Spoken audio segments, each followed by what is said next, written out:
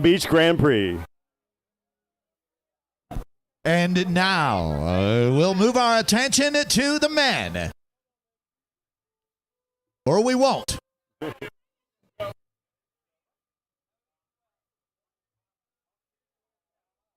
Congratulations again to our women's podium here. Again, that's our 4 or 5 women with Emmy Solis, Riley Halprin, and Katrina Stengel.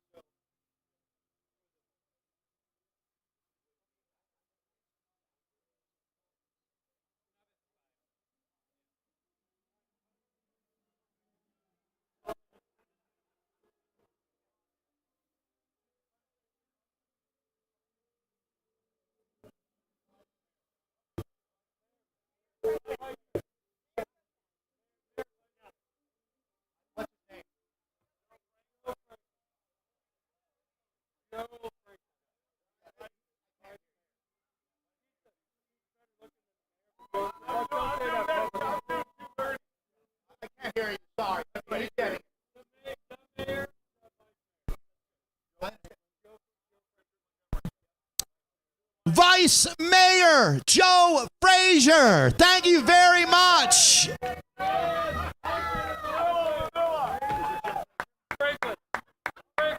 Joe Franklin. So there we go, handing out our gold medal to Emmy Solis. Thank you, Joe Franklin, Vice Mayor here at Manhattan Beach.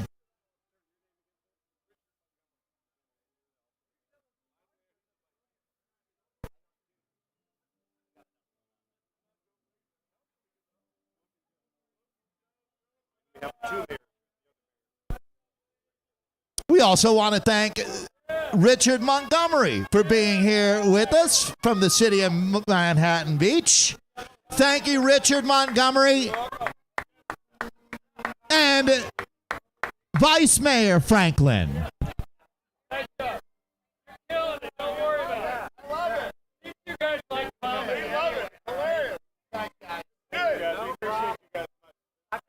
All right, let's now present our men's 50-plus podium. As again, our apologies there for stumbling over that one.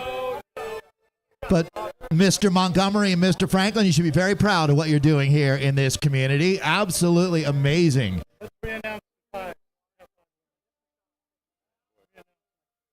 Let's go ahead and bring back up our Cat 5 women, also known as our novice. I'll start with Jessica DiBella. Come on up, Jessica. We'll make sure that we get you your bronze medal. So you would have just seen the ladies on the podium, but we wanted to get this done right. So Jessica DiBella will be joined by our silver medal winner, Sondi Smith. And the top step of the podium belongs to Kyra Rogers. An outstanding ride today from Kyra, Sondi, and Jessica. That's our top 3 for our women's Cat 5 group. Kira Rogers. Way to go, Kira. So Kira Rogers for gold, Sondi Smith, silver, and Jessica DiBella taking the bronze medal.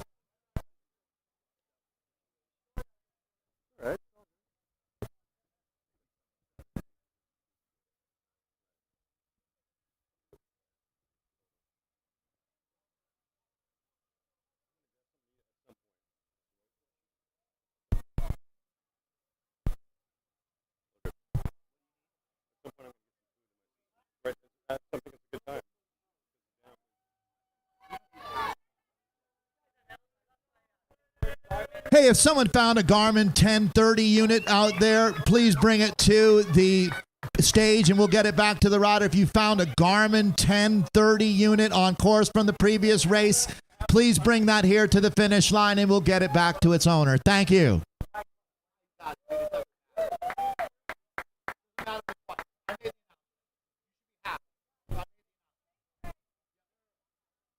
All right, so we're ready for our 50 plus and 60 plus men's podiums.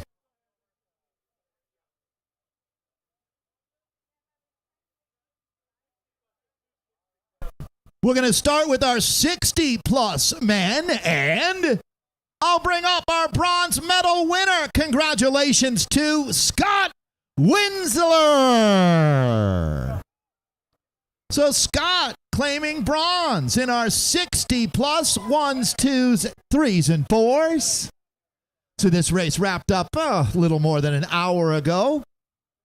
So Scott Winsler, our bronze medal winner, he'll be joined on the podium by your freshly minted silver standard for creative Blue Monster Racing. It's Alan Flores.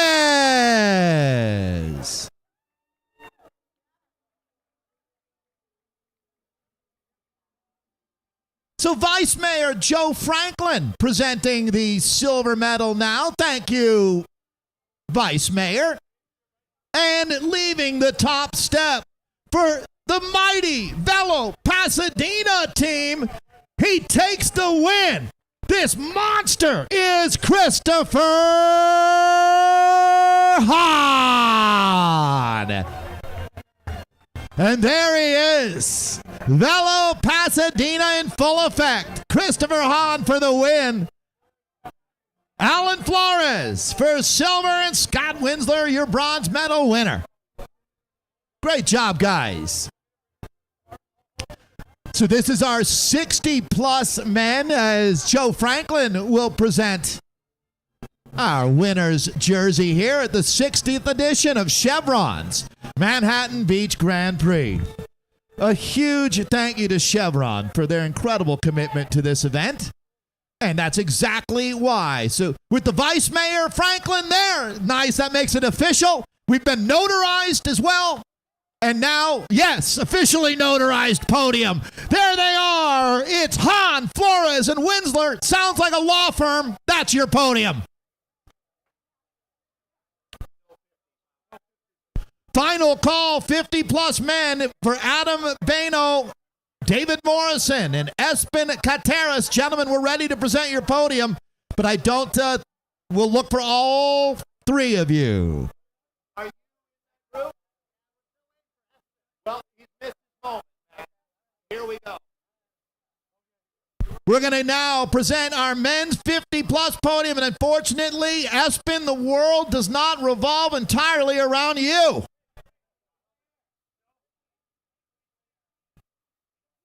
But you are now our focus as our bronze medal winner. Rolling up, now circling back. So at some point, Espen, someone give Espen a pin. Drop a pin for the podium. So winning our bronze medal today, congratulations to Espen Kateris.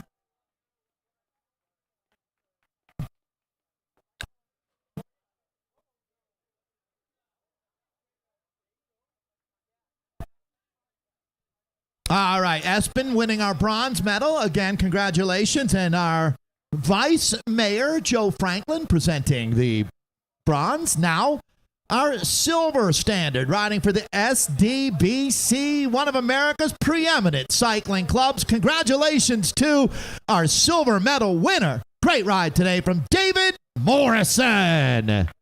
So 50-plus.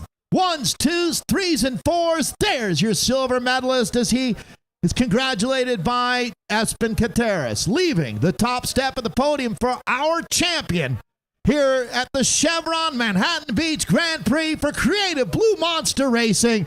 The champ is in the house, Adam Bano.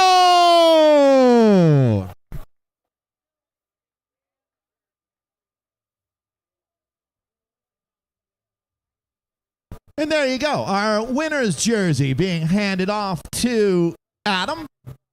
After a hard-fought battle, our 50 and 60-plus riders racing together out there. That's the first man over the line. Your gold standard, even your platinum standard there. Mayor, is that actually gold? We're certifying, yes it is. Yes. Congratulations, your master podium, Adam Bano, David Morrison, and Espen Cateras. All right. Good job, gentlemen. So next up here at the 60th edition of the Chevron Manhattan Beach Grand Prix, our next race brought to you by West Drift. That's highly recommended place to stay while you're here, and it's going to be our 40-plus ones and threes.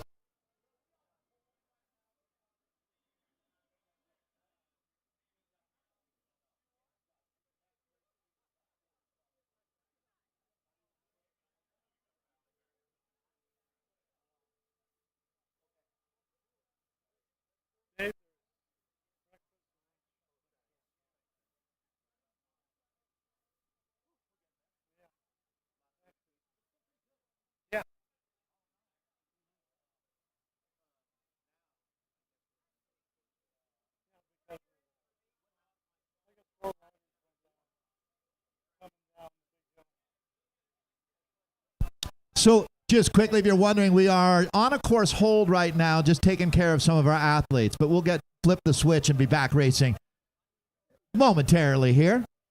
Hang in there, folks.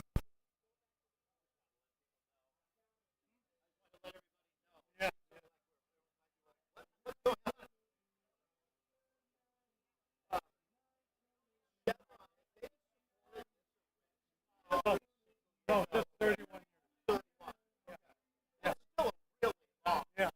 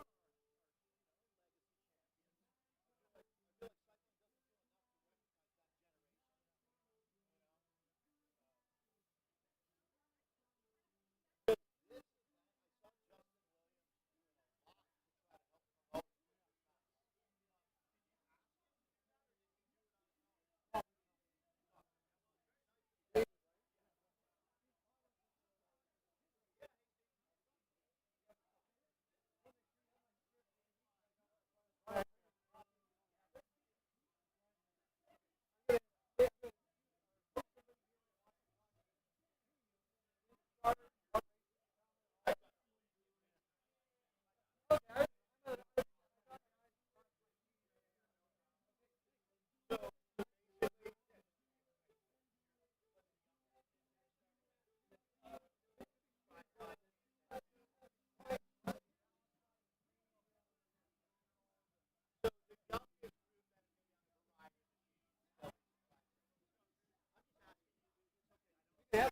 this is the lineup that we're going to do. That's the first heat.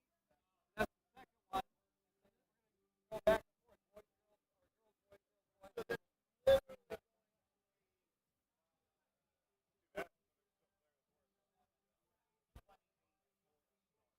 There's more. Sometimes we have the field really big in a certain group, and we'll split it into two. That's fun. Yeah, I can tell you, an 8-year-old girl. You'll announce it, and then I have another one. Right here again.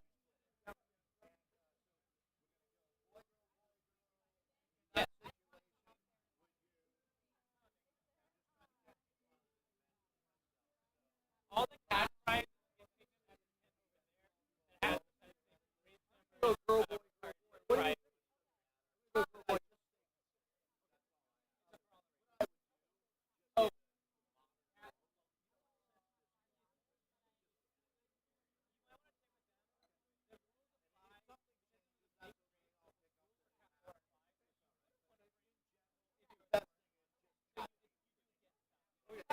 I'm going to follow that. I'm going to have one of my pockets.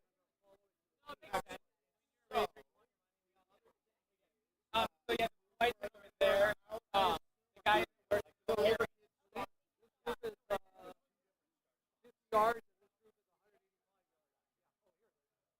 185 yards for these guys, 60 yards for these guys. The numbers are arbitrary. You can tell there's no official distance there. Where the gate is. Yeah, great. If you ever reach me, my guy will be right here, and I'm going to be on a walkie-talkie. I'm really enjoying your commentary, by the way. Thank you.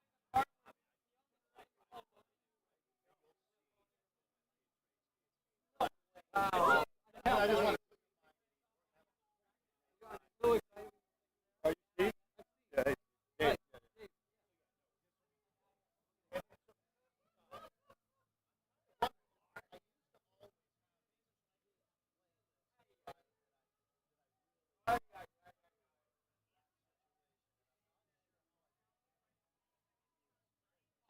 Steve requested like crowd noises, which I have. I played last year. It's on the iPad. You want to do the crowd noise? Oh yeah. It's kind of goofy, but I'm gonna run back to my booth. You know, you have the script. The script tells all about it. Right here. Oh yeah. Talk him up. He's got a whole blurb. I'm gonna go right here.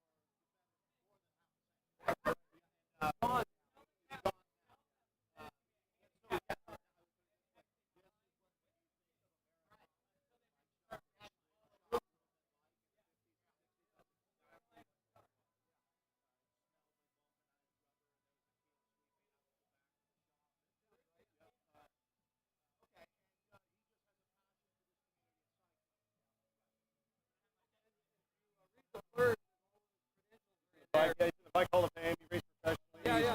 He's from Chicago. Yeah. 91 years young.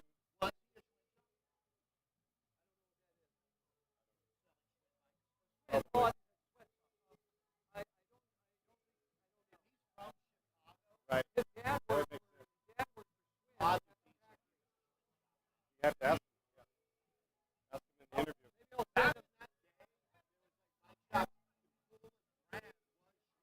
Right.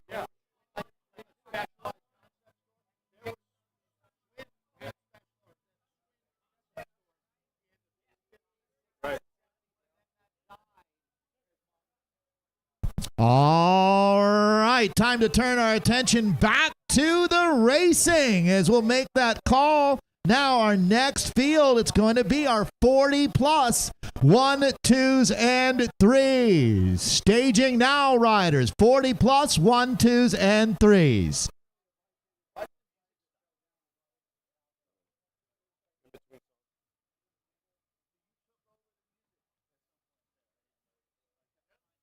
Oh, he must have done his mix, not mine. So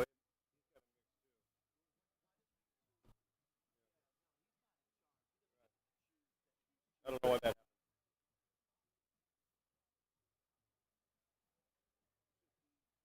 You want to take over? You want to, here's, so you know, it's called player on sound.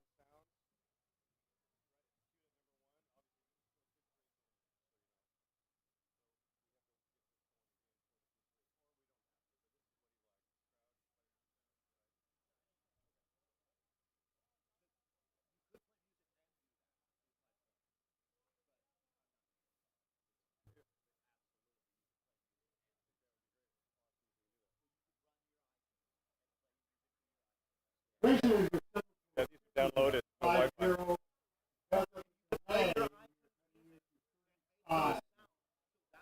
Sorry about I that. don't have iTunes. Yeah, I use downloaded. I have like 7 hours. I don't need Wi-Fi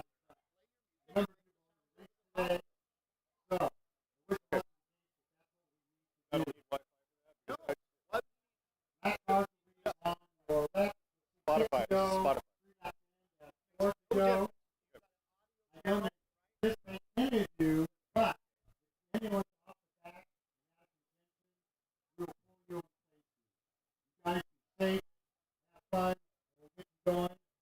On my whistle.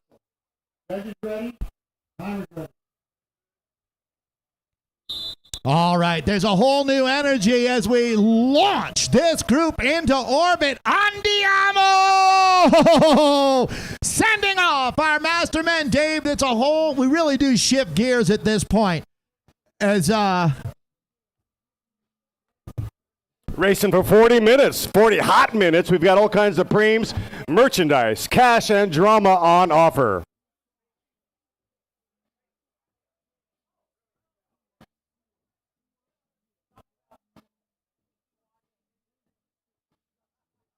So out on course, 35 plus, 3 4s on course. 35 minutes of racing for this group. We moved it from 40 down to 35. This is our 40-plus 1s, 2s, and 3s.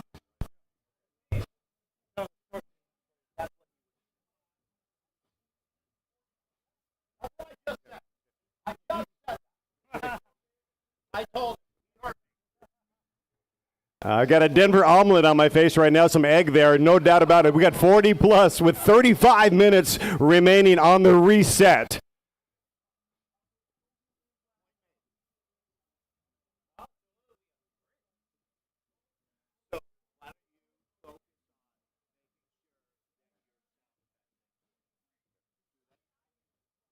I know. Okay. He has to hardware this. Let me talk to Tom. Make it work, not hard.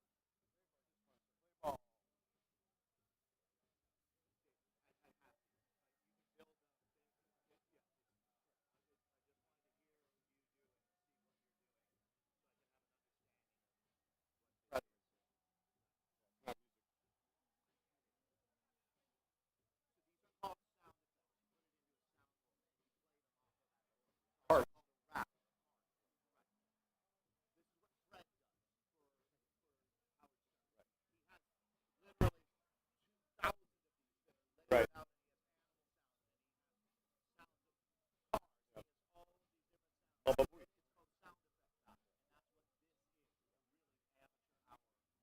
What's available on Spotify? No, I don't have. I like Spotify. Well, it doesn't take long. We got a 3-rider group coming together. Now, we can start breaking down the guys in this break. There's going to be the usual suspects. Pat Caro is one of them now. Obviously, the go-fast rider there, that's going to be Jaden Yeager. I heard you talking about Wisconsin's Jaden Yeager there, the reigning national time trial, multi-time national time trial champion, and one of the biggest motors in the sport, Dave. So, I mean, he's absolutely, if you want to start breaking down tactics, he would represent for Sharon Smith almost an entire team of riders.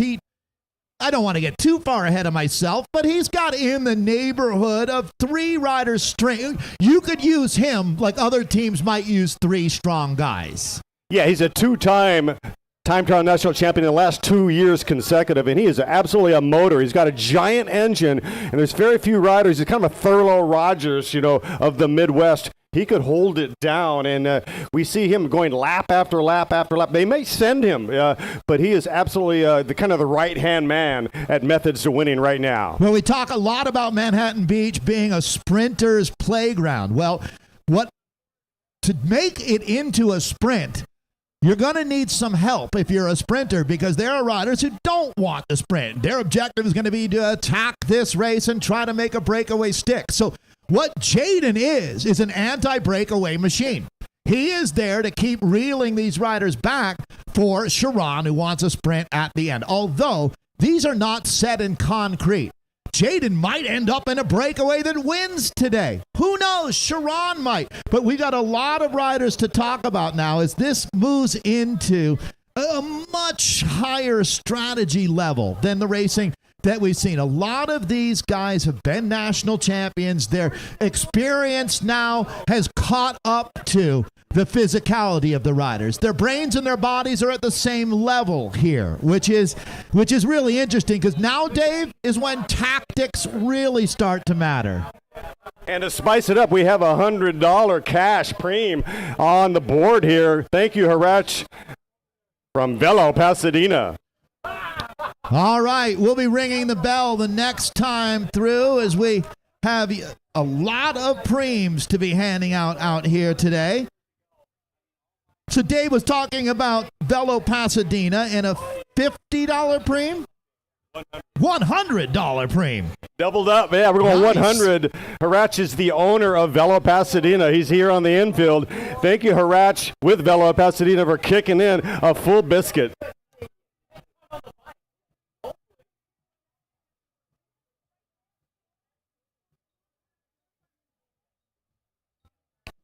All right, solo leader.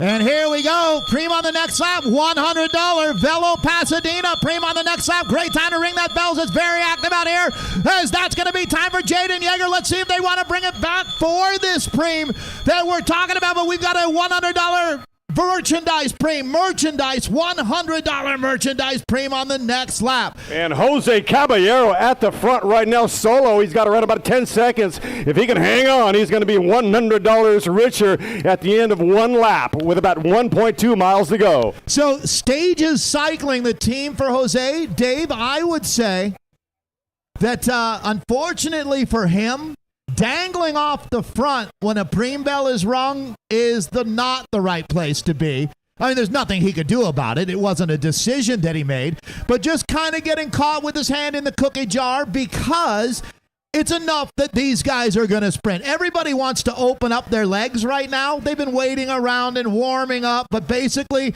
they've been sitting in a traffic jam on 405. They want to let that engine rip, and I think you're going to see a full-on catch and sprint, to tell you the truth. I wouldn't expect Jose to hold them off on this lap. Yeah, I feel like, the catch is imminent with $100 on the line. You're going to see Methods of Winning, Jaden Yeager lining it up right now. They're going to split that equal if they can get it, but you never know. We talk about the frivolity of a move. We shall find out. There's 2 riders. Also, they're trying to gobble up and come across, so who knows? Maybe one becomes 3.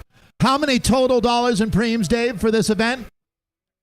Oh, gosh, yeah, it's an $885 value if you go cash and merchandise of this race right here. So not including the finish of this event, there's nearly $1,000 worth of prizes, let's call it. That would be in-kind merchandise, like a $100 gift certificate at Velo Pasadena, that these riders are going to be fighting for. right on my shoulder. If I was them, I counterattack as soon as it's over. Go long getaway. That's right. Set it up. Counterattack goal. Makes sense. You want to go back to second stream?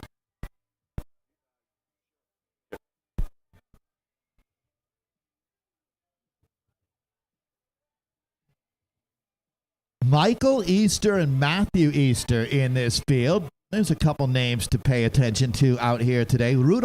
Rudy Napolitano is another well-known sprinter in this group. Certainly comes in with a strong reputation.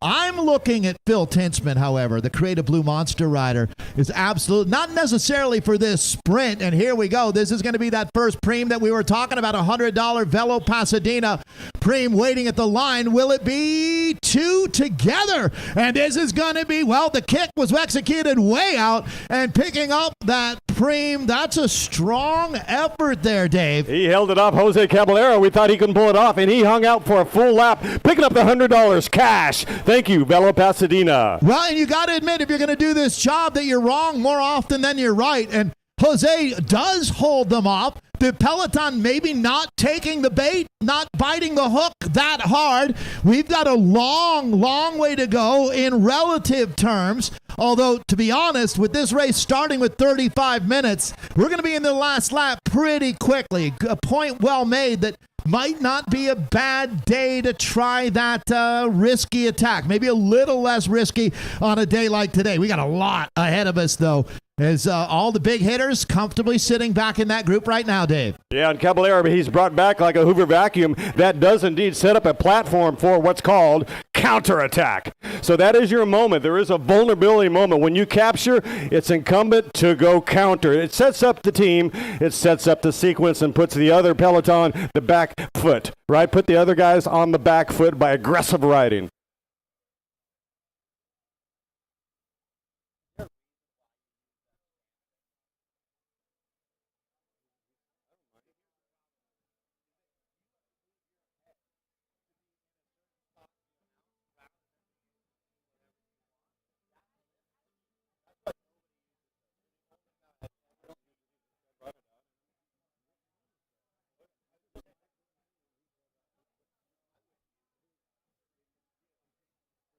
I do like the aspect of it. See, all this stuff. But you can see why.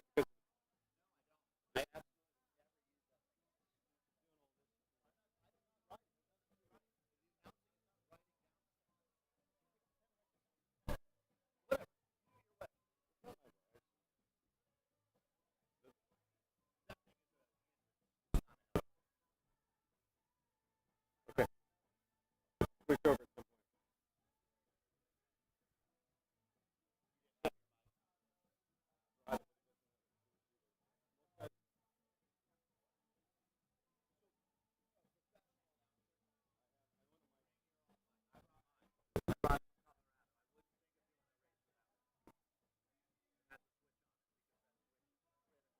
Most races have it.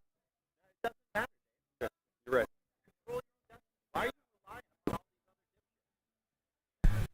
Well, this is what a breakaway looks like. The perfect mix of teams, but right now you see Jaden Yeager going to bridge up. Boy, Methods to Winning brought a really strong team to the race here today.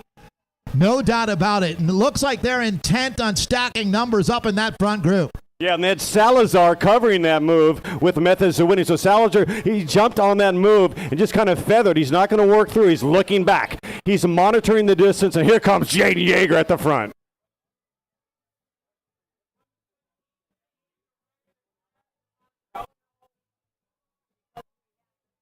We're going to do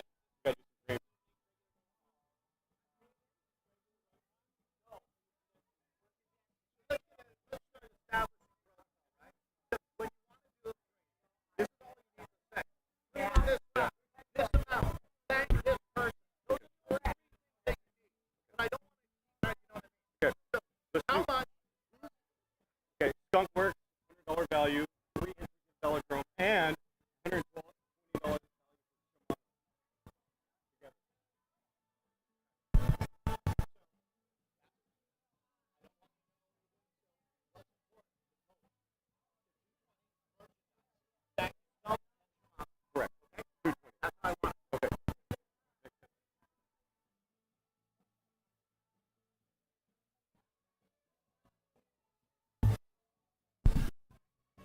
Well, we talk about Chevron Grand Prix, but one of the things, Dave, that we have is a lot of support at this event. So Skunk Works, they're getting more people onto the velodrome down in Carson. It's extremely cool. If you've never been, please go. They have racing there quite frequently. Dave, do they have any type of like Friday night racing, anything like that? Wednesday night, yeah. Right. It's the twilight. Right on hump day, they go flat out, and you can get certified at the Carson Velodrome. It is world class. Yeah, when getting certified refers to the fact that velodrome racing, you don't just show up, get on the velodrome. It's like a driver's license. You have to pass. It's not a big challenge. It's really safety based on how you do this. And believe me, you'd want to be certified before you just got onto that velodrome. It's a whole nother world. But that's racing that Skunk Works in this Prix is helping make possible, along with our friends Dave. Also, it's Shimano, I believe. Yes, Shimano. Yeah. And the thing about John Walsh is part of that program, right? Training these kids up. It's so awesome. Here at the Carson Velodrome, world-class facility. I'm saying talk into your mic is my, there we go. All right, we are going to ring that bell. We got a $220 merchandise premium on the next lap. $220 merchandise premium. Thank you, Skunk Works. Thank you, Shimano. And here we go. They've hit out with authority. Premium on the next lap. Premium on the next lap. Premium on the next lap. Premium on the next lap, riders. $220 merchandise premium. This one is going to be a Donnybrook. Yeah, and that's Anthony Anker at the front, right? Then Jason Yeager. He is patrolling. He is the shepherd number one. He's going to try to pull this thing back. We've got $220 value on this lap.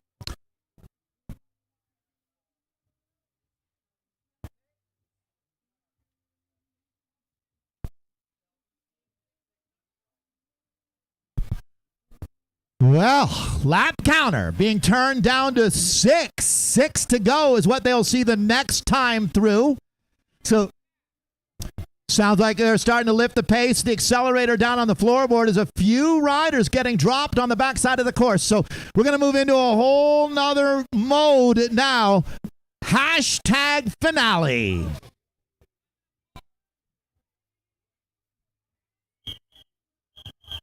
Now these two riders out of contention.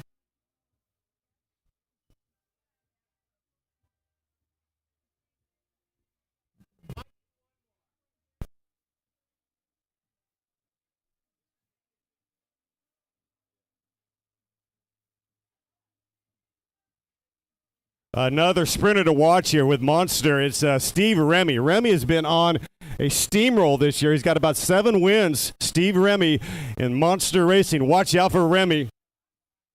Those really are the two big teams, aren't they? Creative Blue Monster and Methods to Winning. That doesn't mean that a rider can't come out of the woodwork on you here today. But Phil Tinsman, a multi-time national champion, he's with the Creative Blue Monster team.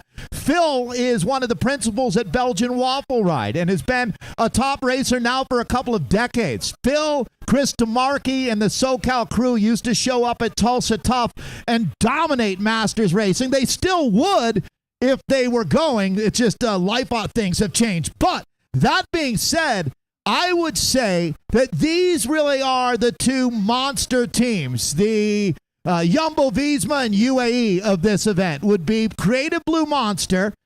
That's one. The other being Methods to Winning, which you'd see in the, I guess the best way to describe their kit would be a high-vis and black kit. Pretty easy to pick out. So when you look at that team, that's the Jaden Yeager that we've been talking about, but he's not here necessarily to win. He's more here to help his teammate, that being Sharon Smith. So let's see now. This is that Prix $220 merchandise sprint. So that's going to score pretty easily there as Jesus Roca picking that one up. Nice job, Jesus. Yeah, Roca picking up the Prix, and also to your point, Tinsman and Sharon Smith have been at a seesaw battle the last 2 years. Masters in Albuquerque, they've traded off. Sharon Smith winning the Criterium 2 years ago. Last year, doing the do-si-do. Philip Tinsman picking up the win in the Criterium, so he is your current U.S. Masters Criterium champion. And along with that comes the Stars and Stripes jersey that you get to wear. They do that for multiple different, for junior riders. When we were talking about Corinne Lebecki earlier, Corinne has won 73 of those jerseys in her career. A 73-time national champion. You wonder, how could that be possible? Well, she does it on the mountain bike, the track bike, the cyclocross bike, multiple times as a junior on the road. But for these master guys, there's really for them a couple of opportunities, the road race and the criterium. And as Dave was just saying, that has been happening in New Mexico. And the Southern California guys have been dominating in the national picture for a long time now. So Philip Tintzman, racing out of, I would say San Marcos, California, is his home down by San Diego. Sharon Smith, I want to say, is Long Beach, home for Sharon. Exactly. Signal Hill, not far from here at all. He could have just coasted down to the start-finish line. Sharon is an interesting story. When you look at diversity in cycling, Sharon was one of the first black athletes that really started to make a mark in the national criterium scene after, of course, Rasan Bahati. But in a new generation, Rasan was the right man for the right time. Winning that national championship, that was his white whale for quite a long time. He finally got that W a couple years ago, and that one had to feel great. There's no doubt. But Sharon has really represented a diversity movement in this sport. He's worked hard at it. Yeah, it's awesome. Right here at SoCal, I mean, it's Rasan Bahati really has done. He's made such an impact in the sport, and Major Motion as well. They've kind of started in the South Central area, and they have just peeled off more and more riders making an impact. Yeah, Major Motion is a junior program that was put together, the Williams brothers or Corinne Lebecki or the Ryan family all raced for that program. It was all diverse kids having fun, traveling the nation, and this is what you get. An awesome move like this. We take a look at the front of the bike race, and that's going to be Phil Tintzman on the front. So there you go, right on cue. There's Tintzman. They've separated the wheat from the chaff. It is on like Donkey Kong from here on in. This bike race just went into overdrive. The national champion is in a breakaway. Here we go, Dave. Wow, that was a hell of a move. Looks like two riders from Bart Clifford on the front. Bart Clifford right now turning over a massive gear. He's going to be right now fighting because the move has gone up the road. Clifford has been caught out on the backstretch. They are building. Looks like about a 12, 15-second gap already. Now that move is gone. Gone. Is right now that breakaway's got all the ingredients. You look at it, the heaviest hitters are in the move. Right here, right now, Manhattan Beach, the Grand Prix goes big. So these four will be looking at 4 to go the next time that they come through. They just saw 5. That means it's about 7 miles of racing until this one is done and dusted. Methods to winning, showing the proper methodology with 2 riders in that break. So they've stacked it. Now, Anderson has a very good pop. So watch out for Anderson. So, all right, let's talk about the 4 riders in this move, because there is no doubt that 2 riders on one team in a 4-rider move gives you a massive advantage as long as those gladiators are at the right level. If they're in this move, they're at the right level, believe me. So this 4-rider move, Dave, who is Anderson? Talk to me about this rider. Anderson's an all-arounder. The guy has a serious His name is Eric Anderson. Eric Anderson can roll. He's with the Methods of Winning in that black and splashy high-vis yellow kit, and he's got a teammate in there. He's got Jaeger in there. So they have now Tintzman. He's surfing right now. He's going to pick his moment. So for Tintzman, he's in the Stars and Stripes jersey. He is our reigning U.S. national champion. For him, I think that it's a devil you know and a devil you don't. He would rather take on these 2 than go up against Sharon in a sprint. So even though it's not an ideal situation, it's better than the alternative. If I'm Phil Tintzman, I roll these dice all day long. 100% agree with you. You having 2 in there's one thing. Sharon Smith is the fastest man on the planet. So if he's isolated, Tintzman is isolated, he's going to play that gambit. Who is the fastest man on the planet? Sharon Smith in the Masters in a straight-up drag. I'll let Jasper Philipsen know. All right, here you go. Picking up the front of the bike race now. That's going to be Jaden. One rider joined. One rider bridged up on that last lap in the white jersey. They added one. That's a surprise.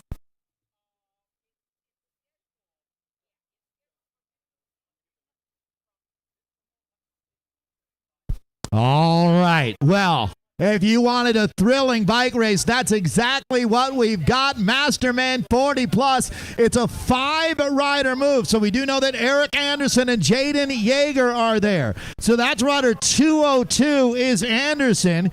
Yeager, and that's going to be our peloton coming through now. Gentlemen, you're down to 4 to go. 4 laps, 5.2 miles until this one is put paid. So looking at the other riders up there now. Phil Tintzman wearing 244. The Creative Blue Monster rider will be the easiest to pick out in that group because he's wearing the Stars and Stripes as our reigning U.S. national champion. So Phil Tintzman, in my book, the most dangerous man in that group. Eric Anderson might be his biggest nemesis, to tell you the truth, riding for methods to winning. Also there is Jaden Yeager. Jaden Yeager wearing 223. David, jump in now. You've got the other two. I like Eric Anderson. I do not have the other two. We're working on the composition right now. I do like Anderson's chances right now.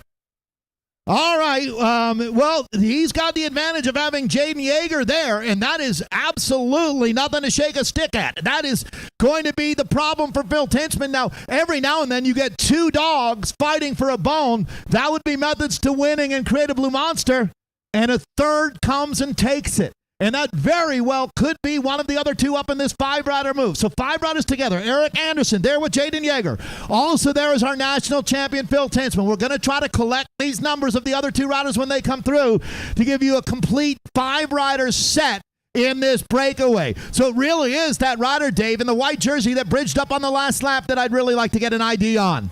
It could have been Rudy Napolitano. We'll see. Right now we're looking at inside of 4 laps to go. They're seeing free, right?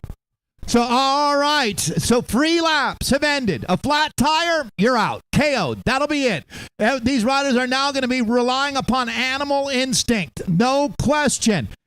Oh, man. So, now, if you're Phil Tintzman, you're on the defense, aren't you? Because you've got to be watching these 2 in the group. This is going to be our lead motos coming through. We're going to be picking up the front of this bike race. This is it, the Vanguard. So let's see what we've got. Tintzman in the red, white, and blue. He certainly is the man. I got my money on. We're looking at this group now. Tintzman sitting on the back. That's exactly where he wants to be. What's really important is who are these other 2? It looked to me like Anthony Aker, 201, was rider up on the front. So Anthony Aker is there with 202. Eric Anderson, Jaden Yeager, 223 in that group. 244 is Philip Tintzman. We are missing still 1 rider out of that group. That's the 2nd white jersey that no one got. So all right, I'll continue on here as we look at that 5-rider group. There's no doubt that our winner is coming out of that breakaway, Dave.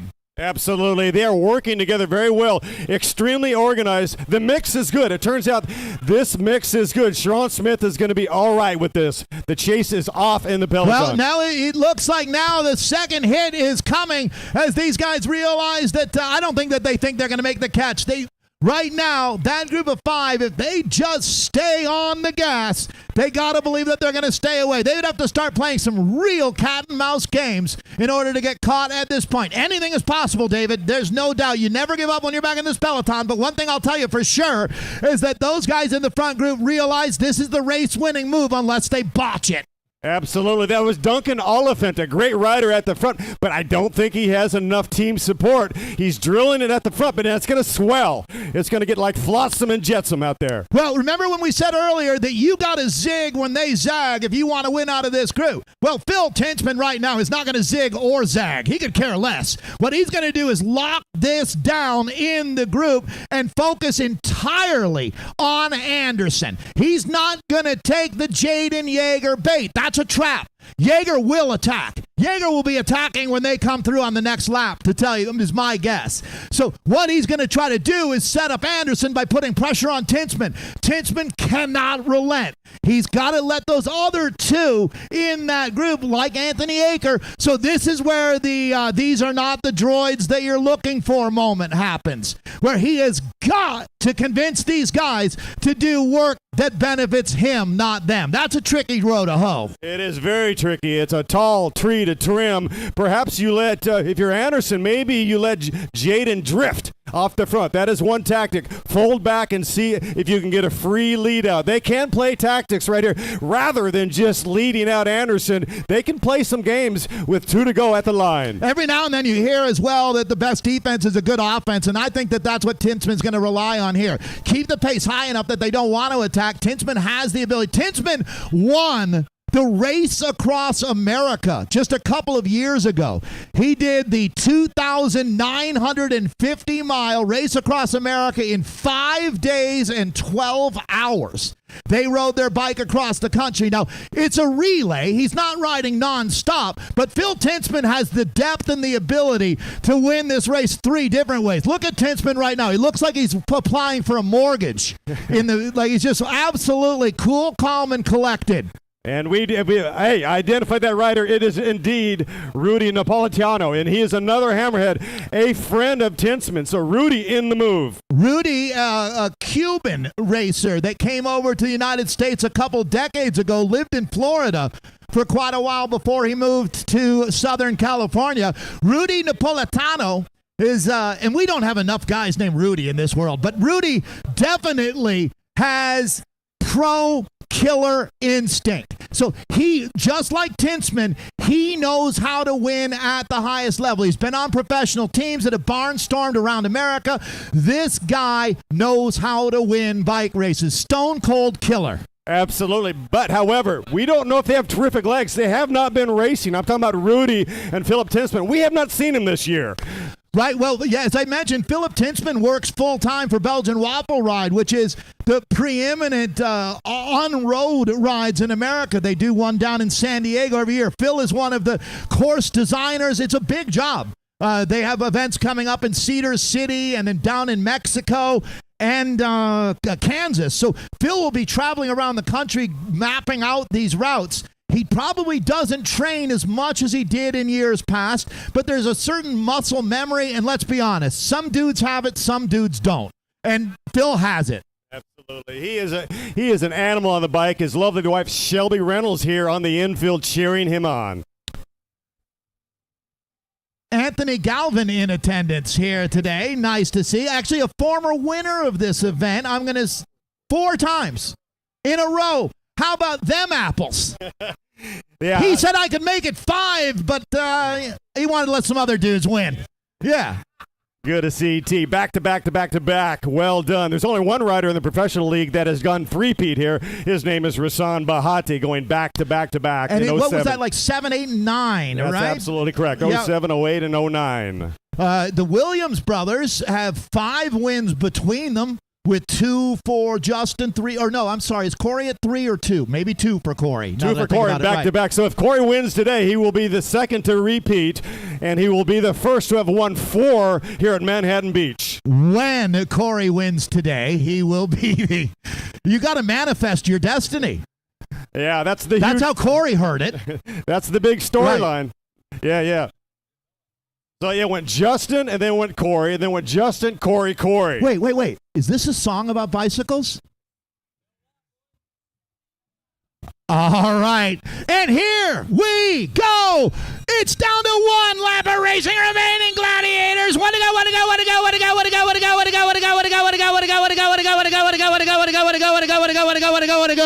It is on like Donkey Kong. Only one of those men will find the top step of the podium.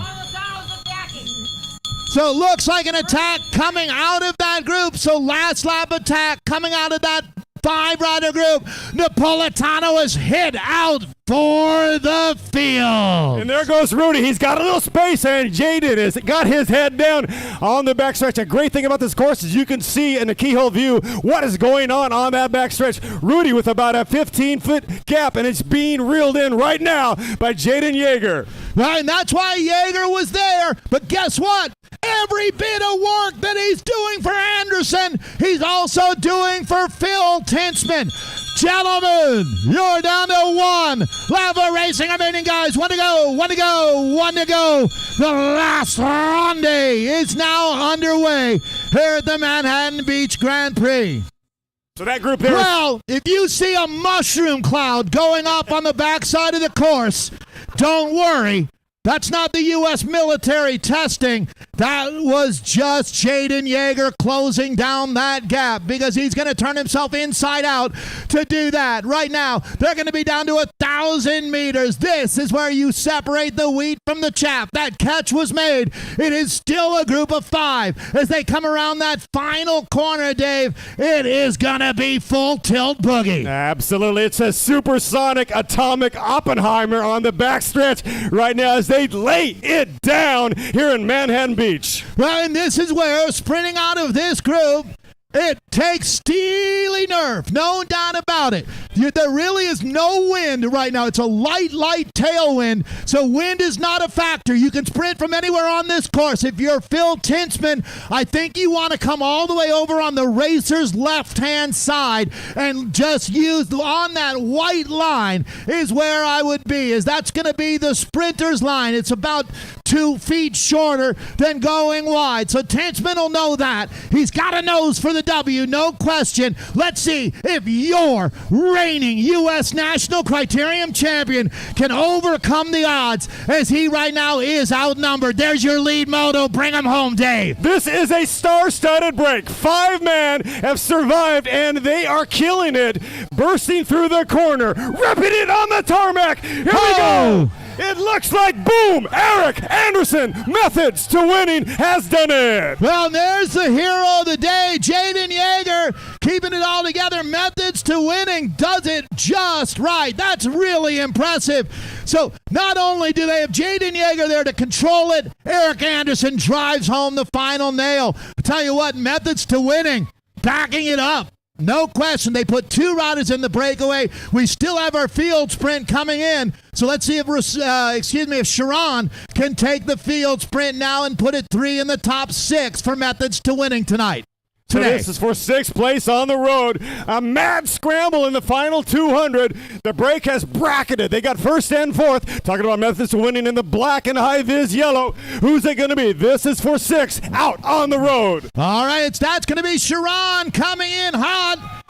And Sharon Smith will end up with 6. I think a little bit of frustration there, but from my perspective, that's clean enough, as they say. Look like a legitimate political discourse at 40 miles an hour.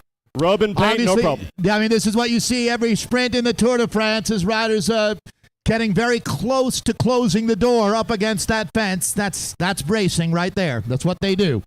So, wow, what a finale there for our master men 40+. As Eric Anderson takes the win. I believe it was Rudy Napolitano coming through for 2nd, and then Phil Tintzman, national champ, taking the bronze medal there. That's all going to be preliminary results. Provisional results will be posted at ontheday.net.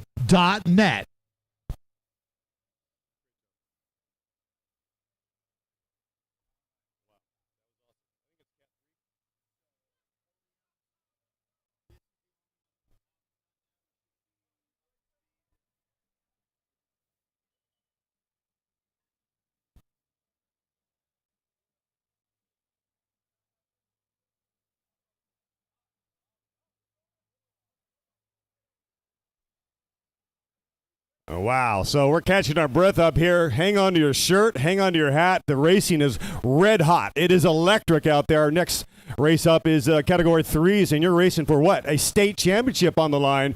So in addition to the Origin Apparel winner's jersey with the splashy 1962 Manhattan Beach logo on the front, you are racing for a Golden Bear, the state championship on the line. This is actually our first category, Dave, isn't it, that has the state championship designation for us here. So we'll move into that mode now. Big thank you to Subaru Pacific for their support, along with Chevron. So I see they listed this as 50 minutes, but I have a feeling we might be abbreviating that a little bit. We'll turn things down to Steve B. And just a moment here as he'll give our riders their final pre-race instructions. We're going to take a short break here on the stage. Thanks for joining us at the 60th edition of the Chevron Manhattan Beach Grand Prix.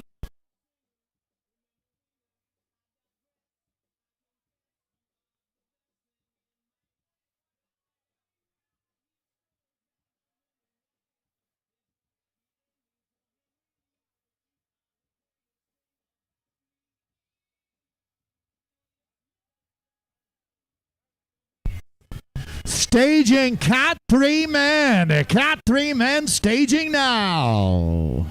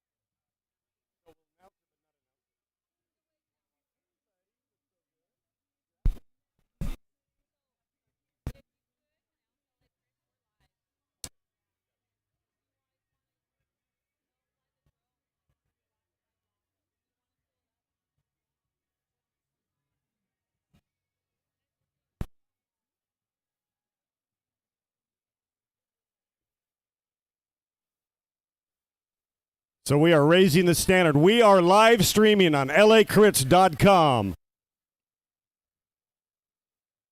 Produced and directed by Ray Mars.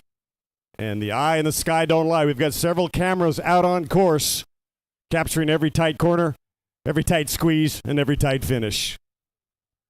All right, well, we're welcoming now to Manhattan Beach the 60th edition of this event. I was just checking. Chevron began their sponsorship 31 years ago. And if you look around the United States, you'd be hard-pressed to find but a handful of races that are even over a decade old at this point. So 60 years in this amazing community of Manhattan Beach. If you're watching on the live stream and you've never been here, my heart goes out to you because you will absolutely love it when you make it to this iconic spot here on the Southern California coast. We're going to turn things over to Steve B. As riders, these will be your final pre-race instructions.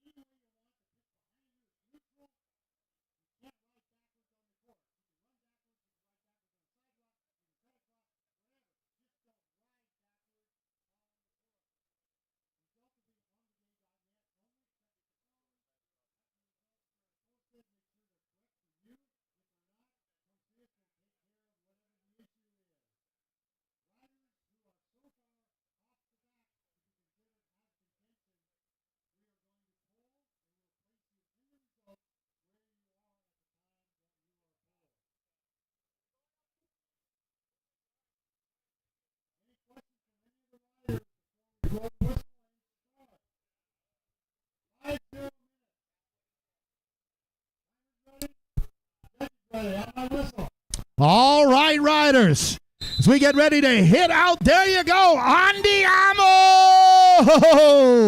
Wow, a huge field, Dave, as we send off our Cat 3 men. Good to hear that they're going to get the full 50 minutes here for their state championship as well. So, all right, we've hit the go button. This crit is lit. 50 minutes. It'll be hot and highly contested. We're going for the winner's jersey, but also the state of California Criterium Championship is on the line.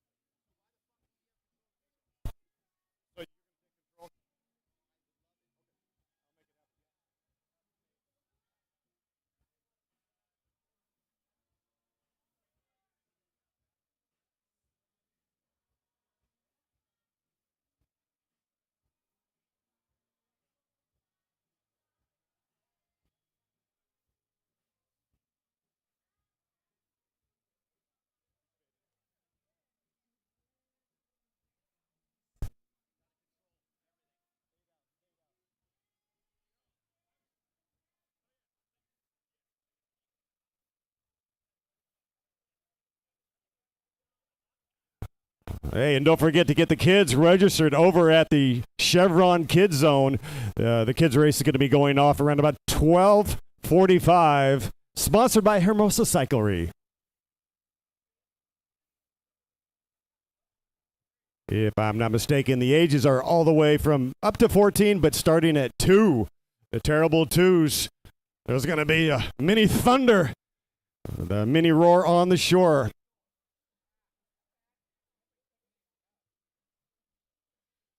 Manhattan Beach never disappoints.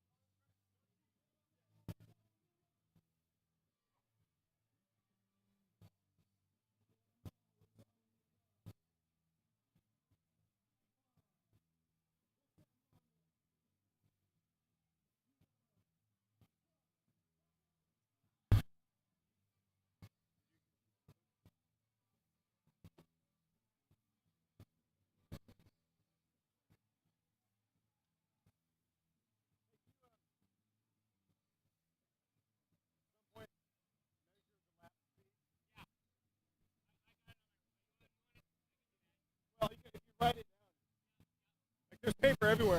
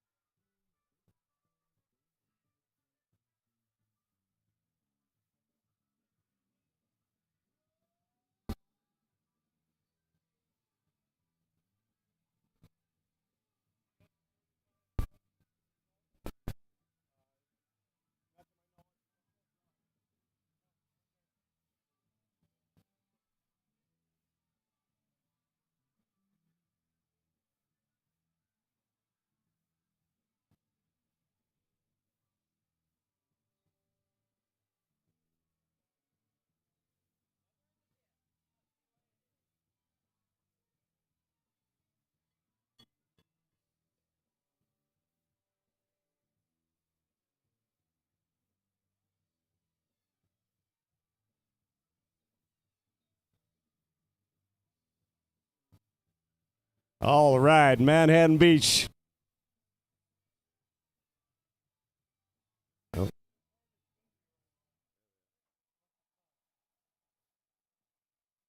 Looks like we have a backlog at neutral support. The pit job, those guys are doing tremendous work. Elite cycling at the 40-meter mark, taking care of business.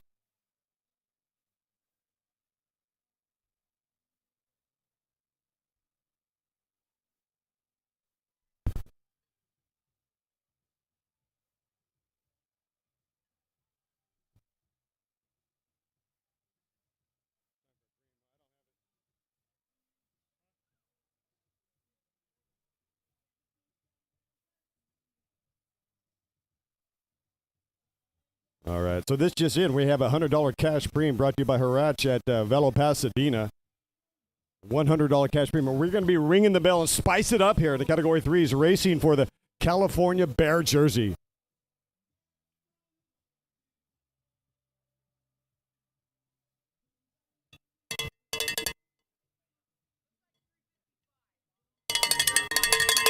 $100 cash premium right here, right now. $100 cash brought to you by Velo Pasadena.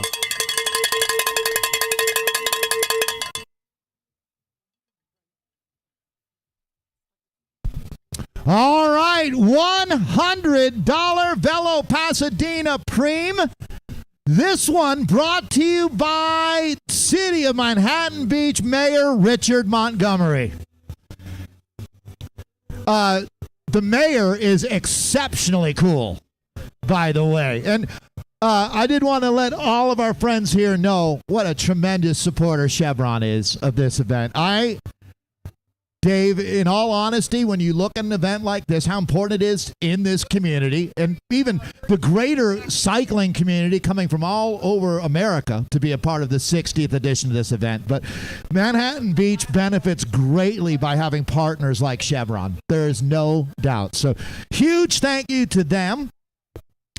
They keep the energy high, don't they? And well, Dave, we got a $100 premium on this lap. Right now, our Cat 3s do 50 minutes of racing, so we're making our way into, if this was a hockey game, we'd be in the second period. Second of three periods. And back to Chevron. They have been part of the partnership here at the Manhattan Beach Grand Prix for, wait for it, 31 years. So over half of these events, this is the celebration of 60 years of citizen engagement, and we are working with the cities and the sponsors, and we want to say, thank you for making it happen. Chevron, the human energy company.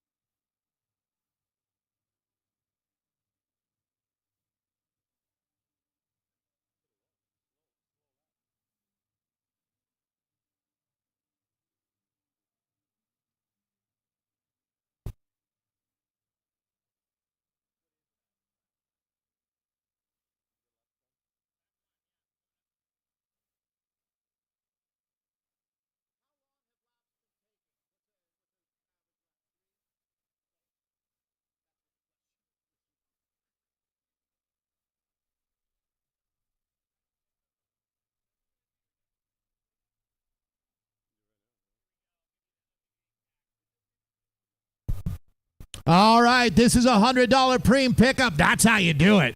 Without any doubt, coming across the line, Dave, a strong sprint there from Sean Codd of the G-Flow cycling team. So he'll pick that one up, put it in his back pocket, and keep rolling. Doesn't look like a counterattack's going to go.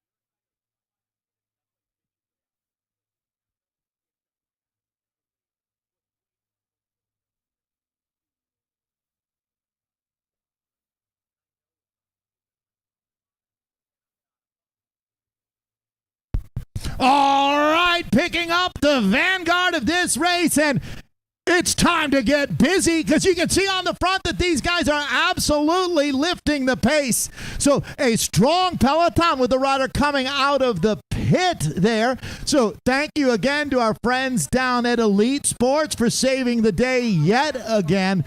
A tremendous opportunity here for our Cat 3s to race in front of a pro-level crowd here in Manhattan Beach. And that doesn't happen without the support of Chevron. Chevron, a company that really believes in its people and human energy, and that is exactly what we have out here tonight as we watch everybody coming out and having a great time in this classic Southern California community. This doesn't happen without Chevron investing in its own. So a special day of racing. Thanks again, Chevron. For 31 years strong. How about that? This is the 60th edition since 1962. I was born in 62, so put that in reference. When I raced, it was the Jurassic period. So 62, Mr. Ernst, he had a vision. He's the architect behind the Manhattan Beach Grand Prix. 91 years young, and what a change. Wood chip trail used to be a railroad track behind us. Is Ted here? So, Ted, if you can come up to the stage, we'll say hello at some point later on. He's going to send off the kids' race at 12:45.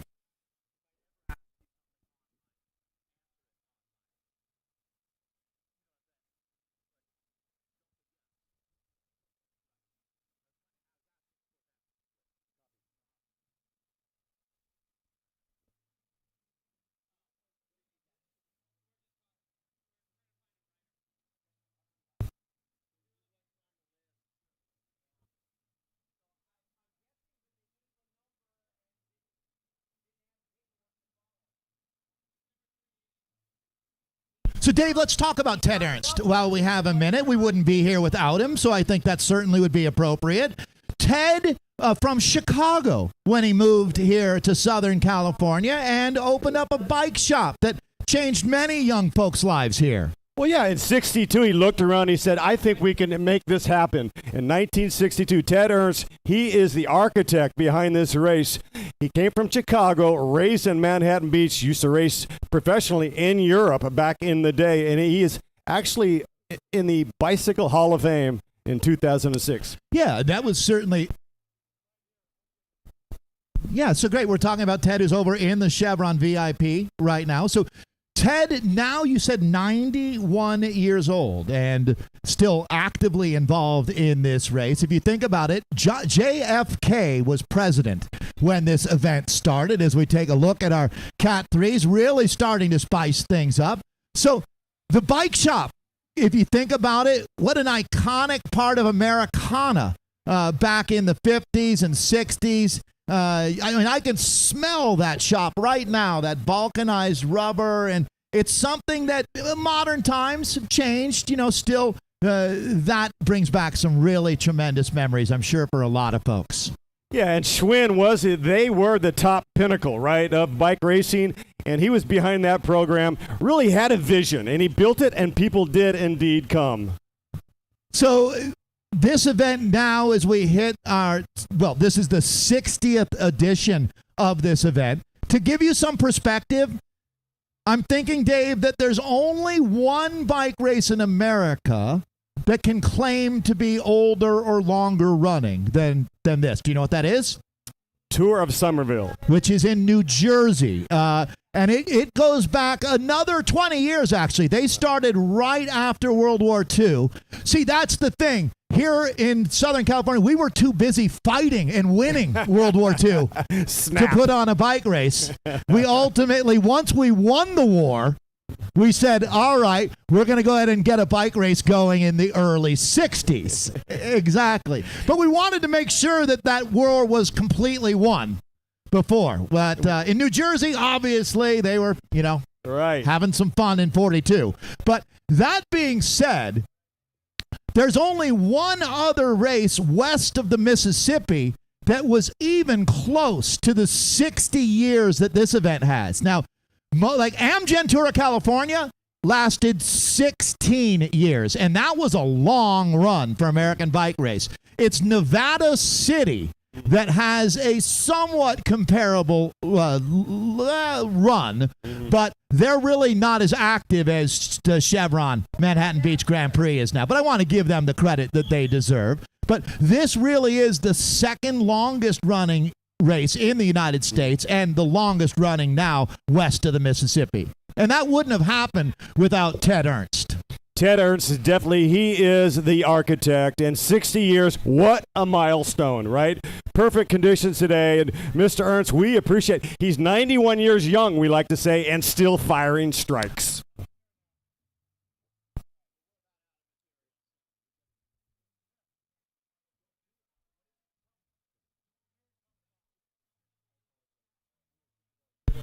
$150 Prix coming up here from our friends at Skunk Works. The season race pass entries. Prix on the next lap riders.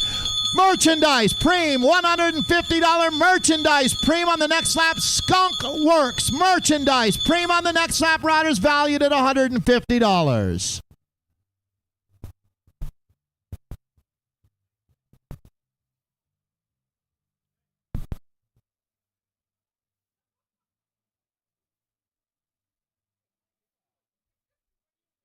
What a pleasure it is. We're being joined by Ted Ernst now. Ted, can I get you to join us for a few quick words here? Give him your seat, Dave. And it's by the microphone. Dave's mic is hooked up to this stand, so we'll...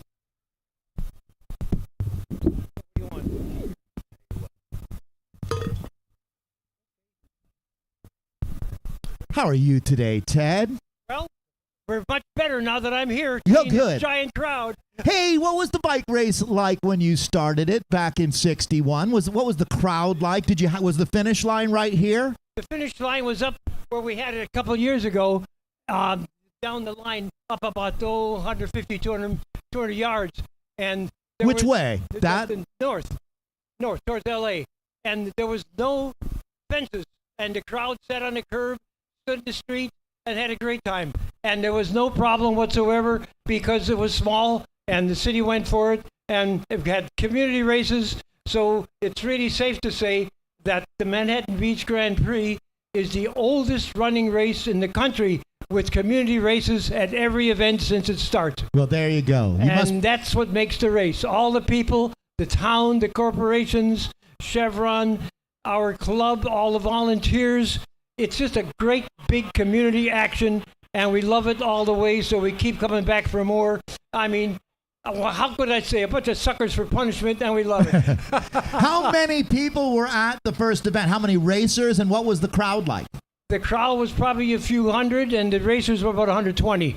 And was it at that time, we're talking about early 60s, were there other races going on in Southern California? Or was this the biggest one right from the get-go? It started smaller, but it was one of the bigger races to begin with because of its location and because of the crowd and the city participation and the support. So what happened was it just grew steadily from year to year because we always had this tremendous bunch of volunteers and the community participation. And that's a win-win-win any way you look at it. And now it is what it is, and we want to keep trying to look internally, make it a little better every year, do the best we can, and we just keep plugging. We are talking with Ted Ernst. Ted founded this race back in 1961. Was your bike shop a Schwinn shop that you ran here? Originally, for several years, yeah. And then You're a Chicago guy. Yes. Did that help? Oh, yeah. That was no problem for quite a few years. And then we changed, brands as progress went along. And we always had great success. And the shop was always kind of in the background. And I just supported it because that's what I wanted to do with the bike club. With the town. Was the bike shop there in your mind in some ways to support the bike race? Was the bike race always your passion, or were they both your passion? I'm going to try to figure out the chicken or the egg on that one. Well, we were the chicken, the egg came later. I mean, first you have the shop, and you had to get yourself organized. And then, of course, we started our bike club, and we said, how about putting on a bike race? Because a good club and with a little shop backing, that's what clubs do at that time. You ever hear of a guy named Gibby Hatton? Oh, I certainly have. Twice world champion, twice winner here. Did he work at your shop? He sure did for a while, yes. What was he a good employee?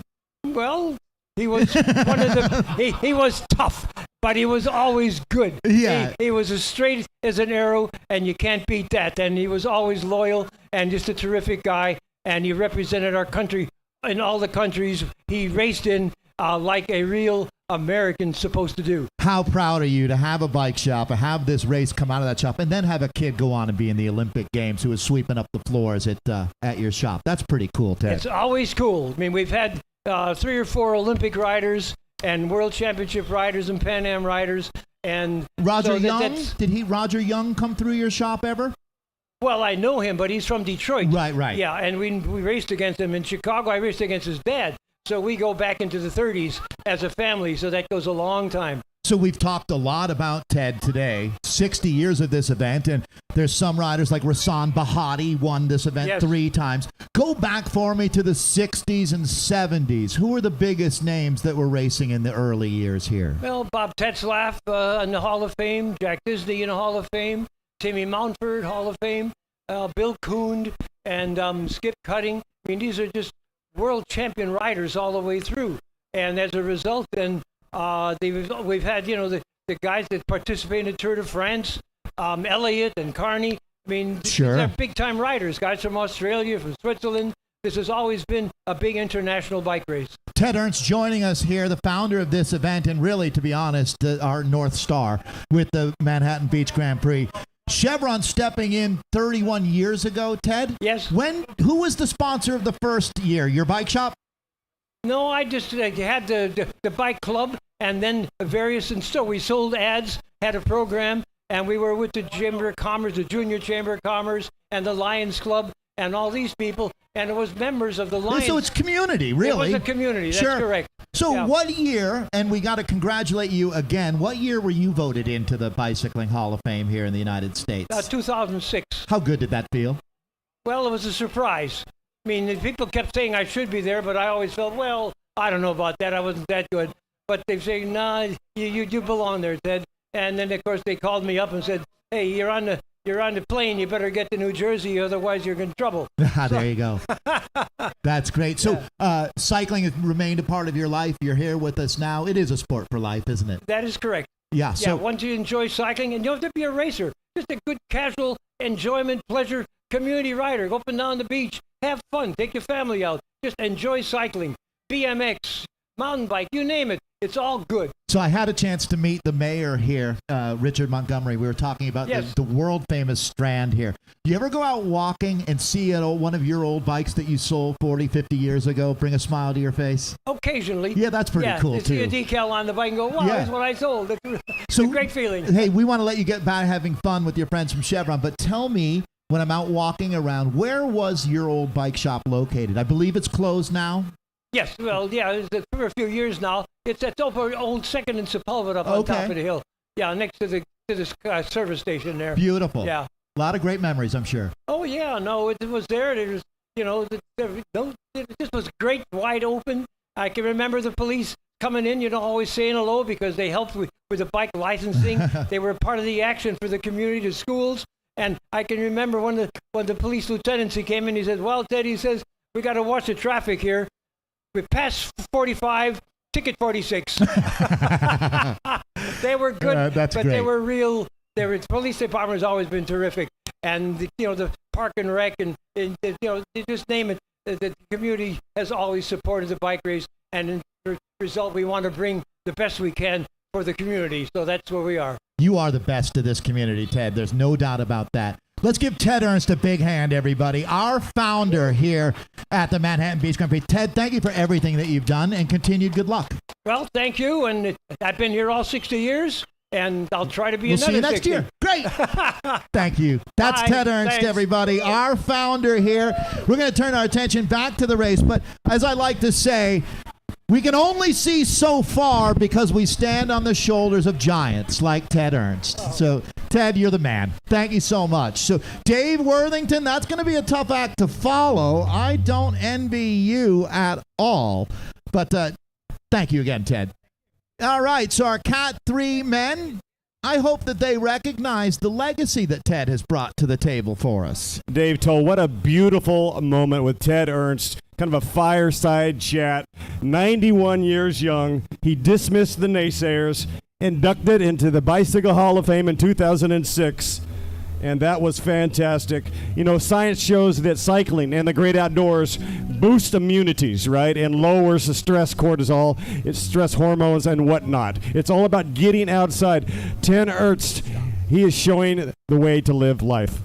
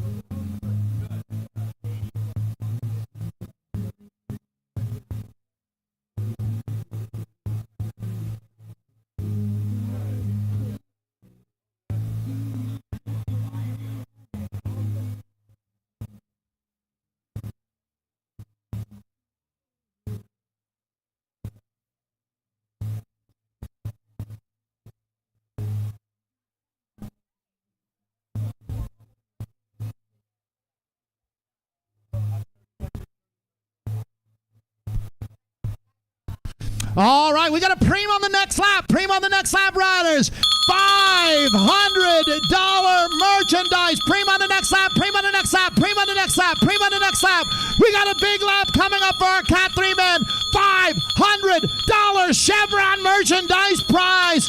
You better have a big gas tank. Prime on the next lap. Prime on the next lap. Prime on the next lap.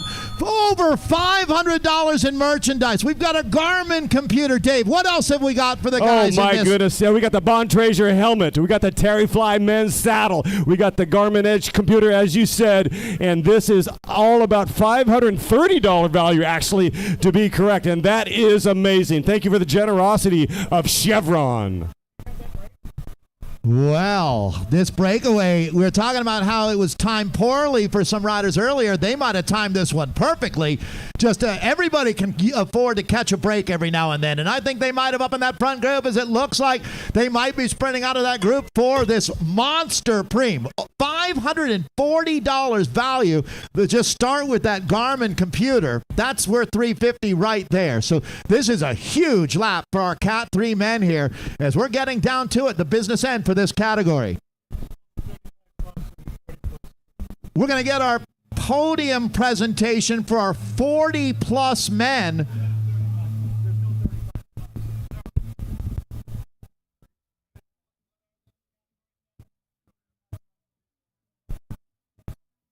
So Cat 3, 4, 35-plus, and our 40-plus 1, 2, 3s. We'll get those podiums going here. So gentlemen, please come check in.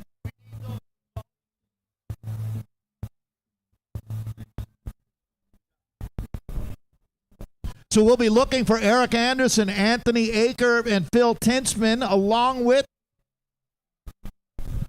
that's our 40-plus 1s, 2s, and 3s.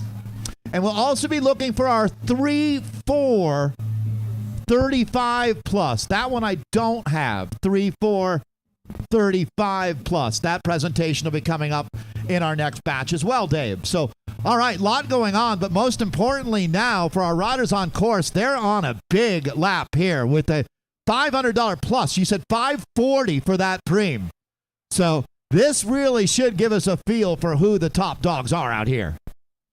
And shout out to Eli Watson is in this peloton right now. He's your juniors national champion in the criterium discipline. Talking about Eli Watson. All right, here's your lead moto. So one rider is going to take a significant lap prize, and he is solo. So this is a done deal. Maybe this is a race-winning move. Exceptional job by Joseph Emmerling. Like a boss. He rolls through, holding on to an 8-second advantage, and he split the group. The group has split. All right. Well, we saw better cooperation in the final days of the Donner Party compared to what we're looking at out here right now. It's every man for himself here as we make our way into the finale. It's down to 4 to go, guys. 4 to go, 4 to go, 4 to go. And Joseph Emmerling, he is making ribbons of this peloton. He's got wings because he is flying right now.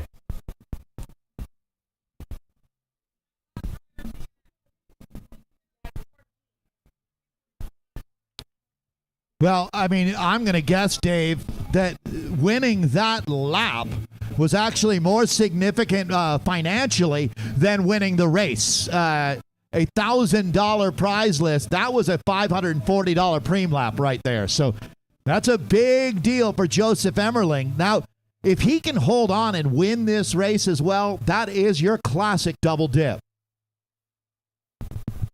He looks good. Aerodynamic on the bike, really good leverage, very, very good looking rider.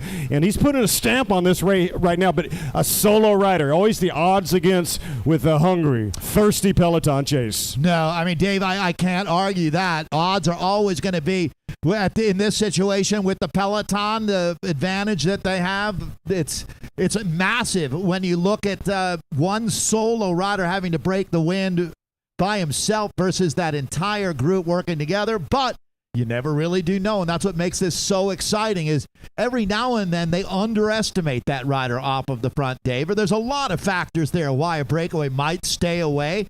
But one thing we've talked about it a lot today is the fact that no one believes it can work actually is in your advantage if you do have the nerve to try it.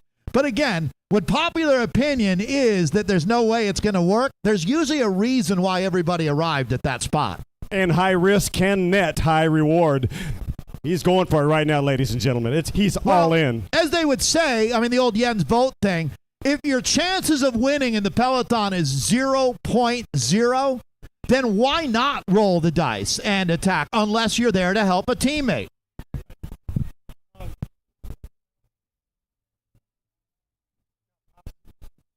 Hey, any of our kids race, and Dave, we should highlight that as our kids race. The community race, obviously very important to Ted Ernst and everybody here. And kids, guess what? The popsicle stand is open. As Greg is telling me that any of our kids that are here today to join us, go grab a popsicle. It's right behind the finish line. And the kids zone is popping, and there he is, rider number 320, Joseph Emerling picks up the Preems. Boy, he is rolling right now with 3 laps to go. He already picked up the Preem a lap ago. He's holding on to another lap up here as we're down to 3 laps to go, 3 to go. That was not a Preem lap, but he is still our solo leader. Dave, we should have someone grab us popsicles. I'm a kid at heart. Dreamsicles will work for me. I love Dreamsicles back in the day. And the kids zone is cracking right now. There's face tattoos, there's games going on, there's treats. It is absolutely cool to be in the infield right here today at Manhattan Beach. Well, we're down to it for our Cat 3s. They saw 3 on the lap counter, so the penultimate lap will be coming up the next time we have them through. So can Joseph Emerling hold off this group? I think that's the million-dollar question right now, David. He looks really good. And the chase is not really organized. You know, everybody's kind of battling for that jersey on the line, kind of looking at you. Maybe you go first. No, you go. I go. Who goes? I think Josh is going to do it, man. He's putting his stamp on this race. Huh. So, okay, good. Point, counterpoint. I say he's got no chance. What do you think of that? Well, I'll put $50 of crit coin on the line right now. That's worthless, but there you go. Well, no. So the point is, there's no way to know. These gladiators will be proving this with their legs. We talked about the fact that most of the sprinters back in this group, they got to be pretty happy with the situation with one rider off in the front. That gives you really the ideal situation because you know that another attack is unlikely. It's you have the devil right up the road. It seems like a manageable situation, but as they say, everything was going great right up until it wasn't. Well, certainly my man Josh has really good legs, but a 14-second gap, very tenuous. One thing's for sure, when you make a move like Joseph, our leader, he is all in now. It's either going to be winning solo or finishing at the back of this group, but he's certainly not going to be sprinting for a podium spot. So he's made his commitment. The chips have all been pushed into the middle of the table. Joseph Emerling is your solo leader. When he comes through, Dave, at 2 to go, it's still 2.5 miles of racing remaining. He's going to be scraping the bottom of the barrel, looking for every wad he can find. Let's take a look at our lead moto coming through now. We're going to be looking at the penultimate lap coming up, and here we go. Manhattan Beach Grand Prix in full effect. Thank you, Chevron. And this is your leader, Joseph Emerling. He's holding on. Body blow after body blow being thrown by Emerling. Goodness gracious, look at this man roll that big gear. He's in the giant pizza. He's extended the gap. He's got time advantage as our riders come through with 2 laps to go. That man is a human wattage cottage off of the front right now as we're down to 2 laps of racing remaining. The peloton is playing a dangerous game right now. Dave, I still got my money on the guys in this group, but they've given a lot of leash out there. Maybe too much at this point. This is going to go right down to the line one way or another. If you were going to watch one bike race in your life, I think you chose the right one right here, right now. Oh my, this is where the wick gets sticky. 1.3 mile lap right now. He is rolling the big gear right now. He is focused, savage determination right now, right here, Manhattan Beach. What a treat. Well, so one solo rider, what's got to be going through his mind as you go to some pretty dark places when you're in the pain cave, and right now he's wandering around in the pain cave with no flashlight, banging into walls, wondering how much longer can I hold off this peloton, as they right now are hoping to close this one down on the final lap. It's like watching an injured antelope being taken down by a pride of lions on the Serengeti. It's not pretty when they make that catch, but in order to make the catch, they still got some work to do. We're going to be down to one lap of racing remaining. When they come through, it's all on the line. Our state championship. This is it. Who will take out the Golden Bear? Oh, and that pack is thirsty. They can smell the blood as they're trying to make that gap. Can it tumble down like Jenga blocks rolling into the Grand Canyon? These marbles are all on the line when they come through. Daniela Garcia, please check in at the stage. Daniela Garcia, check in at the stage. Oh my goodness gracious, as all the fans starting to come out on the curbs. We're going to bang the boards when they come through with one lap to go. Who's it going to be today? Manhattan Beach. Well, right now, Joseph Emmerling has got to feel like the Titanic when it started taking on water, as it is not a good feeling to have this group bearing down on you. If he can hold them off, this will go down as one of the greater Manhattan Beach Grand Prix rides of all time. A solo attack at 4 to go. He picks up a $550 premium and keeps rolling with it. This man is looking to hijack the bike race right now. As fatigue is flooding his body, he is riding blind, trying to breathe through a cocktail. Want to go. Our leader on the front, ladies and gentlemen. He's been in the bank. He's got the money. And now he's in the getaway car as he hightails his way around Manhattan Beach. Gentlemen, we're down to one lap of racing remaining as the peloton left it late. I certainly think so. We're down to one lap of racing remaining. Want to go. It's finale time.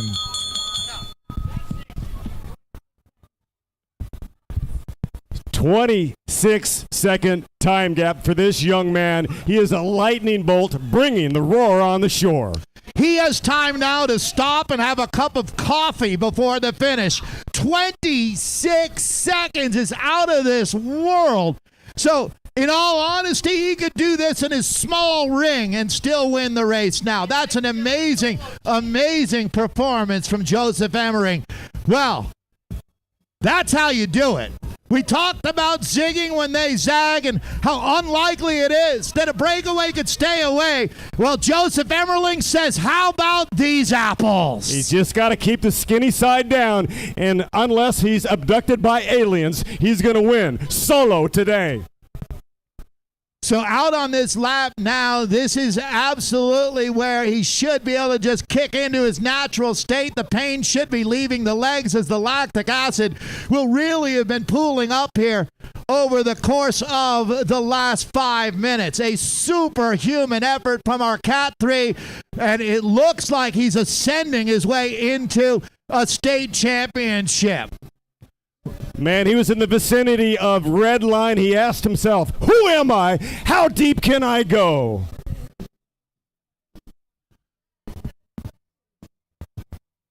These are the moments that you train so hard for in the sport of cycling.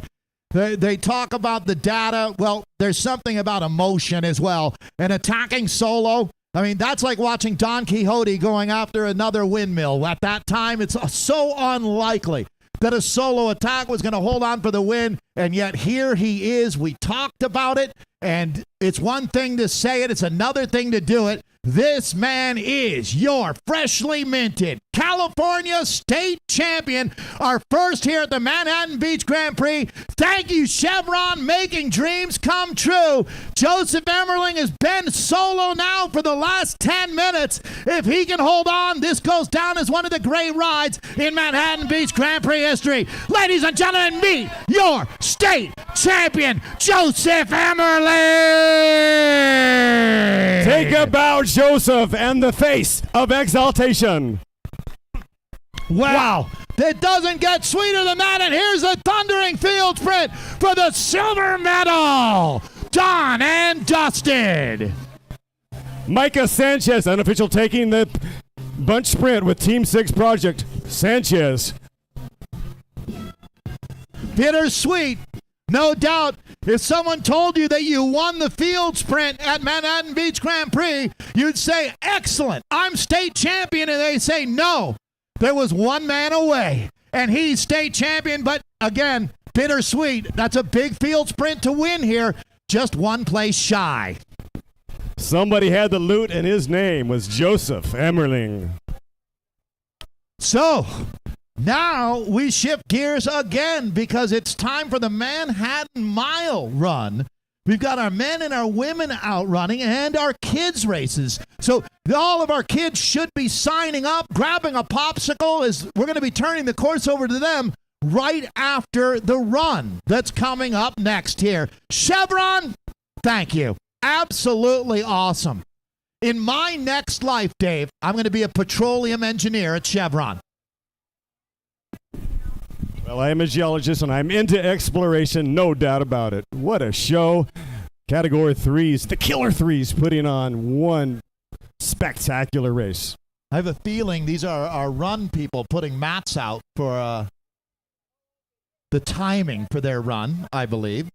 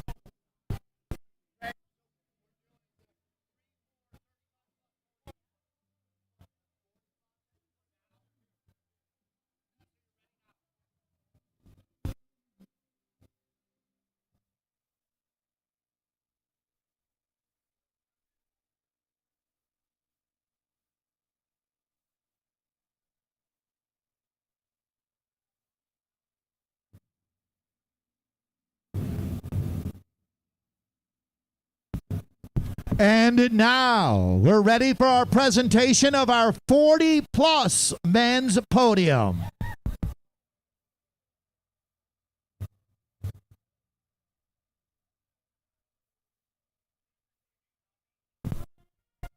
We will make the call to the winner's circle for our top 3 riders today at Chevron's 60th edition of the Manhattan Beach Grand Prix.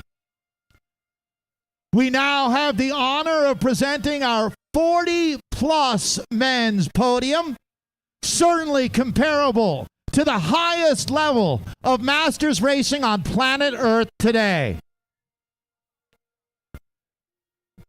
We will start by bringing up our reigning U.S. national champion, racing out of beautiful San Marcos, California for Creative Blue and Monster Racing. It's the mighty, mighty Phil Tintzman.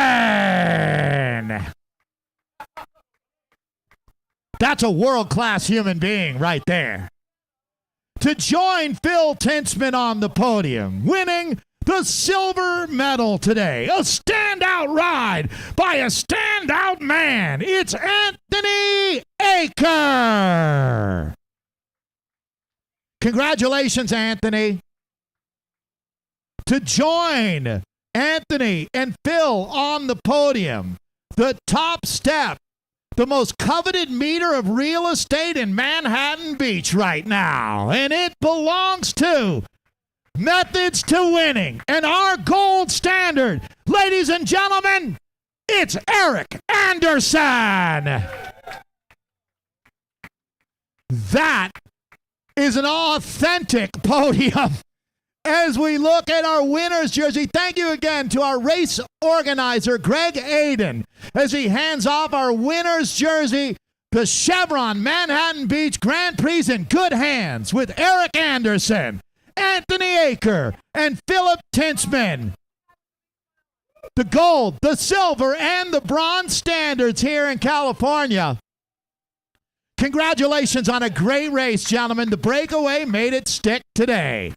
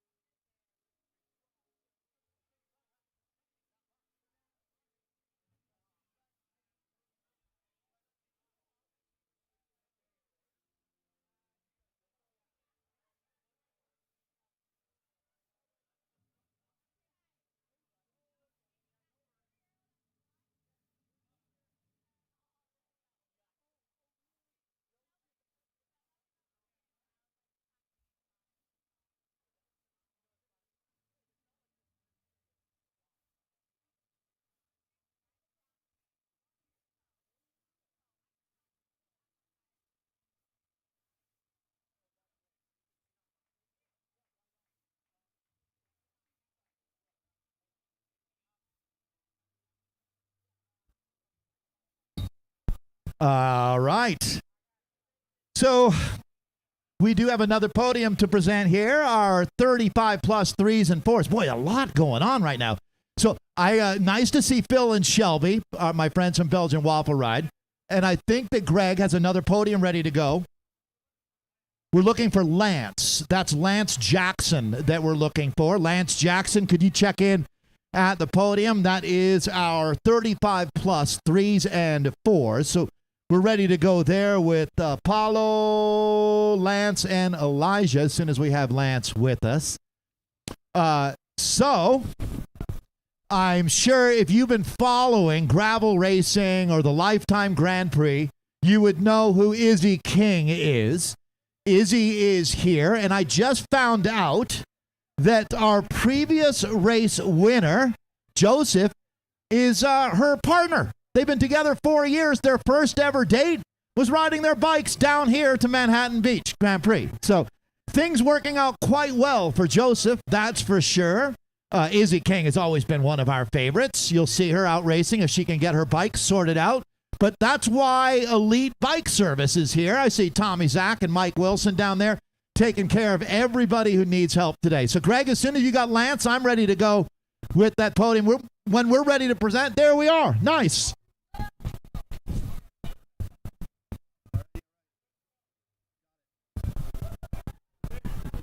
And now we're ready to present our 35 plus Cat 3s and 4s. Let me start by bringing up your bronze medal winner for Integrity Riders. He'll take home the bronze. Congratulations to Paulo Panganiban. Way to go, Paulo. So as Paulo collects bronze from Greg Aiden, our race director, next up will be our silver medal winner. And he left no doubt about it. Congratulations to Lance Jackson. I do not want to race bikes against Lance Jackson. Monster alert. And now, let's bring up your Manhattan Beach Grand Prix champion in our 35 plus threes and fours. Team 6 project is the squad, and the man is Elijah Baker. That just feels right to say. The man is Elijah Baker. Lance Jackson has something to say about that. You guys are awesome. Nice job today, riders. Elijah Baker, Lance Jackson, and Paulo Panganiban. That might be the best looking podium we're ever going to present. Good job, dudes. All right. So kids race coming up next. We got the mile, actually I should say mile coming up next. Kids race right after that. So kids need to get registered. Dave, what have you got? Well, I've got all kinds of good stuff. The papers are just flying. The wind is starting to build a little bit. How about Elijah Baker? Congratulations on he and all the finishers today. It's been tremendous. And we're going to have the 1 mile race. Both men and women will be going off. They start over there around about 16th Street, and they come racing down. Same finish line, I should say. 1 mile with all kinds of cash on the line. Village Runners is the sponsor, and they are over at the Jocelyn Center white tent on the opposite side of start finish if you need to check in.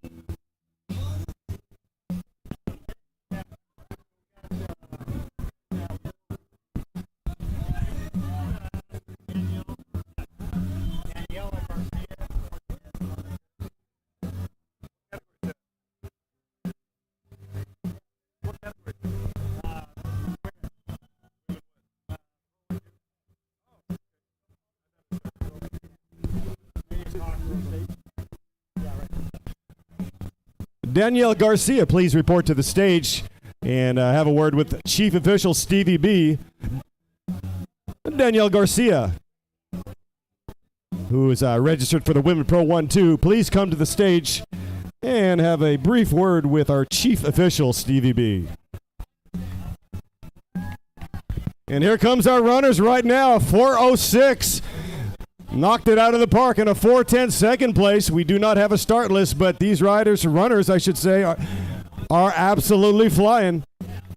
Here's your third place on course, 4th, 5th. Nice kick.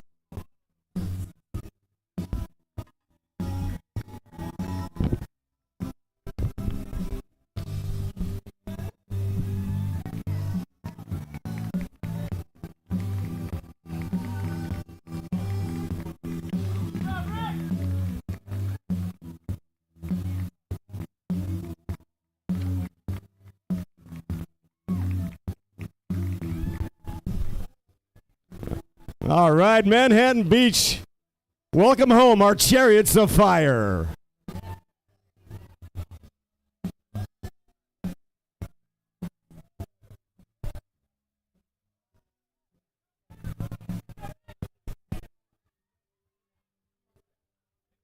These are your pro men runners.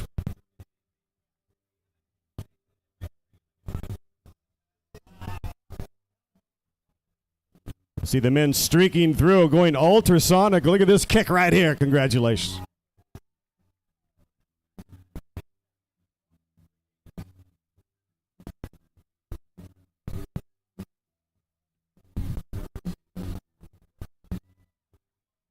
So remember, our kids race, you need to queue up in the infield. You can see the baseball diamond across the way as our kiddles are taking laps, warming up. Looks well organized.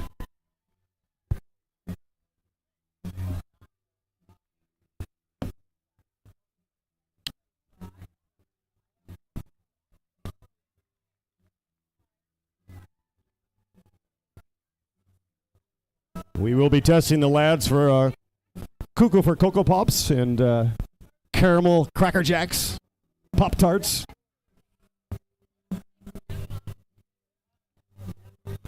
And if we have any volunteers for chaperoning our kiddles, please report to the infield across the way, actually, in the diamond. Ride these young lads in. What a thrill it must be for them to ride the very same course that the pros, all categories, get to ride here. This is a spectacular sight. Big kick right there, father-son.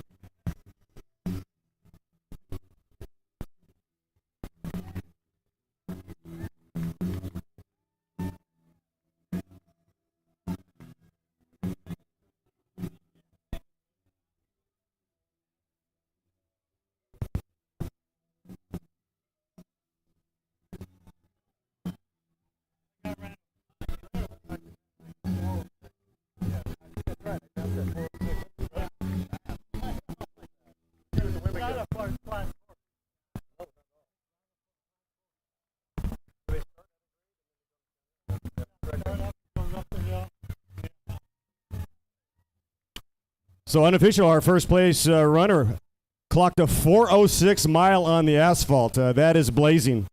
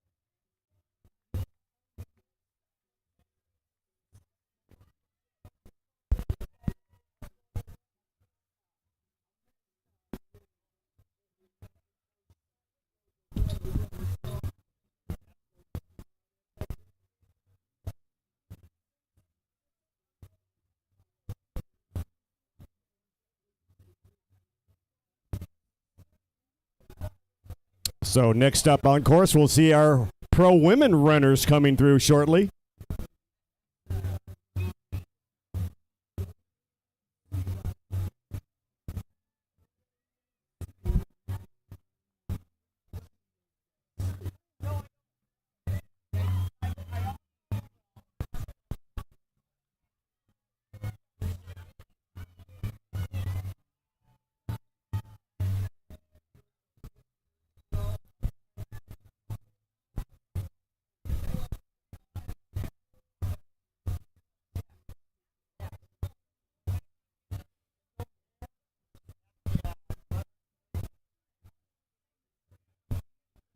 Cool to see Georgeta Ungarianu coming by, the Romanian Rocket, saying hello. She won the road championship in Romania this year, and she also won in 2021, two-time winner, winning twice for the nation of Romania on the road. Georgeta Ungarianu.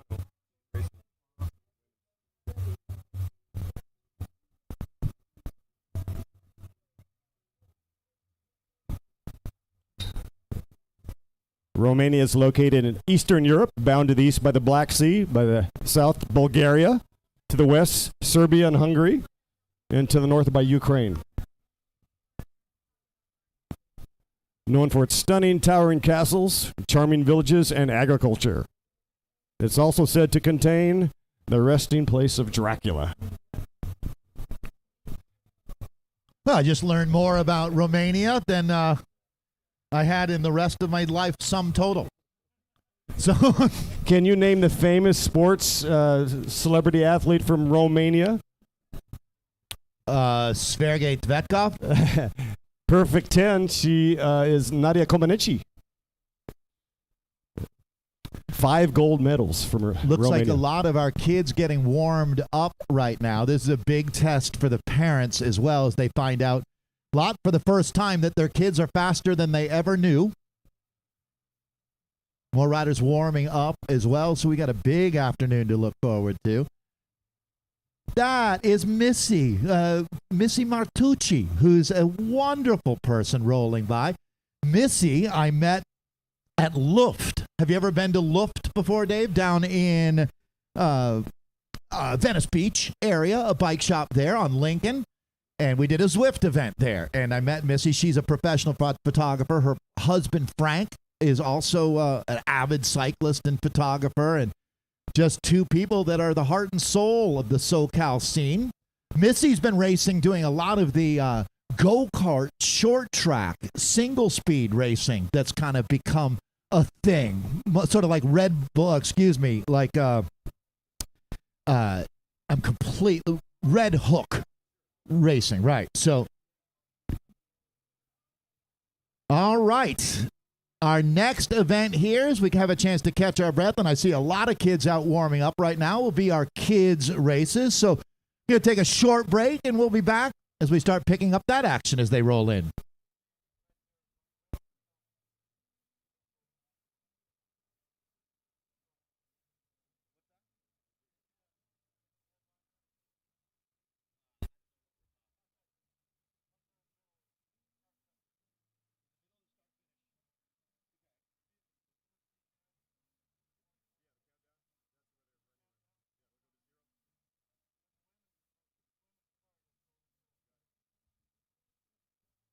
All right, looks like we're about 13 minutes away from our...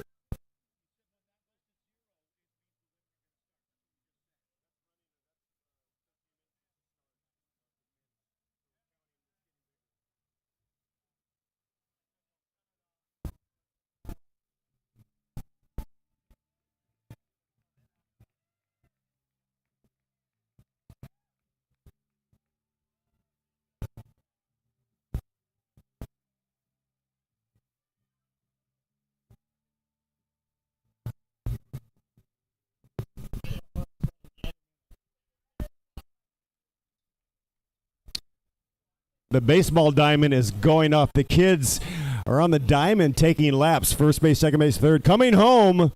Really cool to see the children. This really is a family environment. It's a block party, right? It's an open house here. Great to see the kids, the family, the aunts, the uncles, as the Ninos and El Niñas get ready to pound the pavement. Once we clear the course, we still have the Women Pro Run, the Manhattan Mile. Has not yet commenced, but it should be going off shortly.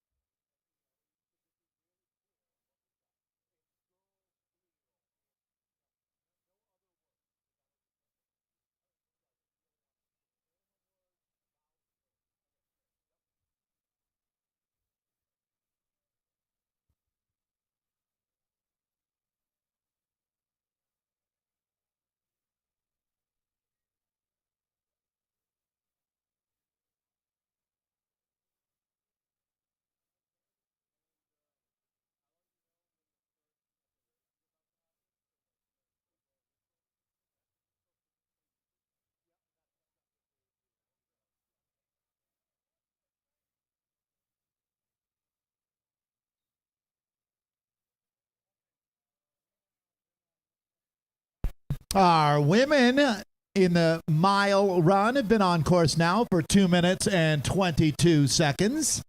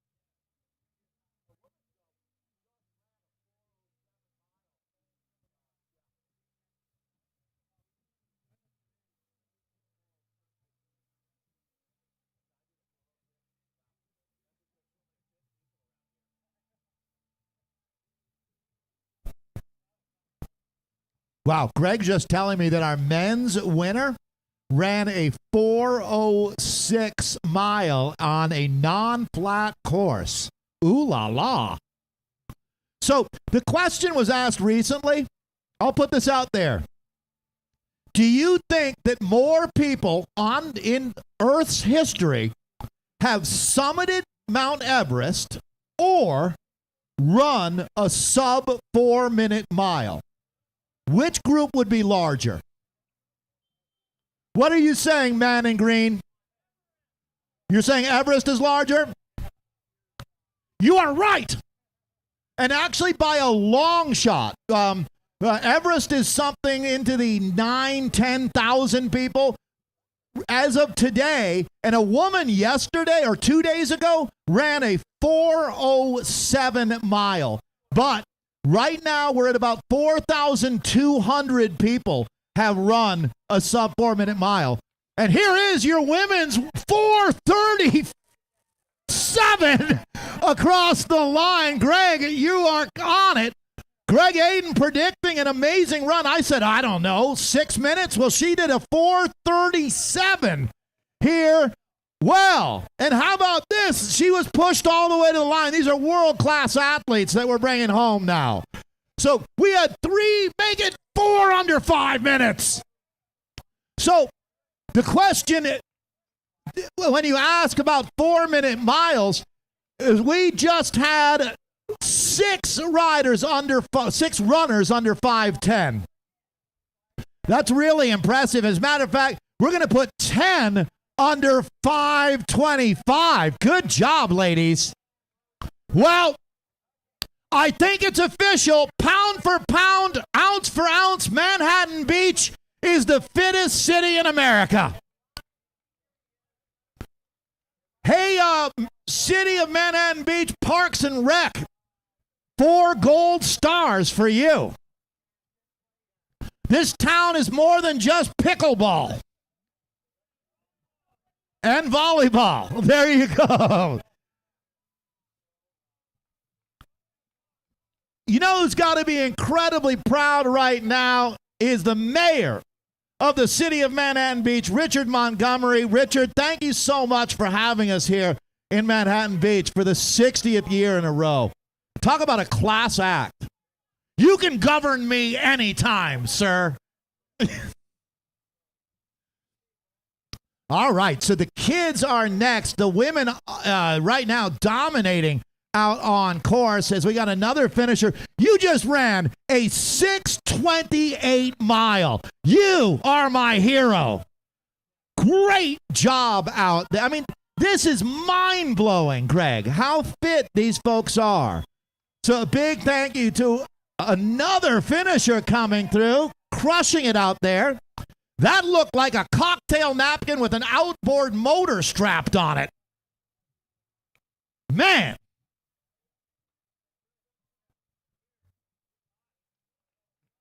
All right, so as we bring the fittest city in America across the line, another finisher here. So all of these runners, it was a non-flat mile.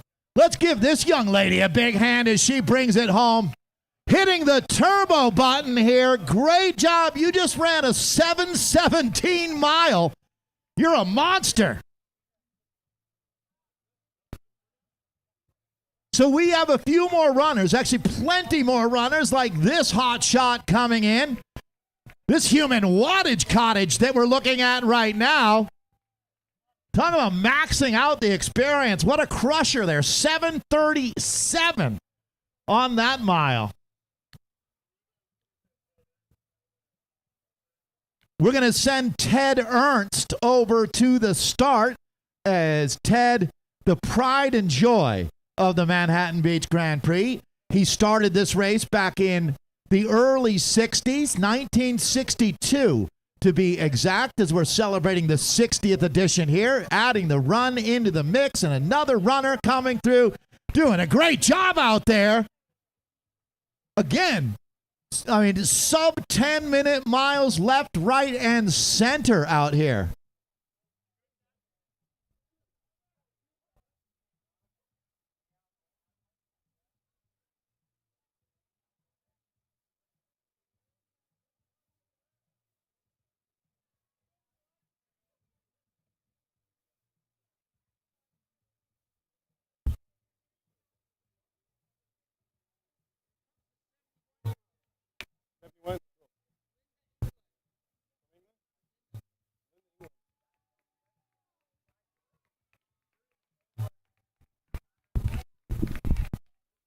All right, Linda Englund, 70 years young, looking very strong. Linda Englund, everybody.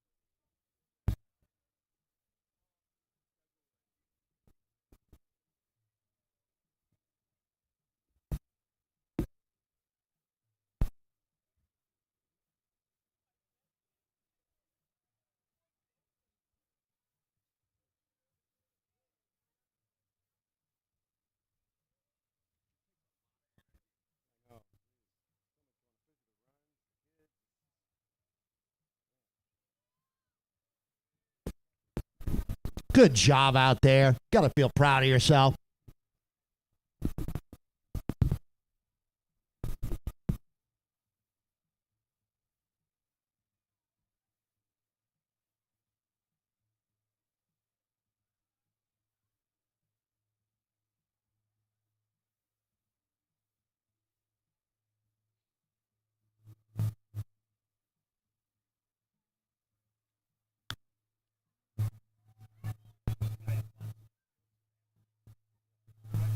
There's the champ, Joseph Emmerling, rolling around now. The guy has got to feel like the king of Manhattan Beach, rolling around with Izzy King, noteworthy superstar, joining us, who bike seems to be rolling. So I think we're going to have Izzy in our women's race a little bit later.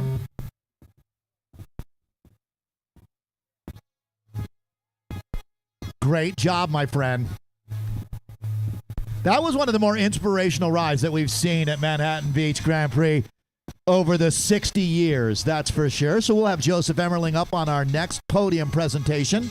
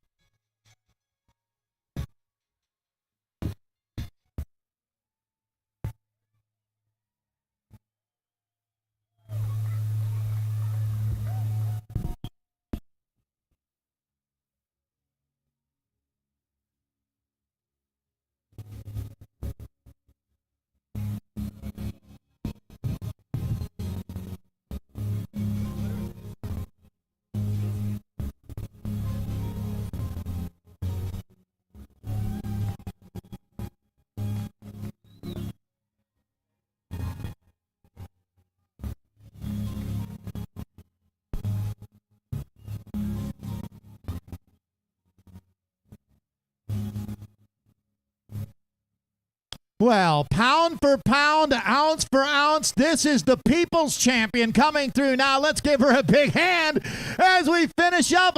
This is really impressive. Really impressive job out here. By far our youngest runner. Also one of the best looking people here in Manhattan Beach right now. Look at the pep in the step as we got ourselves another superstar here at the Manhattan Beach Grand Prix. Well, that was worth the price of entry right there. Oh, that was awesome. Clarion Horns queuing up the kids' race. Coming up soon. We still have runners out on course.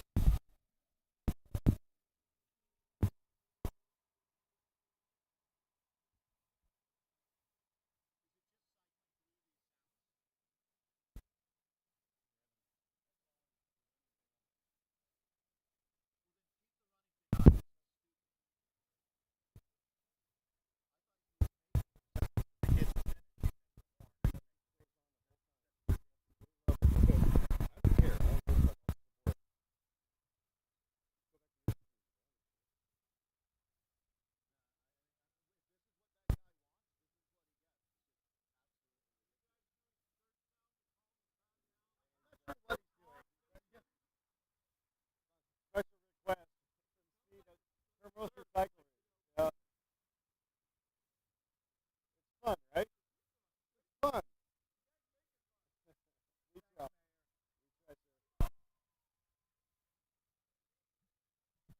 All right, this is what it's all about. If you turn your attention to the finish line, we got one athlete that is all hard. Way to get it done today. Done and dusted. Excellent work. Running down that dream. The dream is alive here at Manhattan Beach. What a glorious day indeed.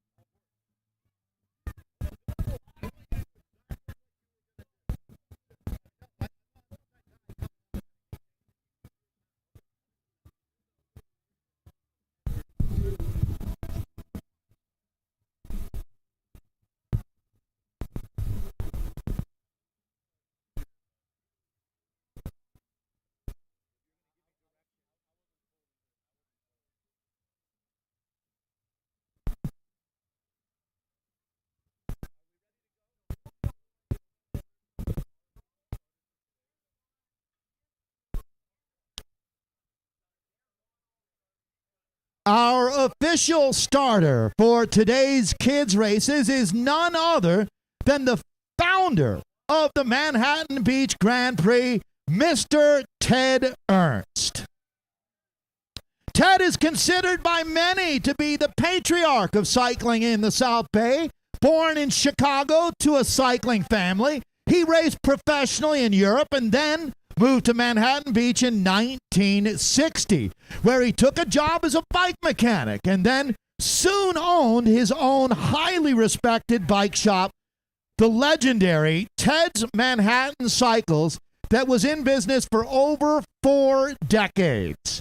He coached and managed 2 U.S. World Cycling teams, founded the South Bay Wheelman Cycling Club, and the Manhattan Beach Grand Prix.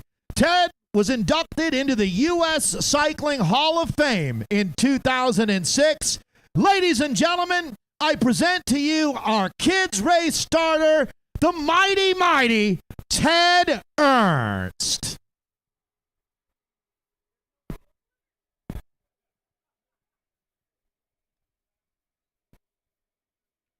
All right, so it looks like we've got the kids out on the course. We're going to start with our youngest and work our way up. There's 2 different start zones, so you can see right in front of us, we've got our younger group of riders being assembled. So we'll wait for the cue, but Dave, we've got something like 28 different races that we'll be bringing across the line here now. So our youngest riders are being called to the start line. That's right. Get ready to cheer your racers on as they come through the finish line. This is the roar on the shore. It's imminent. It is coming. We are very close to the action here at the kids race event. A stellar, colorific pageantry on display.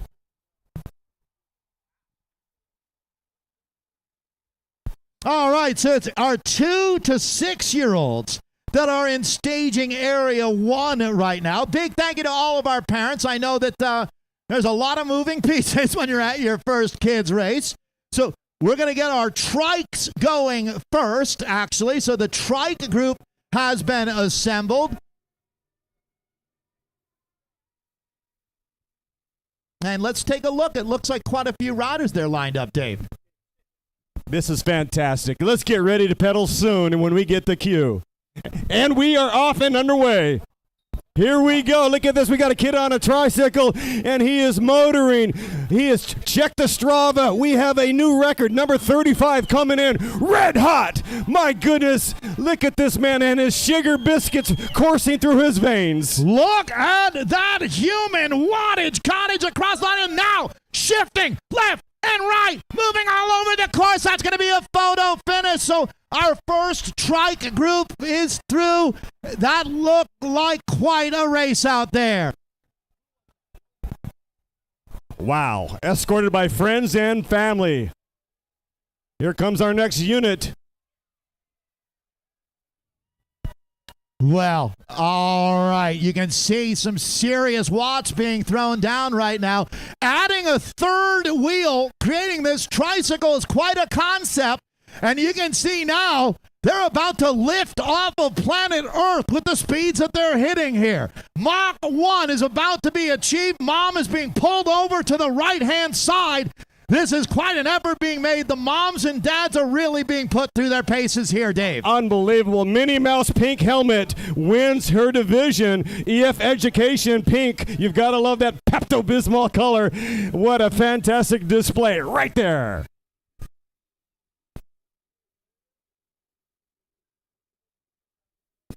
Oh, you can hear them clicking through the gears. The Elite Cycling Pit Crew is ready. You know what? Every now and then you turn to your team and you say, pick me up. Enough was enough. I'm with you, Dad. Good job. And certainly now we got another rider here. Look at him picking up speed. The finish line is now in view, and it looks like he's going to launch himself like a rocket over the line. A big hand for that finisher. Wow. Blue helmet number 26 putting on a show. All right, so our next group looks like they are now just about ready to hit out for the ocean as we take a look at the group being lined up. It's going to be our balance bike group. So balance bike riders, we've got our boys and our girls.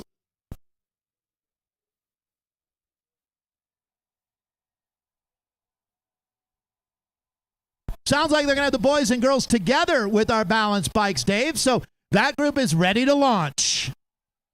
So there you go. We'll count them down, and they're off. They are off indeed. Look at the boundless energy by these young lads. The kiddos are bringing it. It's a cavalcade of emotion. This is going to be a photo finish, Dave Toll. Goodness gracious. A colorific moment. Beautiful to see the kids drilling it on the final stretch.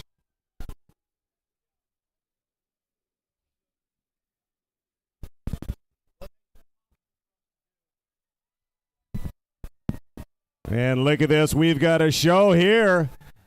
Look, no chain, everybody. I feel no chain today. Going to be tested for Cocoa Pops, Sugar Biscuits, Lucky Charms, Captain Crunch. As the crowd goes crazy. Manhattan Beach, where champions are born.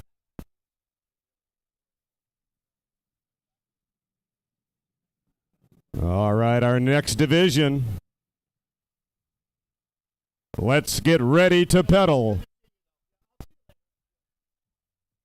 All right. So we are locked and loaded. Another group ready to launch here. Dave, I'm looking down there. These look like some steely-eyed competitors. No doubt about it. Kind of sussing out each other, right? Checking out who's got the good legs, because this is going to be a barn burner. Yeah, no doubt about it.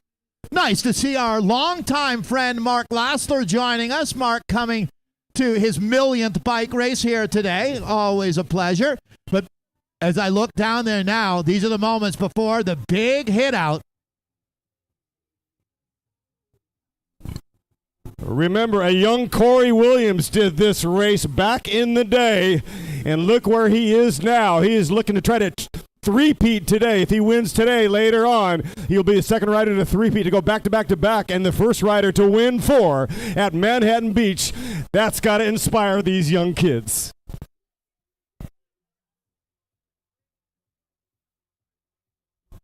Sounds like training wheels will be next here. So the training wheel group has been assembled.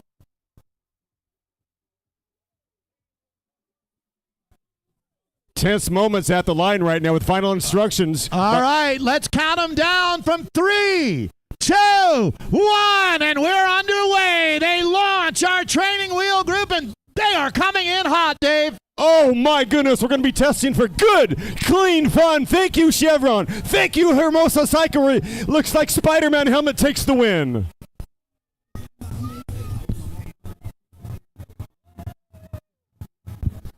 Let's get ridiculous and have a good time, everybody.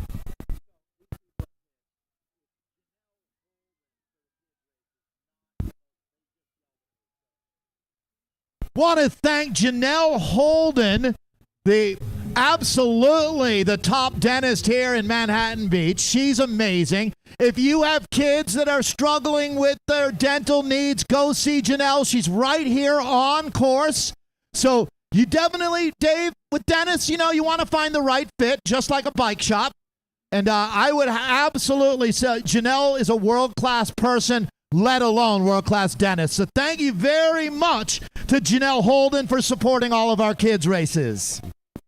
Bless your heart, Janelle Holden. So sounds like our 3-year-old group has been assembled now, Dave. So strong-looking group of 3-year-olds. Pound for pound, ounce for ounce, I'll put these kids up against 3-year-olds anywhere on planet Earth right now. Bring it on, Siberia. This is awesome, man. Look at this colorific moment. These kids are in the queue, and they've got that stilly eye right now. This is heat number 2, training wheels. Heat 2, training wheels. Let me count you down. Go. And we are off and underway. The final 50 meters as they go elbow to elbow. We've got a winner on the inside. Wow. All right. Well, a real throwdown here. Battle Royale from this group. Some of the cooler helmets that we've seen today as well, Dave. But I got to say, this rider right here takes home all of the style points. Excellent job by this young lady. As a matter of fact, that's ride of the day right there. Yep. Unicorn. Silver pom-pom bike handle girl, congratulations. Yeah, she went unicorn mode on it. Can't do better than that. Let's see who we've got next. 3-year-old boys on the line. So our 3-year-old boys will be next on course as we clear the deck here at the finish line. Look at these monsters.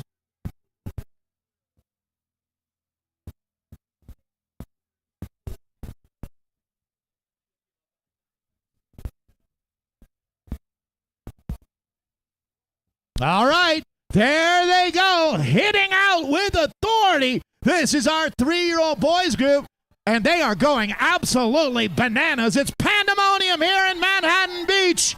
Look at that photo finish. Oh, my goodness. This young guy on the Strider bike absolutely dominating. I got to say, that right there is impressive. That's Wow. our first rider whose bike weighs more than they do. And well done, Jack Watson. Bros Ride Bike chaperoning. That was a wicked fast finish. All right, so it's hard to believe that's our 3-year-old group. The mayor was looking saying, can they vote yet? But no, they're 3, Mayor. So, but he's going to get his hooks in them for sure. So right now, I'm wondering who this next group is. I'll turn and ask.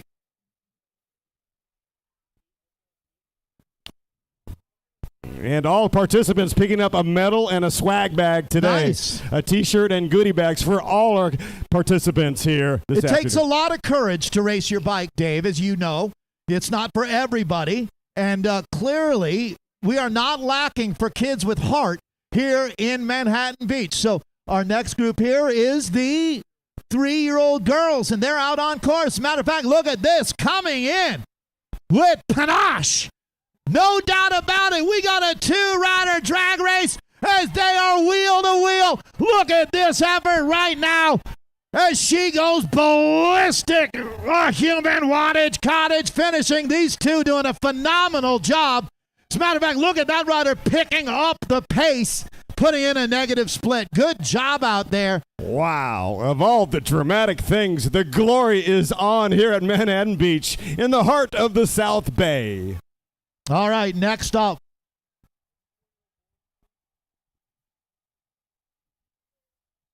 In our Group 1 starters here, we're climbing the ladder. I wonder, is Elite Services taking care of any of these bikes? Yes, they are. Tommy Zach was doing some tire inflation earlier, working with the pneumatics. What do you got, Tommy? A $110 there, high pressure. Everybody's pumped up. The tires are pumped.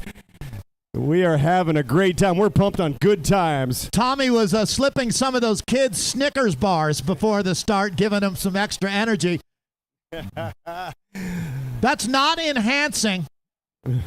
Testing for Pop-Tarts, Lucky Charms, Captain Crunch, Cuckoo for Cocoa Pops, the whole thing. All right. These are 3-year-old boys that we've got right now. I was a long ways away from having courage to race a bike when I was 3, Dave. Not even close. So these kids are way ahead of the curve right now.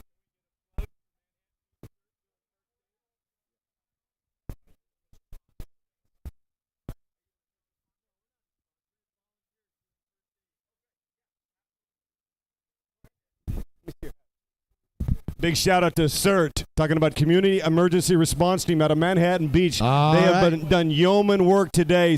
Thank you so much. You are certified heroes. All right, our 4-year-olds on course right now, and it looks like a peloton coming in.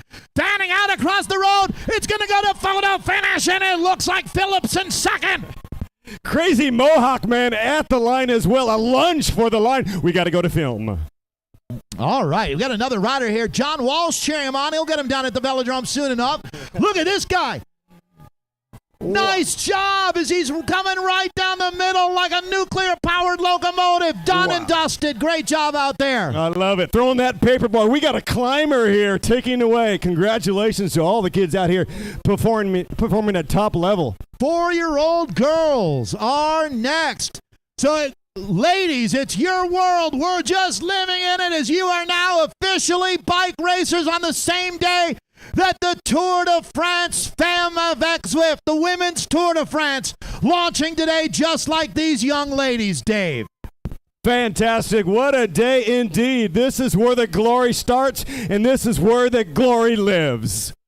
I apologized after that whole Tour de France Femme thing. These are boys.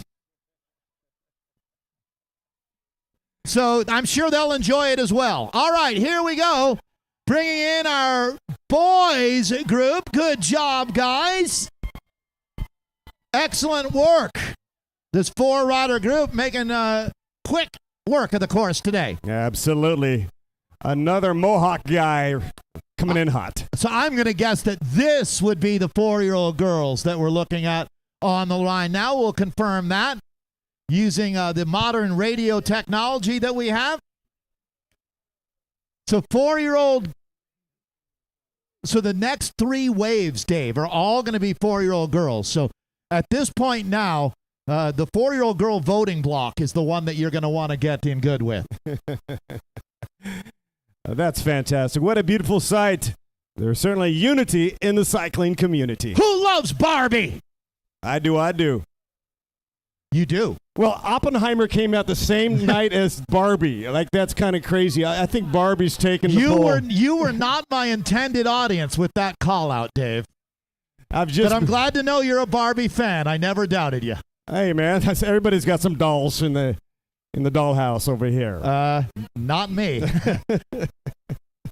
So not everybody. Don't notarize that statement. Oh, please don't notarize. Here we go. Look at this, ladies and gentlemen. Oh, wow. Wow, look at the display. It's a kaleidoscope of energy and love and joy.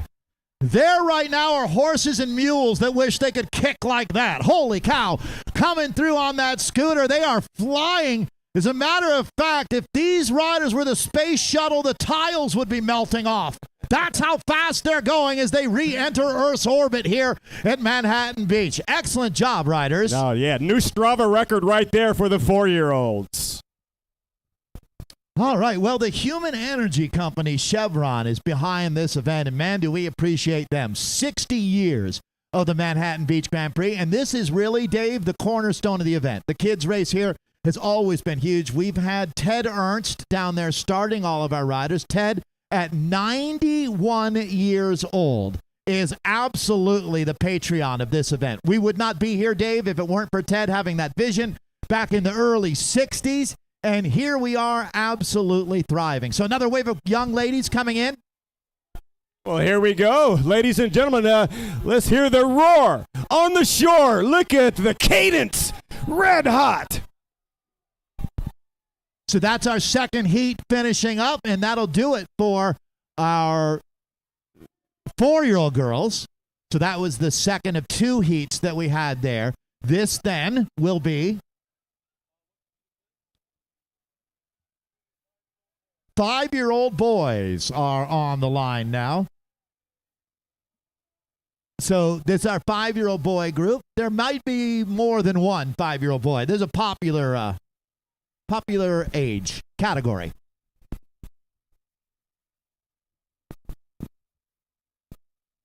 So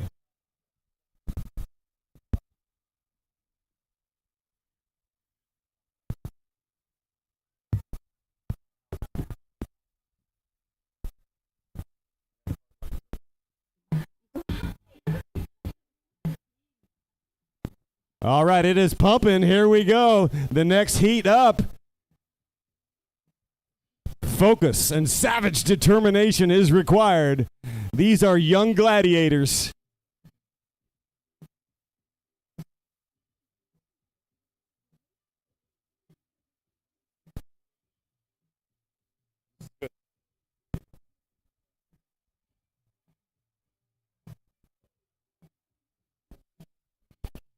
Tense moments at the line right now with final instructions.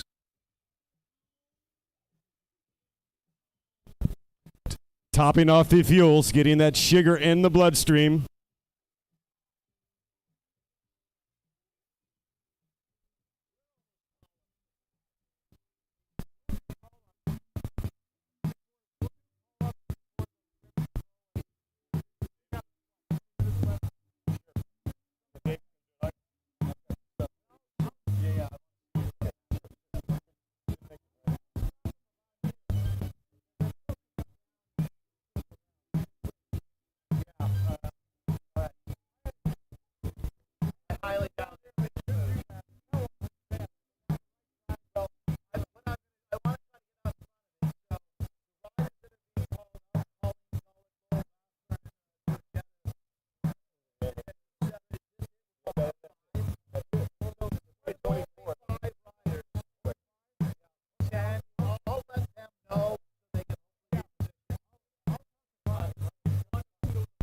This will be our first of 2 5-year-old heats that we've got now. Riders, good luck out there. Vaya con Dios.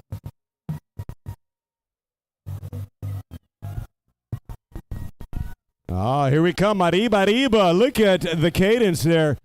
White skin suit looking very strong. Say hello to my little friends, Manhattan Beach.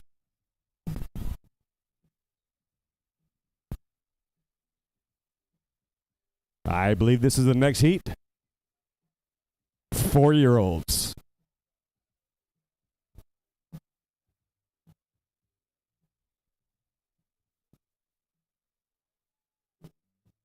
Ha!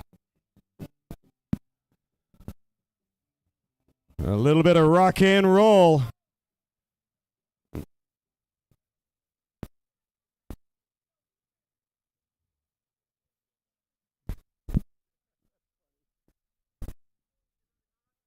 No, Carmen, sorry. We'll let you know. We'll announce it.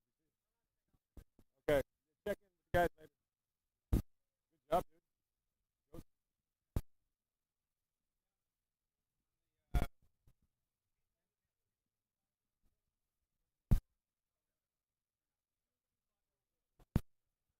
5-year-old boys on the line right now getting queued up. Let's get ready to pedal. 5-year, he clicked out. He's getting back in. He's going to reorg that machine as they come screaming down the boulevard, moving like loose electricity.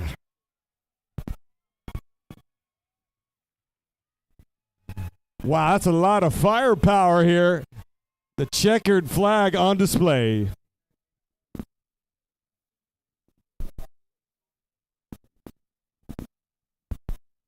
This just in, the Texas Energy Grid is called. They want some of these red hot watts. I'll tell you what. So we've got animal balloons going off. We've got face tattoo, temporary, of course, in the kids zone.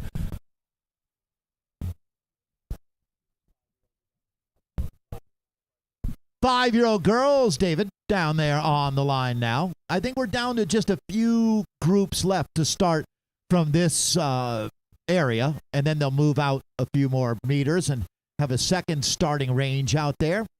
Sounds like they're just about ready to launch, so 5-year-old girls coming in now.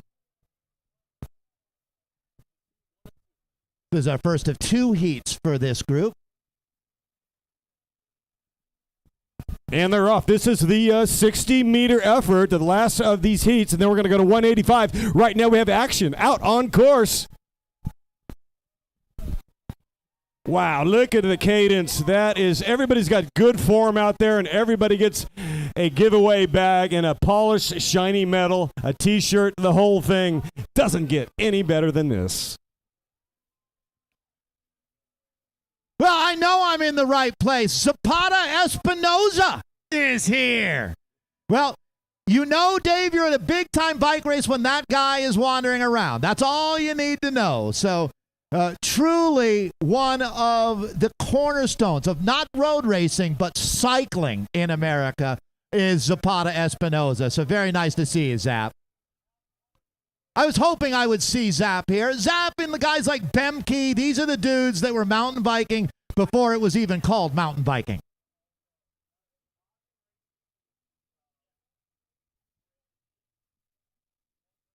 When you were a kid, Dave, did you read Mountain Bike Action? Were you that guy? No, but this is a veritable who's who. Like, there's a lot of guys just coming out to say hello. You know, I was into the, like, baseball, football, gridiron stuff, Little League. But look at this. This is not Little League. This is the majors. This is, wow. Wow, look at the heat. This is some real speed right now. That is an impressive group, no question. You know, when you look at it, that was one of the stronger groups that we've seen all day. Those 4 flying by. If you blinked, you would have missed that one. You know what you see, Dave? The parents are so proud because they know that's their DNA that they're looking at, just absolutely ripping up the course. So looks like we've got another group in the blocks now ready to hit out. So this is one of the biggest, if not the biggest, kids race in America these days. A lot of major races have a kids race element, but nobody does it quite like the folks here at Manhattan Beach Grand Prix. It speaks to the strength of this community. We had a chance to talk with Ted Ernst earlier today, the founder of this event. He's been down there starting every one of these races. That's Ted in the straw hat with a nice word for all of these kids. So Ted is not quite passing the torch. He's just fanning the flames of passion for cycling. No doubt about it. He really exudes enthusiasm. We are all drafting. 6-year-old boys here, Dave. Wow, that was an argy-bargy start there, Dave told, but here we go. They've gathered themselves, dusted off, and this is going to be a photo finish. Look at the rider in red. Holy cow, Spider-Man hit the go button there in the last few meters. I'm a big fan of this guy in the blue helmet. As a matter of fact, that's my hero. He's got style, he's got the knee pads, he's ready to pop a wheelie. You're not going to hold that guy back. All right, so very, very strong. Let me quickly mention that we are going to be calling up some of the women in our field. Colleen, Laurel, Georgetta, Haley, and Sandy Weinstein. You're all going to be called up. So riders, be aware of that. We've got a lot of kids racing to look forward to, though, Dave, as we're kind of at the halftime of our kids race, as it looks like another group being brought out onto course. Yeah, because we're going to segue to 60 meters, and then we're going to ramp up to 185 meters here on course. Let it rain. Everybody, so good to be here. What a fantastic day here in the heart of South Bay.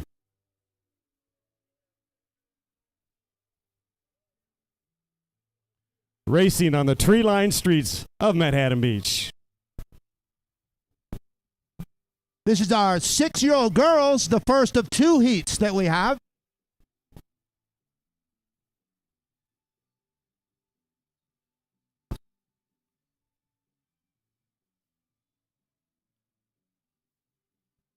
You want to talk about good problems to have, Dave? A kids race that never ends would be exactly that. I don't think we're ever going to have a problem in America of too many kids on bikes. That's for sure. But you really feel a launch pad here in Manhattan Beach. I hope a lot of these kids have an opportunity to safe routes to school. I don't know if you're aware of that, Dave, but a really great initiative to help get kids back into riding their bikes to school. But to do it, parents have to feel that it's safe.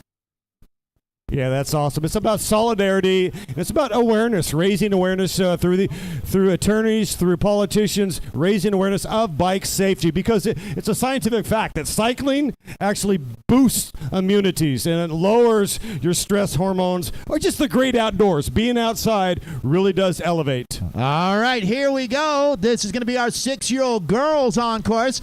You can hear that sonic boom as this rider is hit out with authority. Holy cow. She's already in Ventura. Wow. Heading southbound to Orange County, a fresh pair of wheels. And we just identified that I have no idea which direction is south or north from here. We've got Hermosa, we've got Redondo, we've got Palos Verdes, right? We got Long Beach in Orange County. I thought LAX was that way. All right. Southbound here. Yeah, and you can see the winds are starting to build from the coast, so these riders are going to start to get sandblasted on the right shoulder. So she technically is on her way to Rosarita. Correct, via Orange County. 6-year-old girls will be next. There are another round of 6-year-old girls taking the start here. And they have launched Andiamo!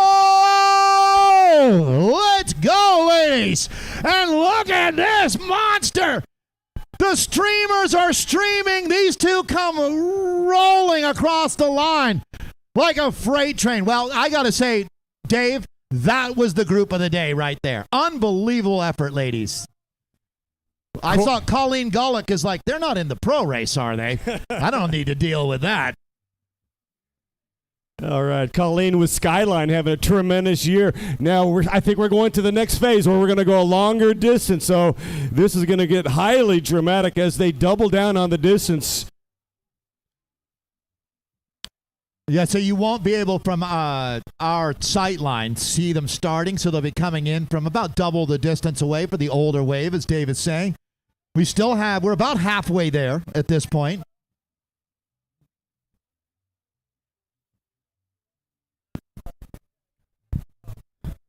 Yeah, line of sight here on stage is around about 100 meters, maybe less, 80. There is a curve in the road. And they are queued up about, we'll call it 180 meters out.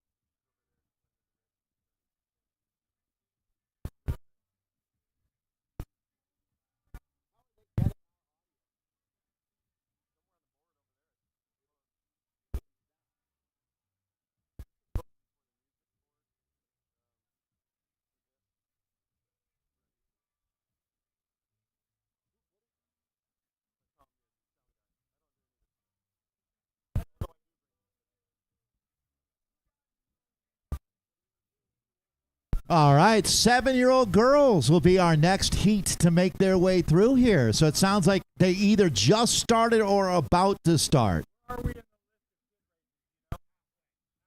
Yeah, and they're going longer distance now.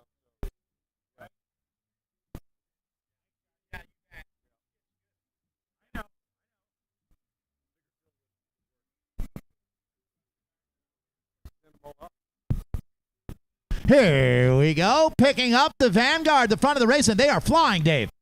Oh, my goodness. This is going to be close, too close to call. Look at the windup as they stomp on the pedals, crushing, bursting, and ripping down the boulevard. Well, that was a competitive group, no question, finishing as a peloton here. A lot of style as well. I'm impressed. Good job, ladies. So we have quite a few groups that are being positioned and stationed about a quarter mile away from the finish line now, as they'll be starting each category. That was our seven-year-old girls that we just had rolling through. So I think they've taken Ted and just moved his start line a little further away for the older kids. 7-year-old boys will be the next group that we've got coming through.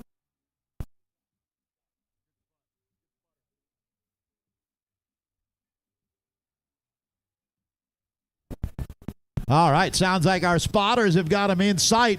Because of the curvature of the earth, you can't see them until they're about 200 meters away. And here we go. They're coming in hot. This is going to be quite a sprint now as they've hit the afterburner. It looks like we got a real charge, and that one is done and dusted. What a podium we found here. And a lot of these dinosaur riders coming through now. This guy's got some class, that's for sure. with the super cool Adidas track pants.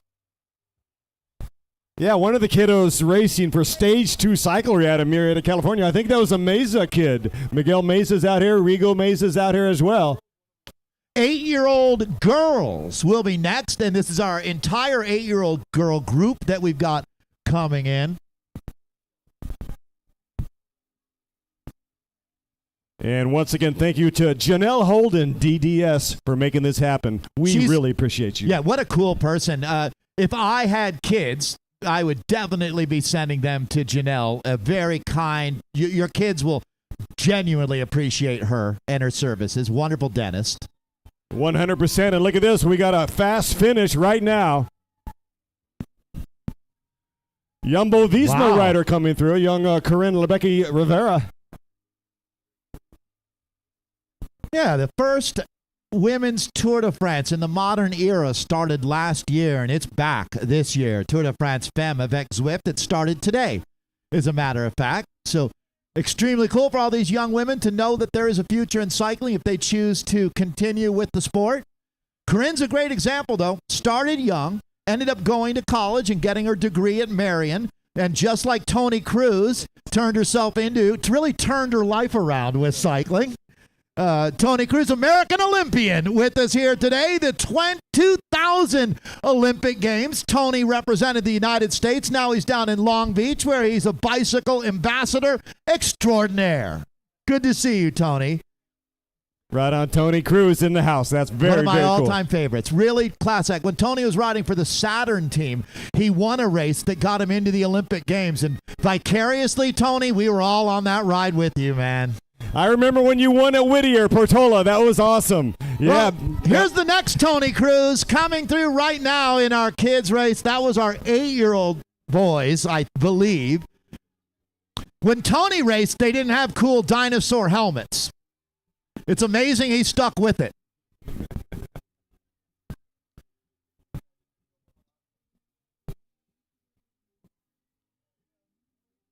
Tony works in the world of bicycles in Long Beach, helping create more, making Long Beach a bicycle-friendly community.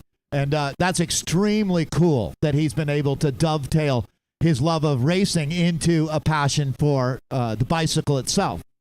And Long Beach is great. They have the painted lanes, and Tony's behind all of that awareness, and it truly is a bike-friendly city, Long Beach. I would say, yeah, absolutely. Let's get these guys called across the line, because that young man is a rocket ship. Holy cow. This look at this bike. Do not try this at home. Checkered Flag Socks has done it.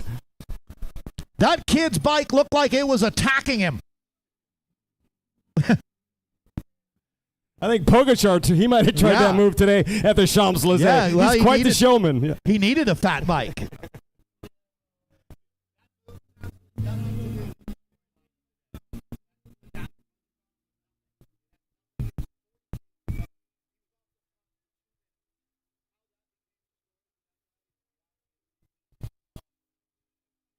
Nine-year-olds will be 9. Here we go. Baba Booey. Here we go. 9 times. Look at these kids railing it right now, bringing it home. Not Manhattan, New York, Manhattan Beach, California. Nice. Good job out there. How about that human rocket ship? That's a very well put together bike racer right there. The cool pink helmet.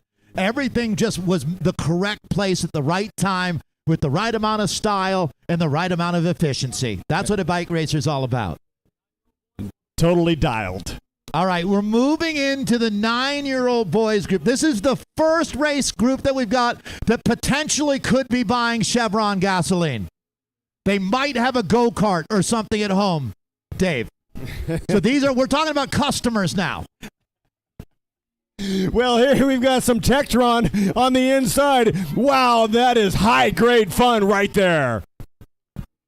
Good work out there, boss, as this guy is flying across the line. One of our younger riders in that group. So bringing these guys home, nice job. That was I believe our 9-year-old boys group.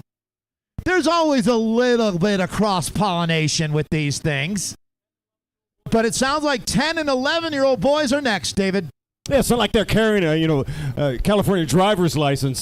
So who's checking? But what we know for sure is the enthusiasm is good. But they could carry a Malibu Grand Prix license, right?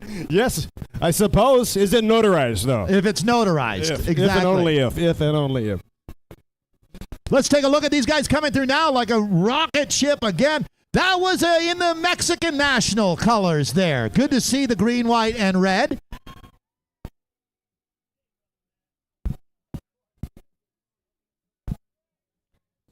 Yeah, absolutely cool. En esta la vida todo es posible con pasión and con corazón y poquito dinero.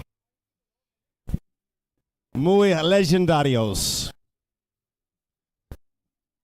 And thank you so much once again to Richard Montgomery, our mayor, and Joe Franklin, our vice mayor here, and they are spreading the enthusiasms full tilt. Thank you, Mr. Montgomery, and thank you, Joe Franklin. Joe Smokin' Frazier Franklin, job well done. Our 12-year-old boy is coming home right now. Cast your eyes in the final 100 meter.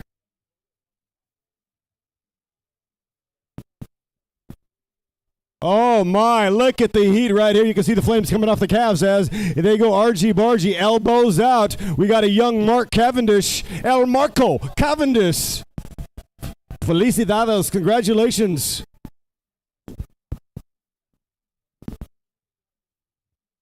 Con bendito Dios. Goodness gracious.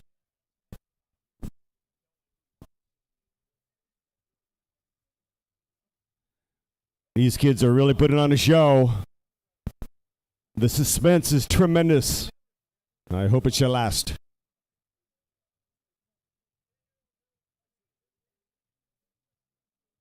By the way, there's going to be a Willy Wonka origin movie. I'm all in for that one. That's going to be pretty cool.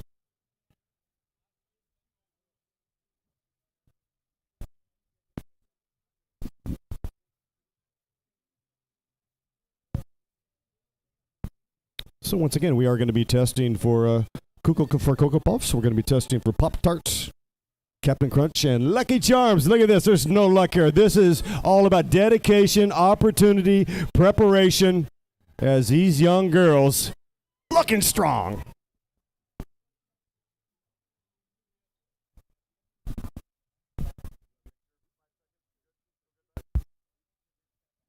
All right, our spotter, James, has done a tremendous job.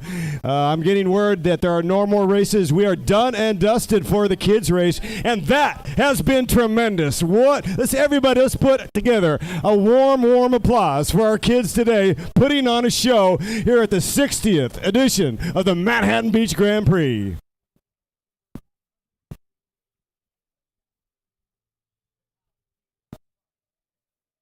And next we have our women, Pro 1, 2, 3, they will be racing for double nickels, 55 minutes.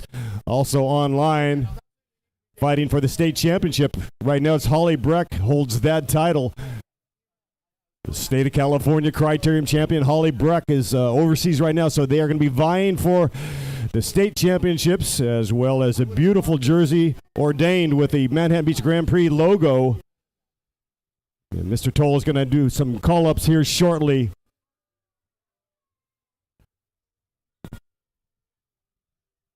Well, it's a special day, isn't it, Dave? 60 years of this event, having a chance to talk to a true legend. And I don't want to overdo it, but there's no question that that's what Zapata Espinoza is. Anybody in Southern California who's been involved in cycling would know. And, you know, just having a chance to talk about how nice it is to see this community together and celebrating the sport we love so much. And more importantly, Dave, welcoming folks into this world. And if you certainly have never been to a bike race before, what Zap was talking about was the fact that, you know, a lot of the parents of these kids have come down here today and made a big effort to be with us. So we hope you hang around and watch the pro women race, as today is a significant day in professional sports, as a women's Tour de France started today. Now, last year was the first time that they brought back the Tour for Women. It had happened in the 80s. An American woman won in 1984. What's important is, where are we now? history's one thing, but the fact that a women's Tour de France starts today and we look out and have a very strong women's field does a heart good when you're looking at the Women's World Cup in soccer right now. We're making some big gains, but now is the time to keep the pressure on. Let's not back off at all. And supporting this women's field, well, at the end of the day, you're going to have an absolute blast doing exactly that. So we have a chance to highlight some of the top athletes in our field, and this is always a very special moment as we get ready for Chevron's 60th edition of the Manhattan Beach Grand Prix, the most significant bike race happening west of the Mississippi this year, happening right here, right now. This is a great opportunity to meet some of the stars of the sport.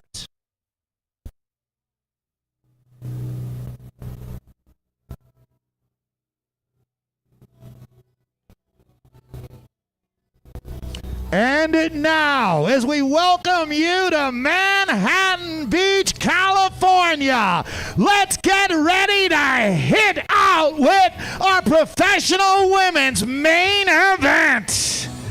The first rider that we are calling to the line has more than 60 career wins. She is a 5-time national champion.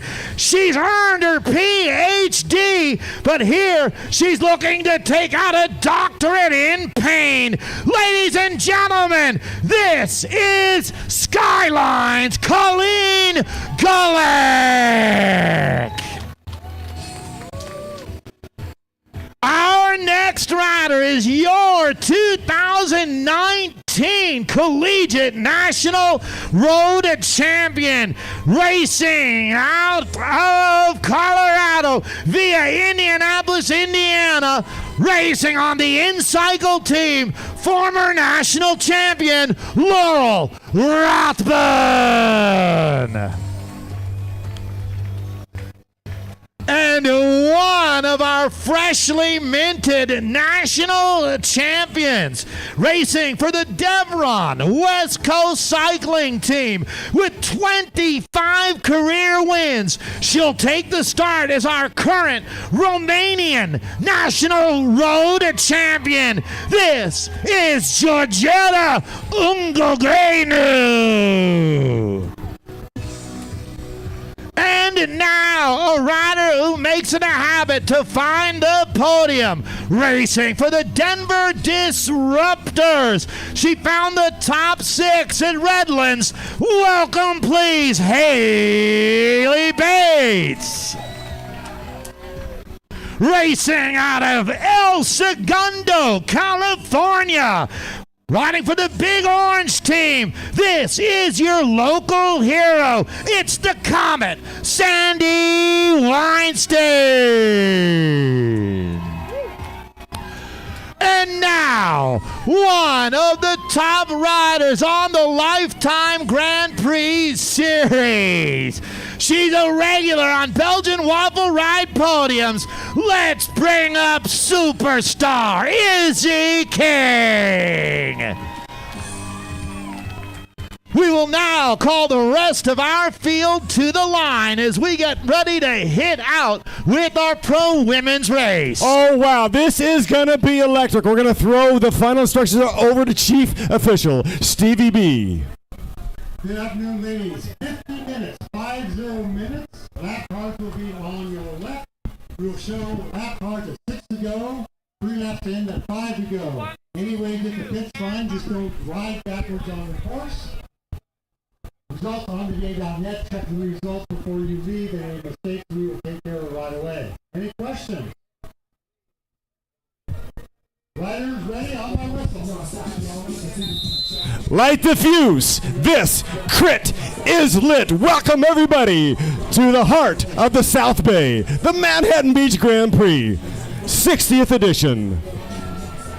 Hey, Dave, great time to congratulate all of our kids who raced today. You are officially now a bike racer, just like the men and women in the Tour de France. So good job. Tell your parents you get extra dessert tonight.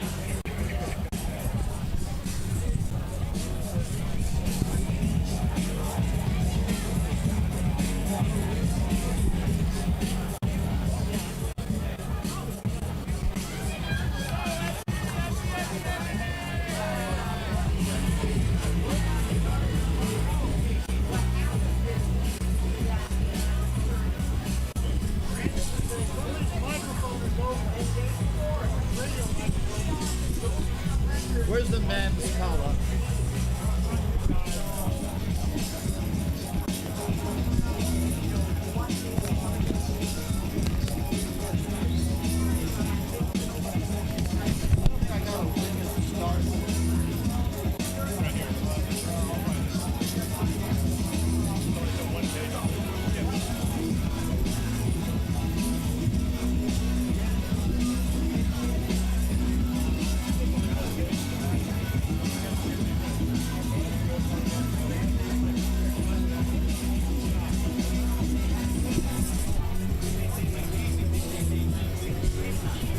All right, of all the glorious occasions, this is tremendous. Thank you so much for coming out. Stick around.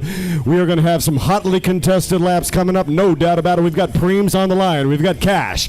We've got merchandise. So we've got high drama on the ocean right now. There is a roar on the shore. Welcome, everybody. This is going to be electric as the riders are shot out like a Polaris missile.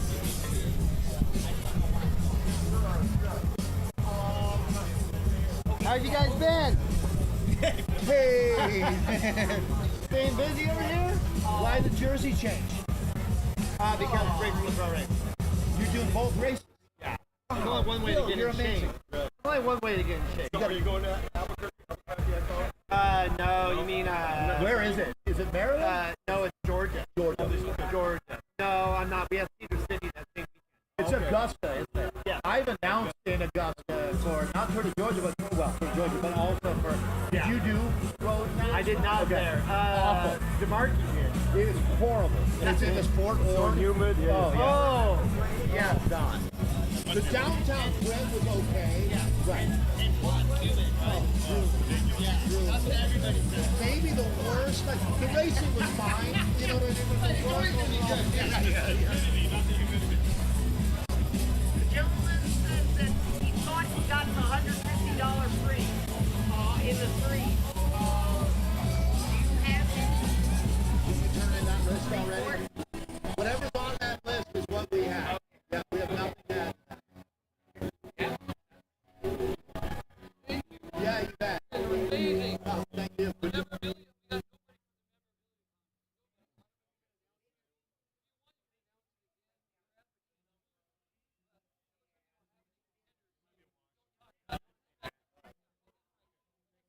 Good job. You did all the work. I don't know what you think I did. A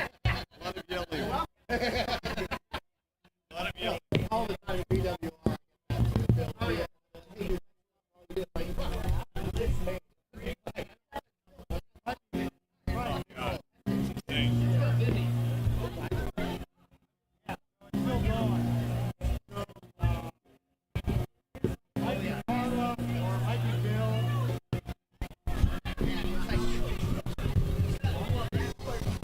Yeah, that kids race, we're still reeling from the success of the kids race. And remember, young kids, enjoy your onward journey, for the journey is the juice.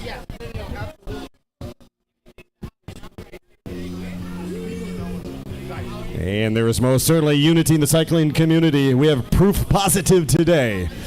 That's right, because we stand on the shoulders of giants, talking about you all today. Thank you so much for coming out. You have found the epicenter of criterium racing in North America.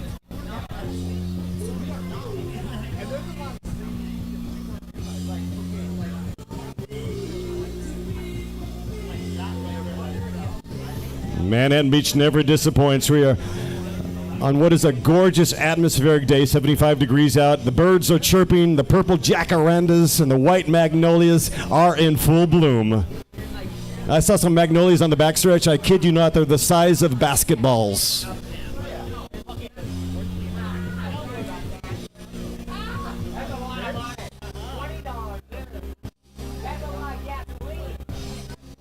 And if you're looking for a good, beautiful time, you have found the place. Remember, Women Pro 1, 2, 3 racing for the state championship on the line. A scheduled 55-minute race. And then thereafter, we're going to be looking at the men Pro 1-2, also battling for state championship jerseys because the West Coast is the best coast. Talking about state of California jersey on the line, cash, merchandise, high drama, all up for grabs.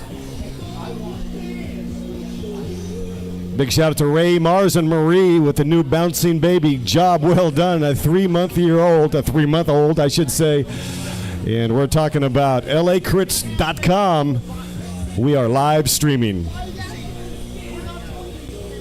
Capturing every tight finish, every tight squeeze, every tight quarters by the Crit Cam, LA Crit Cams. Out on course. I think we're even going to have a little bit of a drone cam later on because the eye in the sky don't lie. And watch out for Colleen Golick because she can flat out send it. Go like a Maryland Terp. All right. As they line it up. And remember, we do have all kinds of cash on the line as well. We're going to be giving away Preems gratis. Thank you, Ted Ernst. Thank you, Steve Whitsitt with the South Bay Wilman. $400 in cash.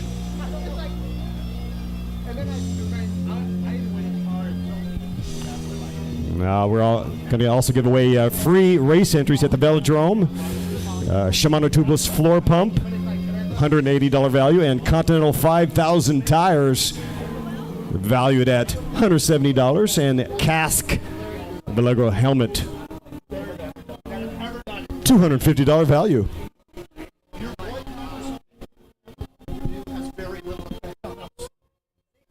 And it will be interesting to see how the weather changes as the prevailing wind is starting to build a little bit. So what you find is the protected side is on the left side of the road.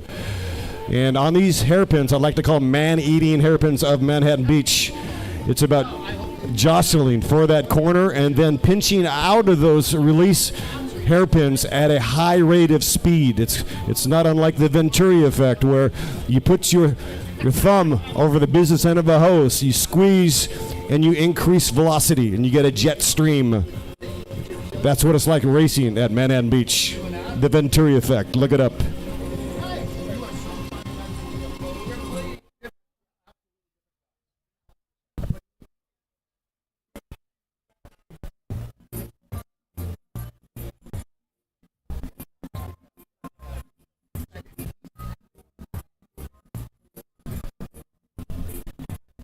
Yeah, so once again, as Dave Toll alluded, today we actually have two Tour de France stages, ironically, right? We have the finishing of the Champs-Élysées, and we have stage one of the Tour de France Femme.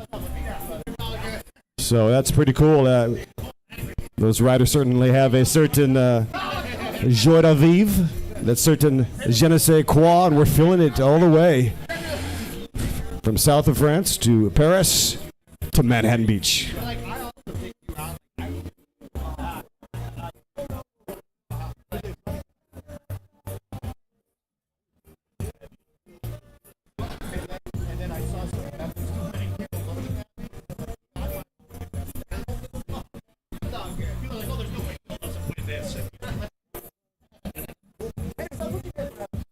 And of course, we've seen Corinne Lebecki Rivera sprint to victory here more than once. Currently with the Jumbo Visma team, killing it over there. She's actually doing tremendous and won that race in Knoxville with panache and exuberance, taking it long.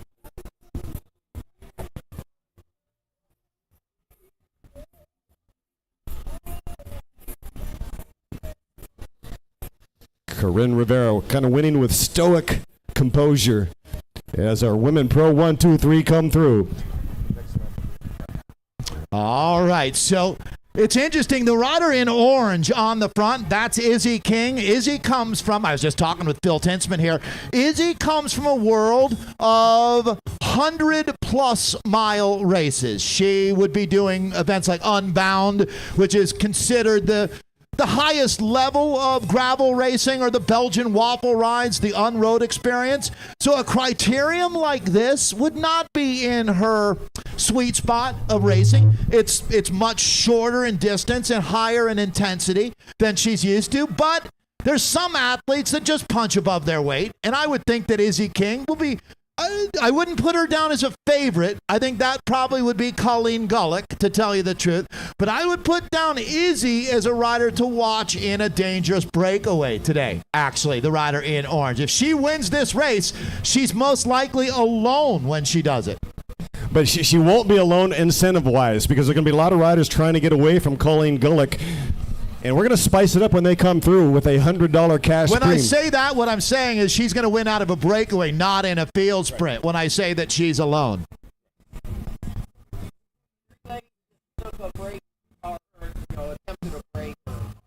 So it's been spicy on the backside. Some riders have been attacking, but it's been covered pretty quickly. And Dave, for riders like Colleen Gullick, that's the name of the game. Cover and kill. Cover and kill. You don't let anything go up the road. So you don't let these a rider attacking you. You don't let that mushroom into a bigger problem. You take care of it right away. Can we do 100?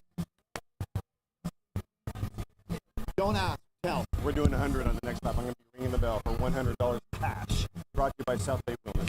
All right. Big thank you to South Bay Wheelman as we're moving into some cash preems now. So we're going to start incentivizing this group. We'll get the bell out. At the South Bay Wheelman supporting this event makes a lot of sense, doesn't it? All right, so this is where we might see Dave Colleen Gullick for the first time. $100 cash premium, she goes for it. I absolutely believe she will.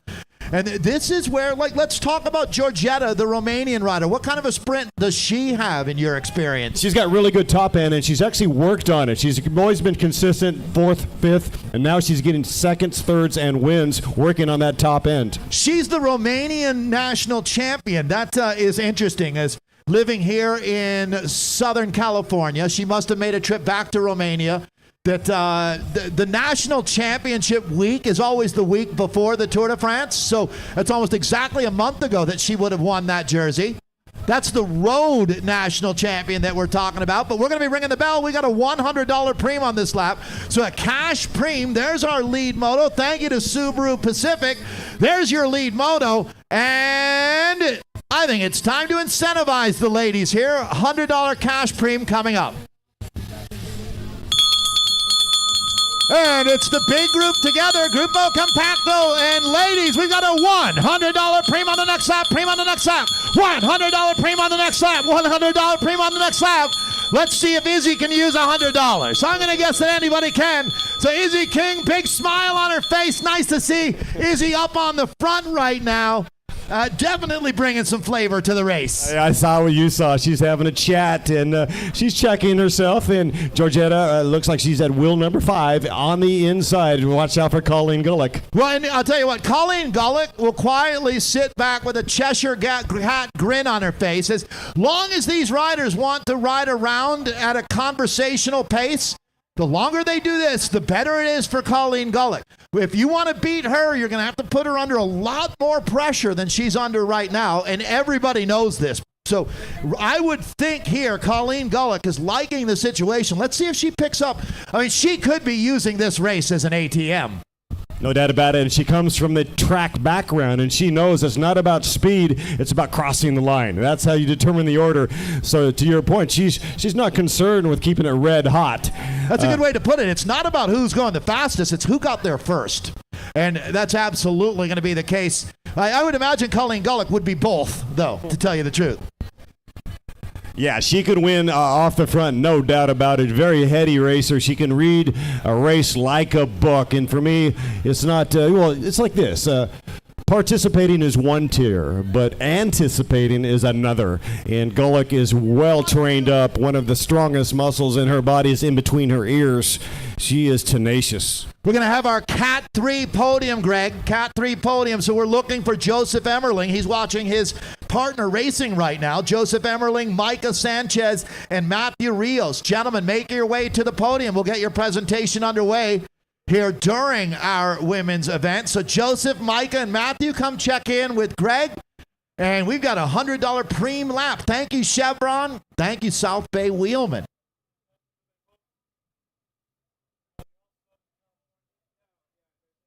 I have that. We also will be looking for, Matthew Rios will be there, Jack Watson and Isaiah Thompson. So these are the 5 riders that will be a part of our next podium presentation, both for the race and our state championship. Joseph Emmerling, Micah Sanchez, Matthew Rios, Jack Watson, and Isaiah Thompson. Just out of curiosity, he is Californian, Joseph Everly. He lives in Canada. He's a NorCal. He also had an expired license. He's not eligible for 2 reasons. At least for one. How could he even race with an expired license?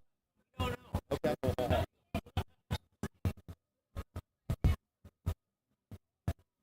I almost put that more on you than him, to be honest. You know what I mean? If he started with an expired license, who's fault is that? Right. Not you personally. Yeah. No, that little white tent over there. Yeah, right. Well, here you go, $100. Gullick, is he leaving it late? No, Colleen is going to get that over Laurel Rathman, but maybe by 6 inches. That looked like the sprint finish at the Tour the other day, but I'm going to give that to Gullick, timing it perfectly, and that is what you get when you go to the velodrome and do that 100 times a day for 20 years in your life. You win sprints like that over and over. It's like a basketball player who takes 300 jump shots every night before he goes to bed or she goes to bed. You're going to get better. Well, Colleen Gullick has been practicing that craft daily since she was 12. Good luck beating her. Perfectly timed bike throw right there. Again, it's just about edging out the rider next to her. She doesn't care about putting distance on that rider. She's picking up the $100, and I think we're going to roll another 100 when they come through. We're going to ring the bell again for another $100 cash, brought to you by South Bay Wheelman. She also was on the right wheel. She knew that Laurel Rathman, who is very experienced. Now, Laurel Rathman started racing when she was 9 years old and has raced consistently since then. I don't think she's quite 30 yet. Actually, our start list would tell me. I will take a look here for Laurel's age. But at any rate, Laurel, I'm going to say, David, has in the neighborhood of 4,000 race starts in her life, which is more than some of the guys racing at the Tour de France would have. That's what you get when you start racing at 9, race every weekend for 23 years. It's really impressive. So Colleen Gullick knew that was the right wheel to be on. Laurel gives a good draft, and she was able to come around her with perfect timing. That's how you execute at the highest level as a professional bike racer. Colleen Gullick will put on a clinic out here today. That doesn't mean to guarantee she's going to win, because you need a little bit of luck no matter how good you are. But Colleen Gullick will show you how to execute at the highest level. And certainly she had the ATM digits. She had the passcode on that first try. Scintillating sprint to pick up the $100. We're going to ring the bell again when they come through. I've already called her.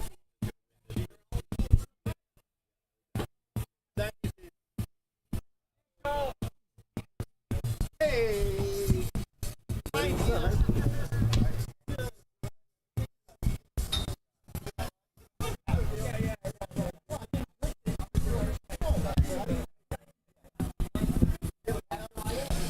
And we talked about Georgeta Ogorano. She's also a real player. She's from Romania. Capital city is Bucharest, and her parents, her whole family watching on lacrits.com. We are live. We are streaming. lacrits.com's setting the new standard. $100 cash preem on the line. $100 cash preem brought to you by South Bay Wheelman. $100 cash. Who wants the money? Cash. $100.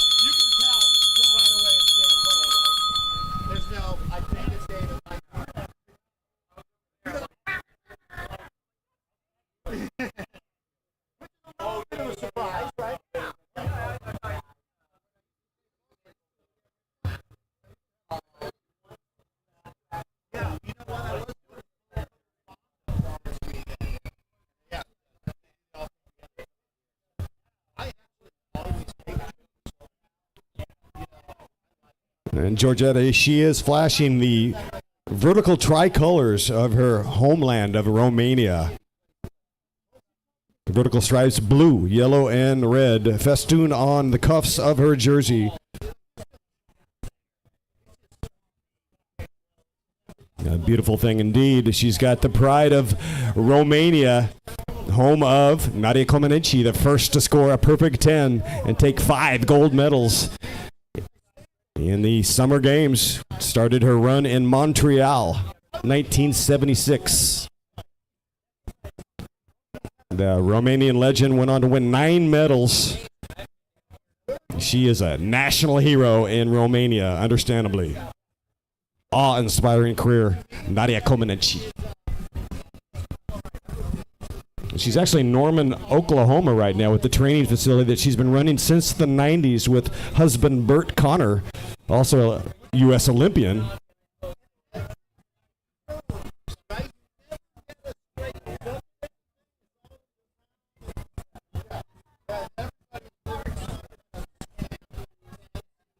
And I mentioned that Dracula is from Romania. He was an actual ruler in the 15th century, and the historic record shows that Dracula was a brave and tenacious leader. And during his rule, he fought off the tyrannical Ottoman Turks who invaded southern Romania.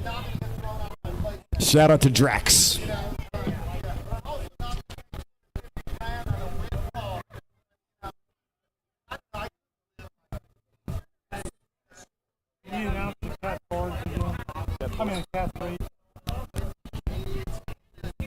Let's bring up our top 3 in the Category 3s to the podium, please. At Podium Plaza, please report Category 3's top 3. And I'm talking about in third place. Wait a minute. Why does it say gold, silver, bronze here? That's weird. Oh, those are state. Steak? Oh, I see. Okay, in third place on the today's stage, if you will, Matthew Rios. And in second, Micah Sanchez. And in first place, off the front, Joseph Emmerling. Please report to the podium. And then also Zach Boxer. 3 up kick coming in now. Good job out there, as that's going to be Camila Arenas of the LABC, the Los Angeles Bicycle Academy, coming across the line, picking up the Prix. And that's $100 cash in her pocket. She'll take it. Arenas, congratulations. Job well done. Little bit of a split there, too. Interesting. They must have been applying the pressure on the backside of the course. So another big Prix going to our women's field here.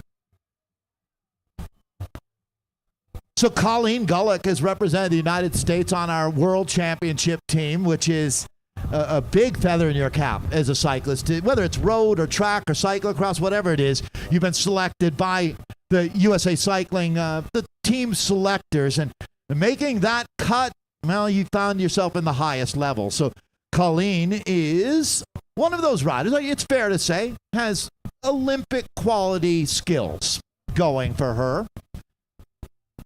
In no way does that guarantee you a race win out here, but it puts her into that short list of favorites without any doubt. Any other riders? Georgetta seems to be a rider that you're high on right now for a good reason. Yeah, she really has stepped up this year with really good legs. She's won several races, no stranger to the podium. But Rathman, we talked about her, Levy. She looked really good battling for that Prix. Coming up just a fraction, but I would say Rathman as well could shock the world and win this thing off the front. Well, now we have to look at Arenas, right? Obviously, she's timed it. She just put on a display for that $100 cash.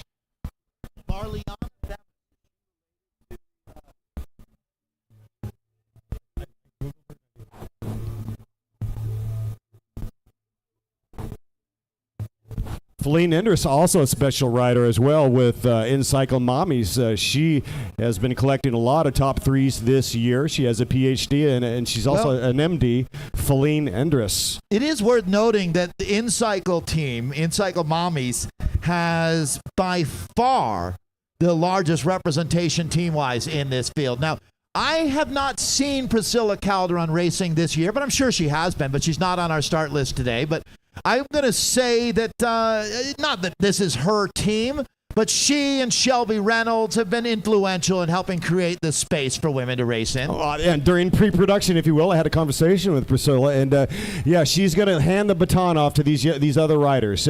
She was the sprinter and the closer in that program, her and Shelby. Now she's kind of setting aside, but hey, she is your current Masters Criterium National Champion, talking about Priscilla Savord, and she is here today watching. I'd say she's the original Mammy as well, right?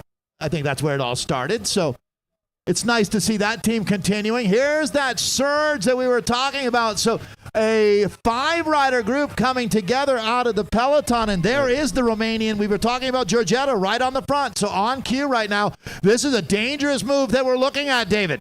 Absolutely. Georgetta's got her head down right there, and she's trying to shake it up and cause a fracture, and job done. And Laurel Rathman now looking over and saying, hey, it's not my job. It's not incumbent to bring this thing back. This is an early move, and it looks pretty good. Melissa Haley is the other rider on front there for InCycle. Now, InCycle is going to be represented up in that breakaway, so it's not going to be their job to chase. I would look at the rider in orange, that being Izzy King. She's probably going to play a big role here one way or another. If this group is caught, I'm going to imagine that Izzy King is going to have to lean in on this chase. If Izzy doesn't lean in, I don't know that this group comes back. We very well could see the move of the race going clear here. Yeah, early going. We're in the first quarter, but we shall see.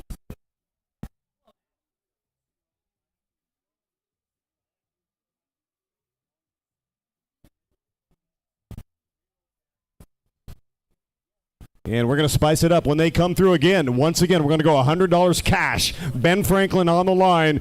And we want to thank, once again, South Bay Willman for making a splash, donating hard-earned money.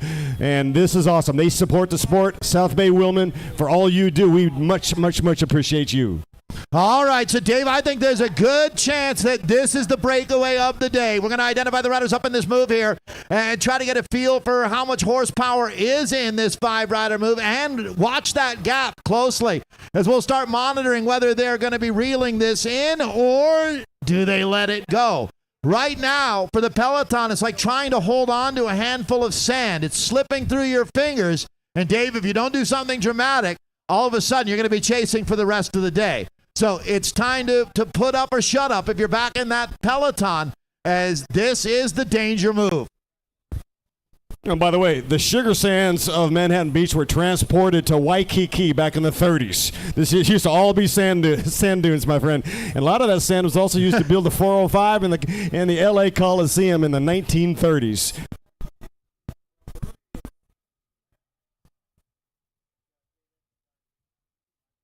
And remember, this is for $100 cash right here, so it's a hot lap cash on the line.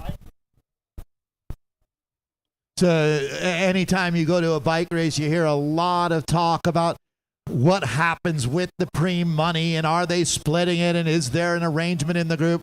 With 5 riders, there is no way that you'd be able to organize a group of 5 to split a Prix. So 5's a great number here, because if it's 2, they very well could make an agreement and say, we'll just share this money and keep rolling, keep the break going. But in this case, you should expect a sprint. $100 cash. Now, Colleen Gullick is up in this move, and it's going to be awfully telling. And here we go. This is the moment. Colleen does not look like she's going to be contesting this, and that Prix is going to go to the Romanian rider. Georgetta going to pick that one up. So they did not really look. Either they didn't hear the bell, which is entirely possible, and they didn't know that that was a Prix lap, which I'm starting to think might be the case, because I would have expected to see a sprint, to tell you the truth.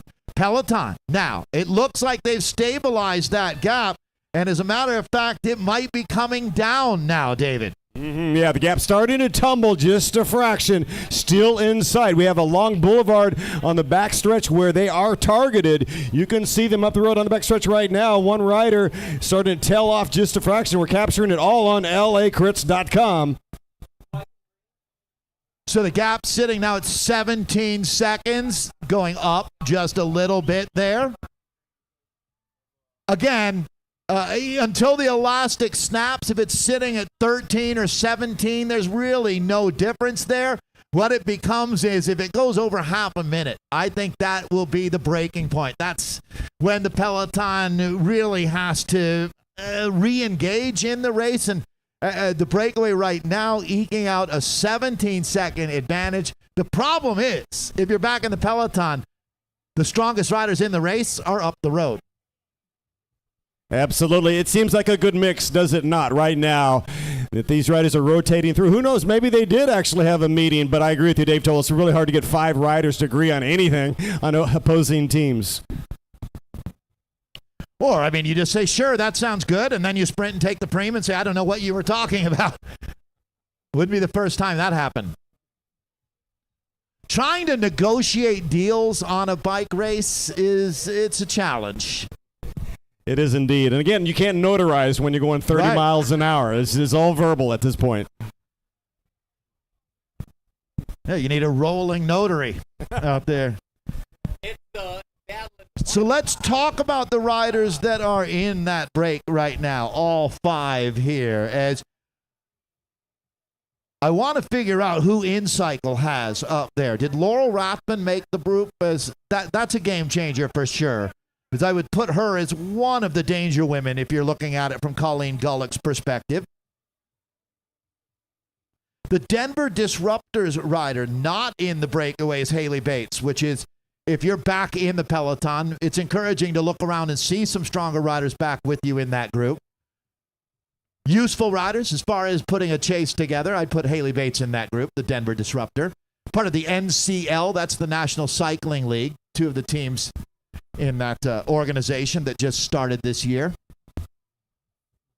I believe we have an Austin Aviator on the list as well. You do? I'll confirm that. Well, I'll confirm it. It's Mary Joyce Monton that you're talking about, the Austin Aviator. Austin Aviator's not in the NCL, though. Okay.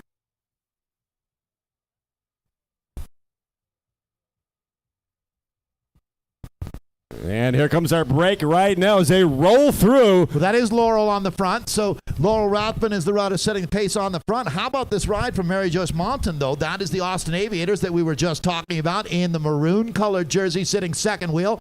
Although this gap looks to me, it was at 17 seconds. This effort now tells me it's coming down as it looks like these ladies are starting to really roll the chase. That's Sandy Weinstein, another one of the riders that was called up. They call her the Comet. There she is right on the front right now with Izzy King sitting second wheel. So the chase is in full effect right now. They're not letting this go.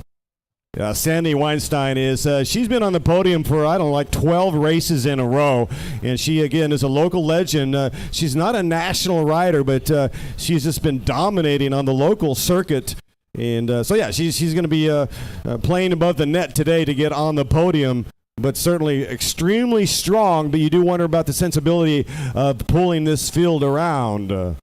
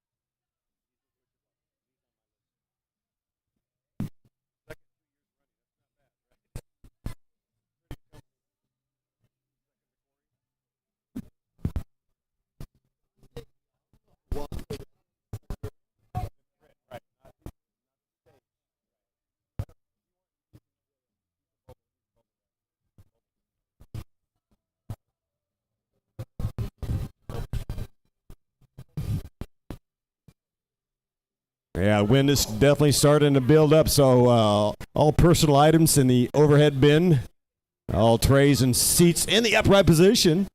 Fasten your seatbelts, Manhattan Beach. expecting a little bit of turbulence, perhaps some seismic activity. It's interesting. We're starting to get the atmospherics are changing as the coastal wind is starting to pick up.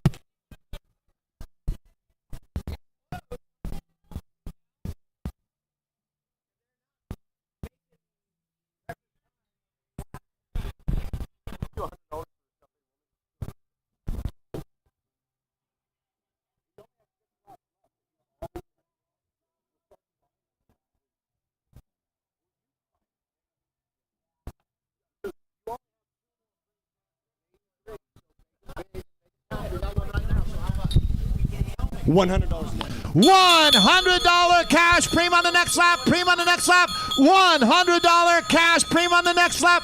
Do another Prix for the field. So that $100 Prix for the breakaway. Here's our field. $100 certificate for racing at the Velodrome. Merchandise Prix on the next lap. $100 merchandise Prix on the next lap. So a double Prix lap. One for the front group, one for the second group as they come through. Cash for group one. The second group will be sprinting for $100 merchandise Prix. Dave, who's that from? That is going to be from Skunkworks Velodrome Racing, so it's free entries for all races at the Carson Velodrome. Great. We've been talking about the Velodrome and how the significance it has in the ecosystem of cycling. So riders will have a chance from Skunkworks to get certified and get on the Velodrome down in Carson. That's for the Peloton front group sprinting for $100 cash. I know that Colleen Gullick would have picked up the messaging that time through, as it looks like we should have a barn burner of a sprint. We're down to 6 to go. So 6 is what they saw, meaning it'll be 5 on the counter the next time through. So this race really moves into the finale mode. Yeah, and the Carson Velodrome is tethered to South Bay Wildman. They've always had riders that they groom through the track as well as the road. And, of course, the LA Games are coming. Summer Olympics are coming 2028 back to Carson. First, we're going to Paris, I believe, in 2024. So maybe some of these riders, these young riders, will be in Paris. Who knows, in 2 years' time. Or next year. Yeah. They could go there in 3 years, too. It's a great place to visit.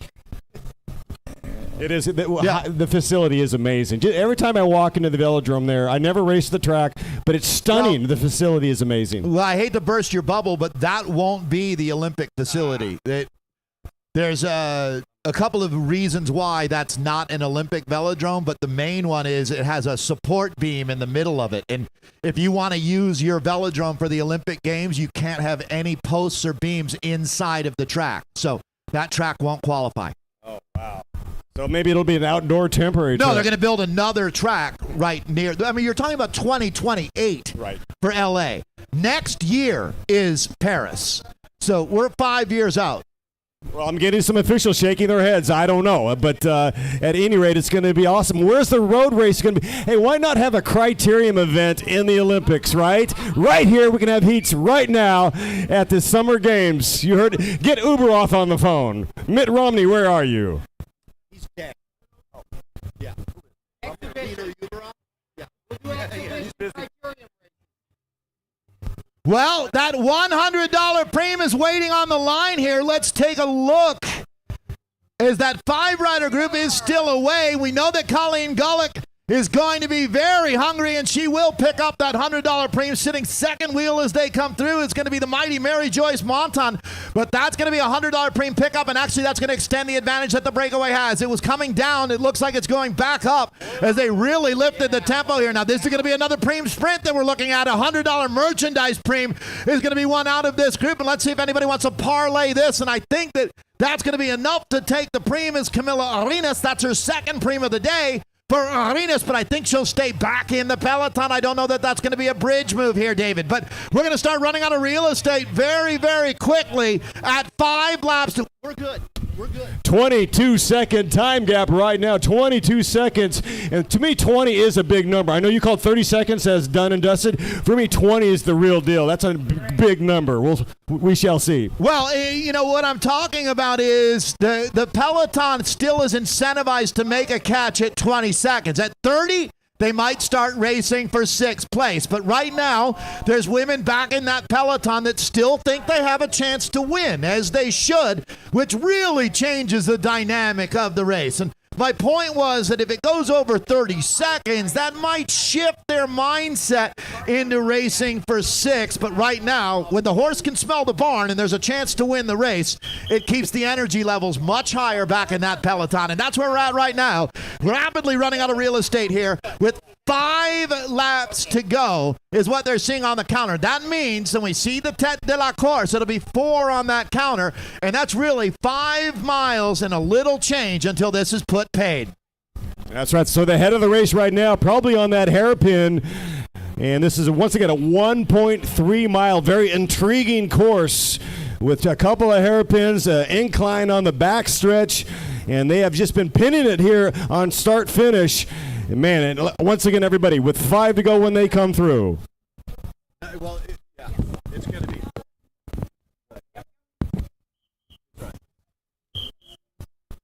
Will be 4 at the line.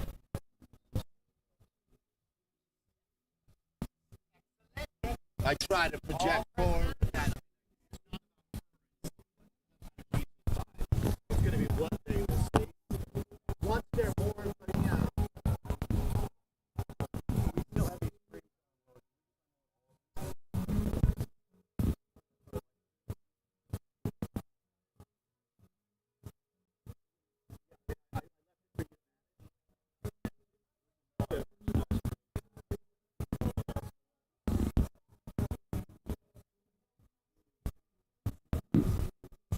Yeah, so we still have on offer some merchandise Preems, and they are extremely valuable. We're going to ring the bell for merch. Roughly $700 value. When they come through, we will ring the bell. Well, and for this Prix, obviously we want to thank Chevron and Shimano. This is a huge merchandise Prix, over $700 in merchandise. Shimano, Selle Italia, Continental tires, and a cask helmet. So a huge merchandise Prix for the ladies. Again, thank you to Chevron, Shimano, Selle Italia, Continental. It's quite a Prix. So a real grab bag. If they can catch them. You got to catch the break if you want the merchandise up the road with 4 laps remaining. If you ring the bell for them, they're going to think it's a pass sprint. With that, the rule of thumb is 10 seconds separating. So you're re-ringing. You start ringing the bell for a second. After 10 seconds.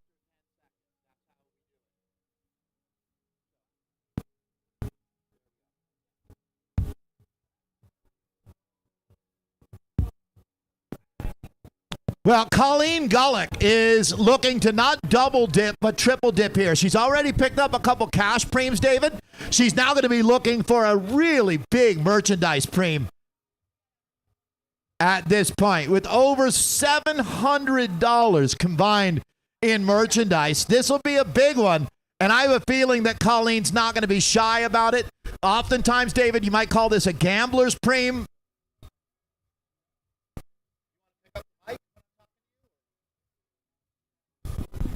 Gambler's Preem is, so, you know, the risk is if you sprint too hard now, you won't have it for the finish. My estimation is that Colleen will be able to play both cards. Well, if anybody can do it, Colleen Golick, because again, she knows where that line is. She knows how to suss out the energy, and she is a brilliant rider, but she's got some company, rarefied air in that break right now. Great. What have you got there? Well, I've got the composition, I've got the numbers, and I'm going to translate them to names here shortly. Laurel Ratburn in the breakaway. Also there is Georgetta Ungrano.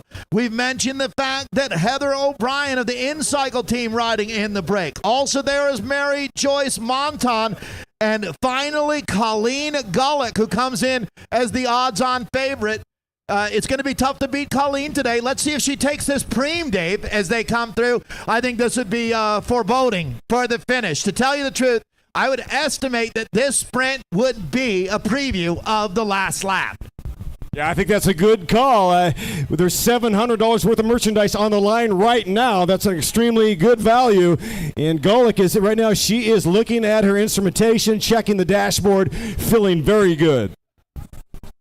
So, and again, we've talked about Georgetta, the Romanian rider in that red, yellow, and blue jersey as the Romanian national road champion. She might be the biggest threat for Colleen Gullick, or is it going to be Mary Joyce Monton, the Austin Aviators rider, who is in that maroon colored jersey? Here's your lead moto, and this is going to be over $700 in merchandise waiting on the line here. Again, Colleen Gullick came to mop up. Is she going to get this one? And no, it looks like that's going to be Laurel Ratman on the front. So Laurel Ratman is going to, that's not Laurel Ratman. That's Heather O'Brien. Heather O'Brien on the front right now there for the InCycle team. So good job by Heather O'Brien picking up that Prix. Absolutely. Heather O'Brien, she really timed that to perfection with InCycle Mommies. So that is a correction, apologizing. Heather O'Brien has been riding in this breakaway here, been calling her Laurel Ratman a couple of times. So definitely credit where it's due. 169 Heather O'Brien riding up there, and she picks up that Prix. So that's impressive, no question. 3 laps remaining. Nice to see Dom from InCycle, Dominic, joining us here. I saw an InCycle just opened up in Fort Collins, Colorado. Is that you? Partners, right? Yeah, so always cool. The old San Dimas stage race. Dom has helped support racing in this in America for a long, long time. What's that? Yeah, we got the InCycle Mommies out there racing now. We just mentioned O'Brien up in that breakaway. So let's see what they can do. One of Southern California's favorite teams, InCycle, no doubt. We had a chance to talk about Priscilla and Shelby, and their legacy continues with this squad.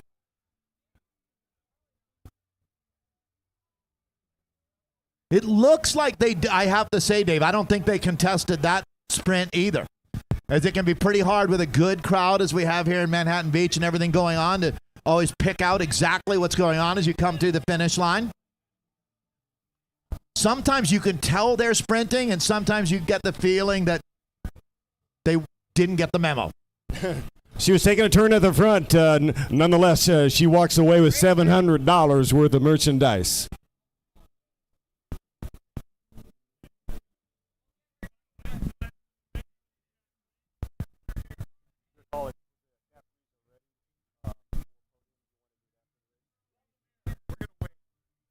We're going to present our Cat 3 men's podium right after we finish our pro women's event. We're down to 2 laps of racing here. All right, you know what? All right, we can do it now. Here we go.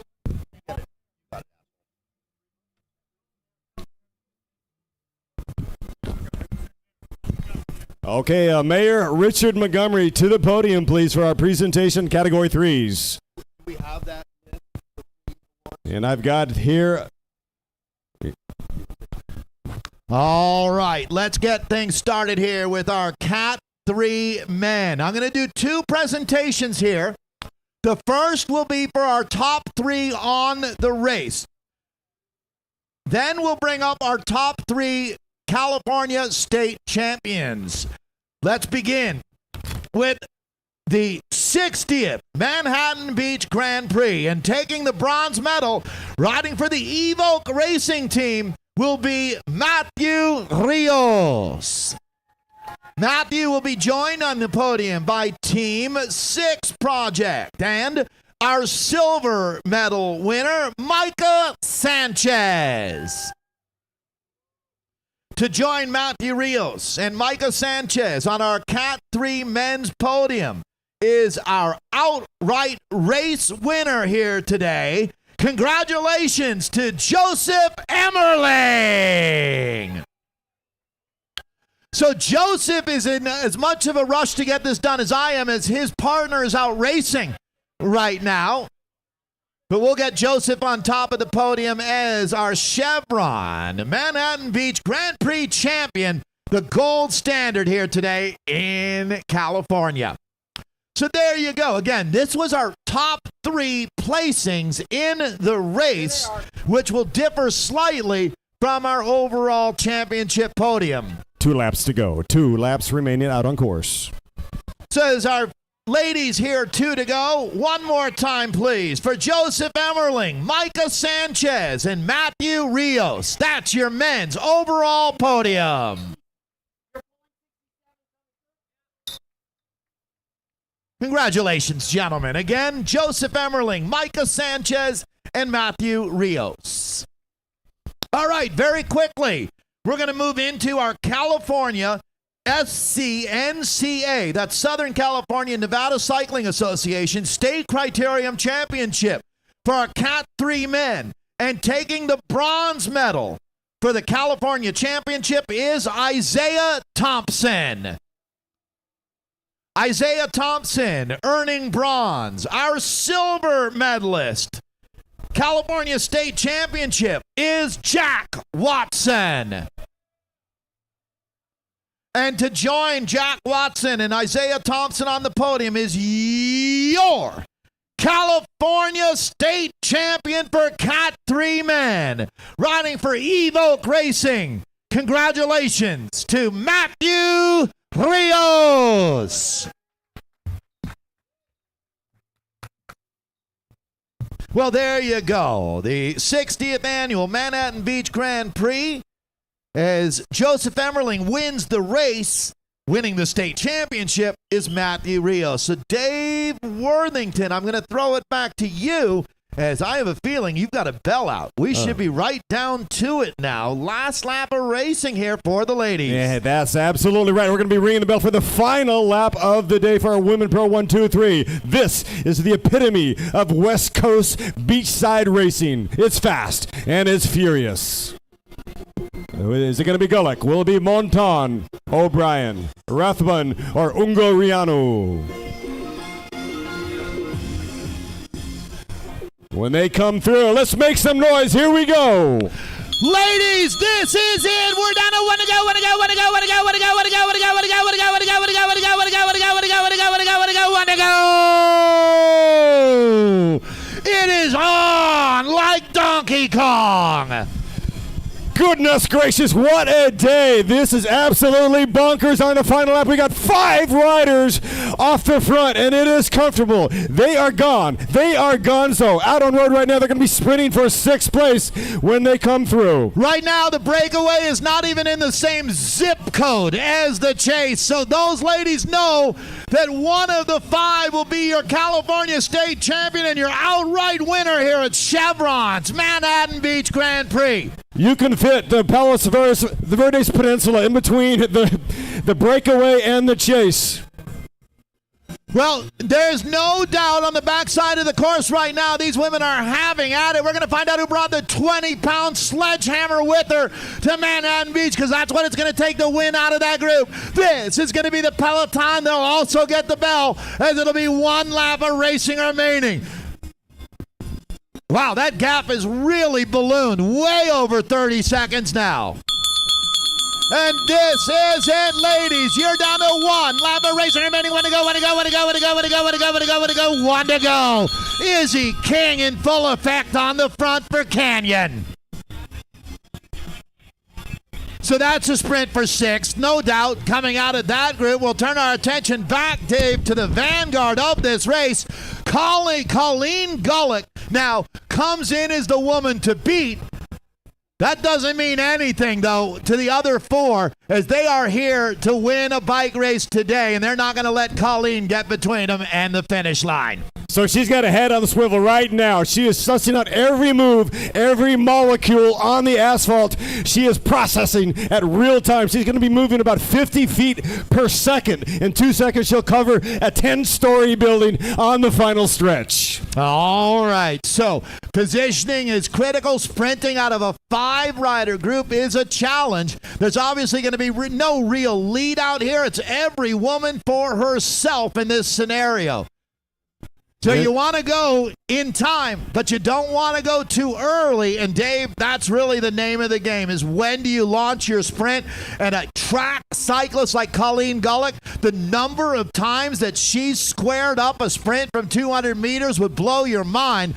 Let's see if the other ladies can crack the code in how you beat a gold star favorite. Well, she's a master of the algorithm, and she's got the legs, and she's got the heart. Now, everybody in that five is good. This is where you really hope you've got Tektron in your legs, right? That's the difference maker out here. Here's your lead moto. Let's make your way to the barricades. There's a hurricane of pain bearing down on Manhattan Beach. Goodness gracious, who will sign on the line which is dotted today? Welcome, everybody. This is Manhattan Beach. This is the 60th edition of the Grand Prix. So you're going to hear a sonic boom coming out of that lead group, and there it is. It looks like O'Brien is launched, but it's going to be Colleen Gullick. Gullick is your champion as Colleen Gullick wins the Chevron Manhattan Beach Grand Prix, glowing away. Absolutely tremendous. In a year like no other, the dream is alive. So winning out of a 5-rider breakaway, we're going to have to take a look, but I think it was O'Brien, Heather O'Brien of InCycle, that takes the silver medal. We'll get all of that sorted out for you, but I think InCycle will end up on the podium with silver, but there is no doubt that Colleen Gullick, the human highlight reel, takes another impressive victory. You're noting during the call-ups, Dave, that she has over 60 professional wins in her career. Make it 61 here at Manhattan Beach. Colleen Gullick also was a professional field hockey. She also went to Maryland. She is a Terp, but she does not move like a turtle. She moves like a hare. All right, now you wonder what's going to happen with our field sprint. Again, you're in the money. This is a significant moment for these riders. The break stayed away, but here you go. The gladiators of the road coming in, and how about that? Right up on the front, dominating out of that group is Priscilla Garcia. Garcia wins the field sprint. Not bad, about 5 bike lengths by Garcia. Job well done. Remember, that's an $8,000 purse. Our top 20 women bringing home some money. I was impressed to see Izzy King up there contesting in that field sprint. Good for her, getting out of her comfort zone. Going from the gravel world to racing in the top criteriums in America. There you have it. The women are done and dusted with Colleen Gullick taking another big win in the timeline of her career. This is a significant moment today. Coming up next, the second of our 2 main events today, are pro men.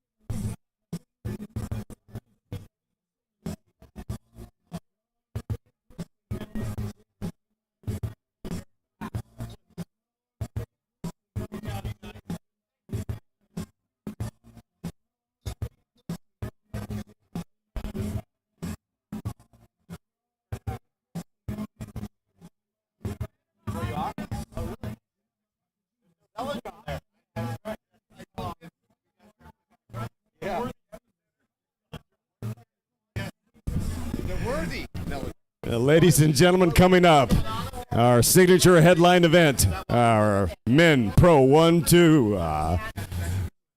And remember, Corey Williams, if he sprints to victory today, he will become the first to win 4 times at Manhattan Beach Grand Prix. He would be the second to three-peat. Rasan Bahati pulled off that stunt. There's only 3 riders in the history of Manhattan Beach that have won 3 times. Scott McKinley, Rasan Bahati, and 1 Corey Williams. Last 5 have been Williams. They went like this: Justin Williams, Corey Williams, Justin Williams, Corey Williams, Corey Williams. And today we've got Tyler Williams also in the house.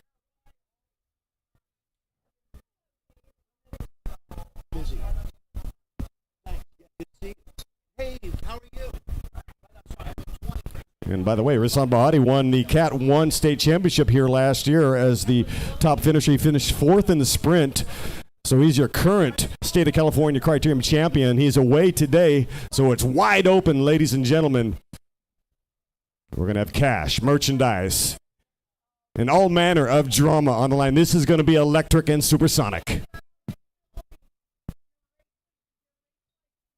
Yeah, and we're going to hand it over to Dave Toll for our call-ups.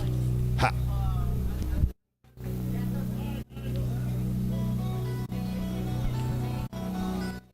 As we congratulate our women's champion, Colleen Gullick, it's now time to turn the page for our second main event here at the Chevron Manhattan Beach Grand Prix.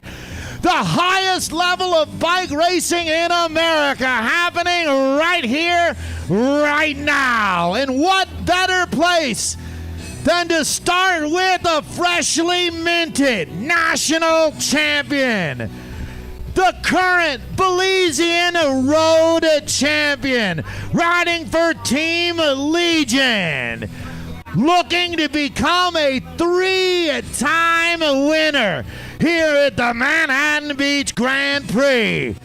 Ladies and gentlemen, the winner of Dana Point, Tulsa, Boise, San Dimas, Murrieta, this is Corey Williams.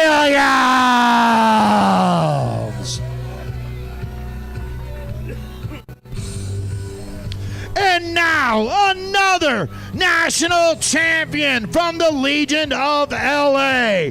He's had huge wins in Tulsa, Redlands, Harlem, Boise, and in the Lions Den in Sacramento. A 2-time winner here at Manhattan Beach back in 16 and 18. This is the legend, Justin Williams. He is fresh off an absolute stunning ride at the U.S. National Championships in Knoxville, Tennessee. He picks up 2 silver medals there to add to his overall win at the Joe Martin stage race. Ladies and gentlemen, say hello to Legion of LA's Tyler Williams. And now, what a moment to bring to the front line the reigning national champion from Mexico, riding for the Butcher Box teams. He's our back-to-back silver medalist here at Manhattan Beach Grand Prix. Let's welcome Eduardo Cruz. Racing out of the United Kingdom as he adds to the roster for SoCalCycling.com. He's been on the podium at Murrieta and the Tour of the Gila. This is Theo Holzer. And another danger man for the Butcher Box team. Riding out of San Diego, a national champion on the velodrome. This is Butcher Box's Eddie Huntsman. And now the People's Champion. Riding for the Miami Blazers, he won the Criterium at the Redlands Classic this year. Let's give it up for Dante Young. And now we will call the rest of our field to the line as we get ready to hit out with authority for the Manhattan Beach Grand Prix. We'll turn it over to Steve B. As riders, these will be your final pre-race instructions.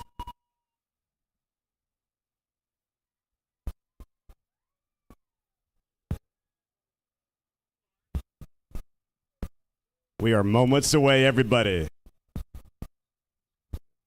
This is not a simulation. This is real. Riders will be racing for 90 minutes, 1 hour and a half. That part on your left will 4 to go. Race hard, race safe, on my whistle. Racing for 90 hot minutes. We're off and underway. Our men pro 1-2. Welcome to the 60th edition of the Manhattan Beach Grand Prix. Since 1962, the cornerstone of high-octane criterium racing here in the States. Right here, right now in SoCal.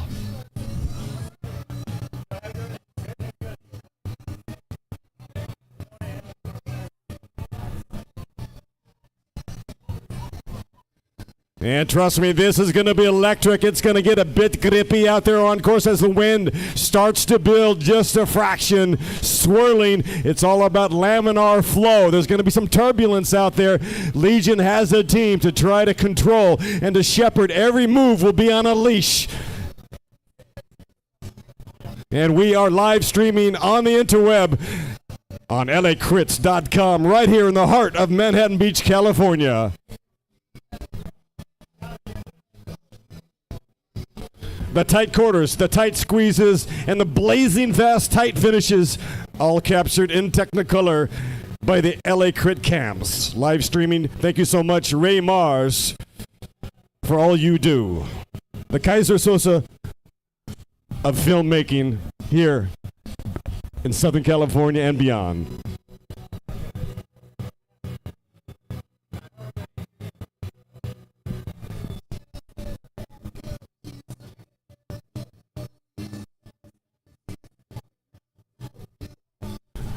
All right. The eye in the sky does not lie. The pilot is in charge, Ray Mars. We call him Kaiser Sosa because you never really know who he is. He's lurking in the green pastures, in the grassy knoll, and he is a genius at putting together sizzle reels.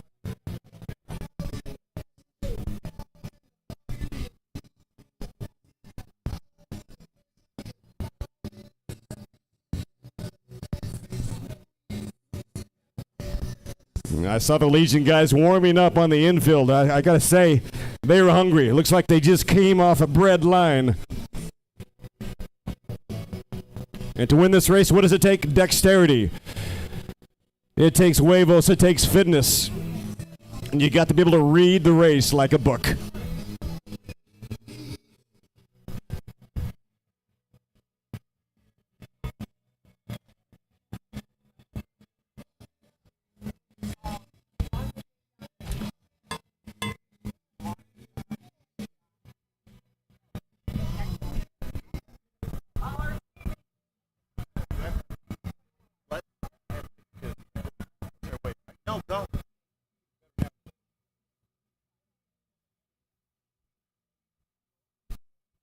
You don't know how long you're going to see this group together. That looks like above and beyond. Excuse me, let me get that team right because it's impressive that they've taken control of the front of the race already here as we send them through on lap number 1. So, again, it's a script that's yet to be written when we look at this race. You really don't know what's going to happen. I mean, if you want to go straight to the final, well, we could start talking about the best sprinters to look at, and I'm sure we will during this race. I mean, you have the biggest names in sprinting of their generation in this race. I mean, you don't need to look any further than the Williams brothers.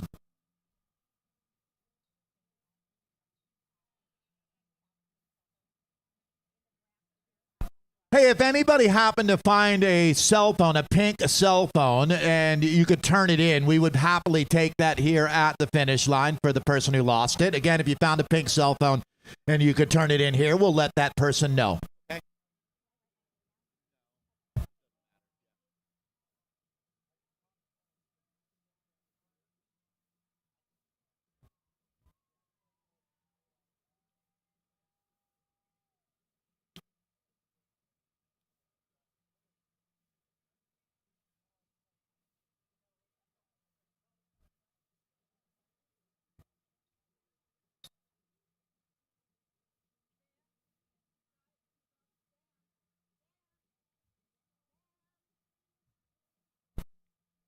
Hey, sir, heads up. Thanks. It just get you off on the first opportunity there for your safety.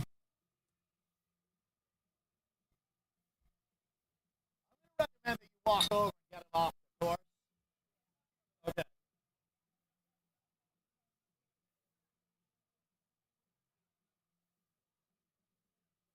I wouldn't assume that he's just going to leave.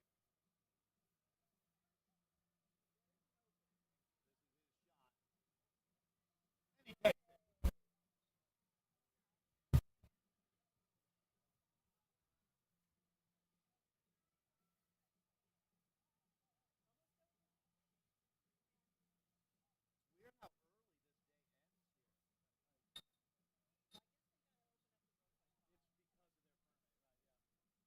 I wonder why.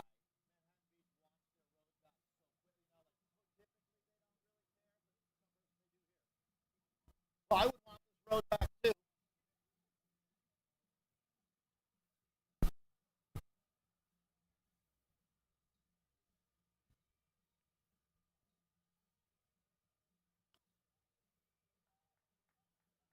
Well, taking a look at the front of the peloton, you can see how dynamic it's going to be now. That's going to be Tyler Williams in the white jersey on the left-hand side of the course, making his way up to the front.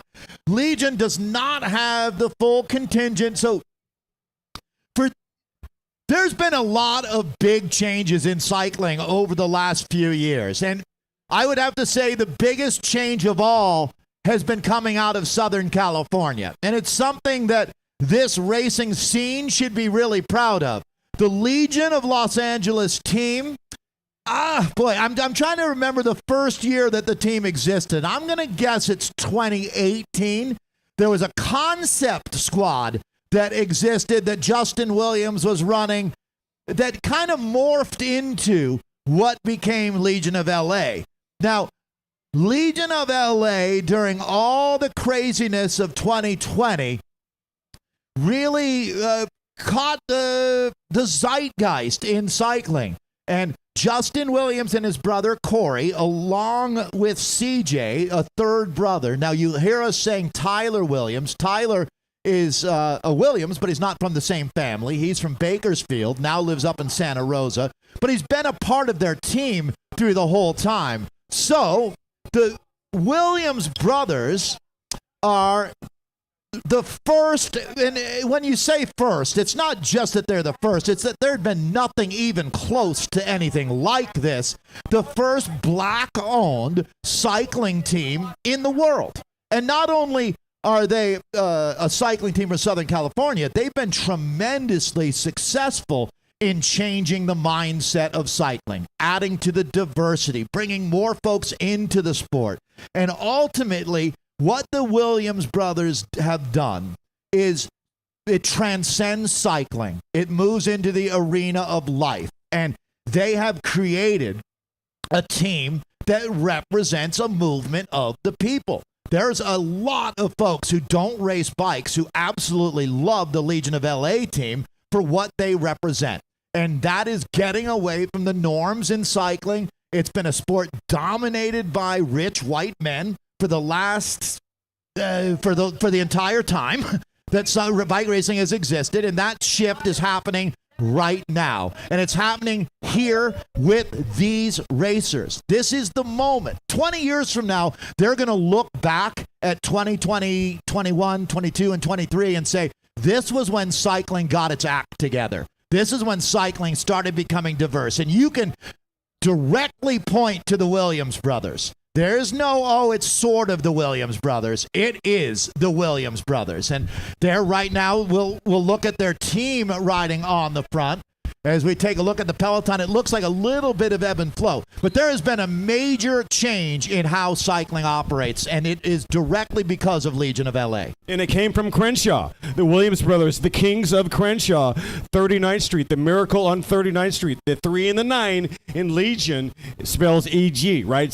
So they came from the streets, and they are all about inclusion and really making an impact on the bike, but also off the bike as well. And they've done, I mean, when you look at it now, there's a lot of great athletes in cycling that have come out of Southern California. I didn't see Kendall Ryan taking the start today. I don't know where she's racing right now, but Alexis Ryan, Kendall Ryan, they're from Ventura. They all came up with Corinne Lebecki, formerly Corinne Rivera. Corinne was married. But these kids all in the really it's from 2005 to 2010 that they go from being 12, 13-year-olds to moving out of that junior ranks. And what they did collectively, Corinne, Justin, Corey, Alexis, is changed the game. And it was a game that needed to be changed without any doubt. So now we're starting to pick up some momentum. And you're seeing teams like Dante Young is a good example. Dante Young is in the next wave of cyclists to follow. And you have to look, as I was saying with Ted Ernst earlier, we see far because we're on the shoulder of giants. Well, Ted is one of the first giants. Rasan Bahati deserves a lot of credit for moving the ball forward in his time. And really, Justin Williams picked up right where Rasan left off. Corey Williams, a younger brother. What is Corey, 5 years younger than Justin? It's about that. And Corey Williams is now really, I would say, taking the lead in that. So that just gives you a little bit of a backstory as to where we are right now in cycling. And it's important to note that these changes are happening. Absolutely, making a definite, real impact on the sport. And I do give some credit to Rasan Bahati. There's a phrase that when the student is ready, the teacher will appear. And when the student is really ready, the teacher will disappear. Rasan Bahati did his work right, and now he's moved on to other things. He's no longer the godfather of Legions of Los Angeles, but he was at one point in time. And also Legion was kind of known as typecast as what? Sprinters team. Just a bunch of criterium sprinter guys. They have smashed that typecast. Robin Carpenter picking up a win Friday in Chicago. They're just another example. Tyler Williams getting second and third at U.S. Pro and U.S. Road Race in Knoxville. And tremendous. So that you can no longer pigeonhole them as just a sprinters team. They've got all bases covered. And women's also. The women's program, stellar. Just stellar. Yeah, there you go. So taking a look now at a race that is absolutely moving into another phase here. You can feel the speeds are starting to increase. That's going to be John Garbo of the Go Fast team there in purple up on the front. You can also see how tail gunning, when done correctly, is not such a bad idea. But you got to believe that the race is going to stay together. But the guys sitting at the back of the peloton looking like they don't seem too bothered right now. Early going here at the Manhattan Beach Grand Prix. That's Bahati used to do that also. Ivan Dominguez was famous for tail gunning. He'd be dead last, 150 guys lined up, takes 15, 18 seconds for the peloton just to pass through, and there's Ivan Dominguez winning the race with Toyota. Yeah, tail gunning exactly as it sounds. Riders who realize that this is another hour until we'll get into the finale of this race. It's a lot more pressure to ride in the first 10 riders. That's where the attacks are going, and there's just a different energy up in the front of the bike race, whereas in the back, now there's a caveat to this. You have to be extremely strong and extremely skilled to pull this off. Most of the riders are at the back of the field because they're not the strongest. The few riders that are back there that are strong are doing it because it's more relaxing to race back there. They know when push comes to shove that they'll be able to move up and be a part of that conversation. There's other riders around them that are at the back now, and they'll be at the back at the finish of the race as well. They don't have the same ability to move around at will. So it's not like everybody should be tail gunning. Only the best that want to play that technique should be tail gunning. Yeah, I cannot imagine the confidence required, the hubris, if you will, to just roll to the back. I saw Rasan Bahati on video once. There was a rain downpour. He pulls off the breakaway and actually reduces the pressure on his tires, gets back into the break, and wins the race back east somewhere. But, you know, that's confidence, that's hubris, and that's serious talent.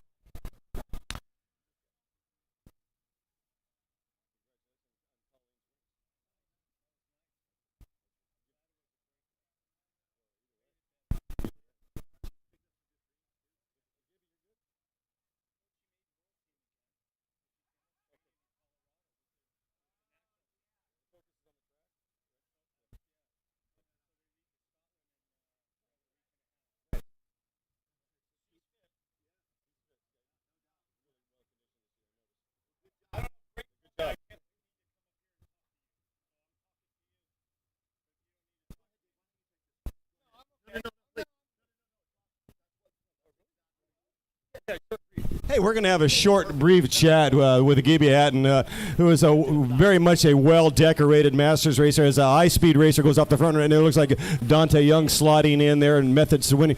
But yeah, pick up the microphone just real quick. We're going to talk about a special rider named Colleen Golick. I think you know something about Colleen, our winner today. Tell me about her arc and where how you got her a little kind of sharpened the weapon this year, and she's got more tools in the shed right now. She's winning off the front. She's winning in bunches. So what kind of changed with the program? Colleen has made the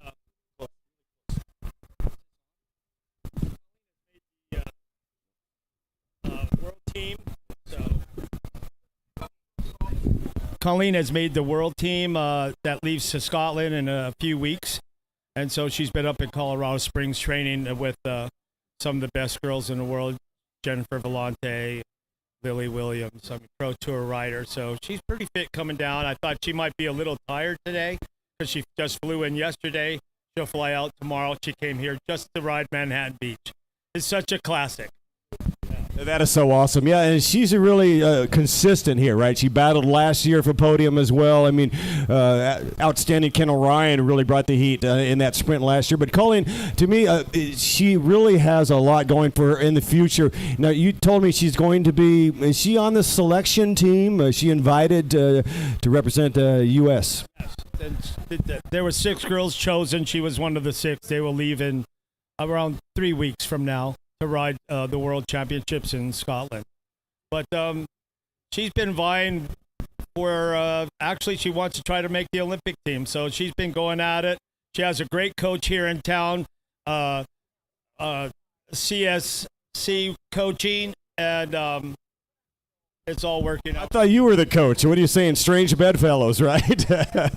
Because what you tell her may be right, but if it's coming from a third party, it's a little bit different in relationships. I totally get that. Well, and how many titles do you have? And I'm going to have you ring the bell here in a second. I hate talking about myself because I'm an old rider, but I've won nationals about 13 or 14 times. I've been 7-time world champion in a sprint event. I was junior world champion. I raced 8 years in Japan racing Karen. I have 156 professional races under my belt. So, well, how about that? That's Gibby Hatton's resume there. He just pulled it out of the pocket. He's being humble. Gibby Hatton, ladies and gentlemen, he's the most decorated velodrome masters on the planet Earth. I just want to say one thing. I'd like to thank all the volunteers, South Bay Wheelmen, everybody involved to be putting on this race. It's the best race in the West Coast. Thank you so much. All right, Gibby Hatton, everybody. Job well done. And so here's our peloton coming through, our men pro 1-2, stamping on the pedals. When they come around, we're going to give away $100 cash. See if we can spice it up a bit.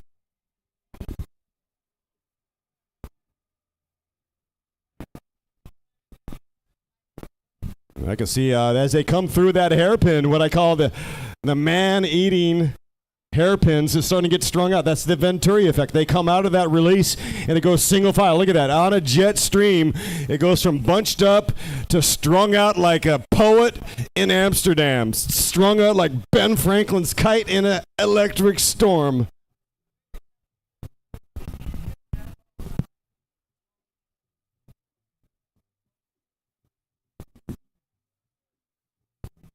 But we talk about Corey Williams, he's got a target on his back, but, we wonder, the storyline for me certainly is that if he wins today, he will become the second to have three-peated here.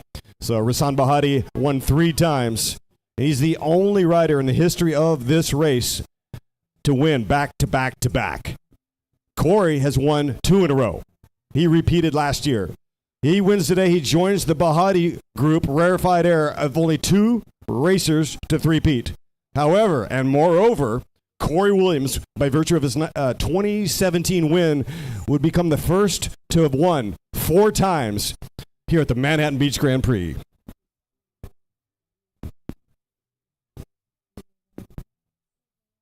A race that's steeped in history.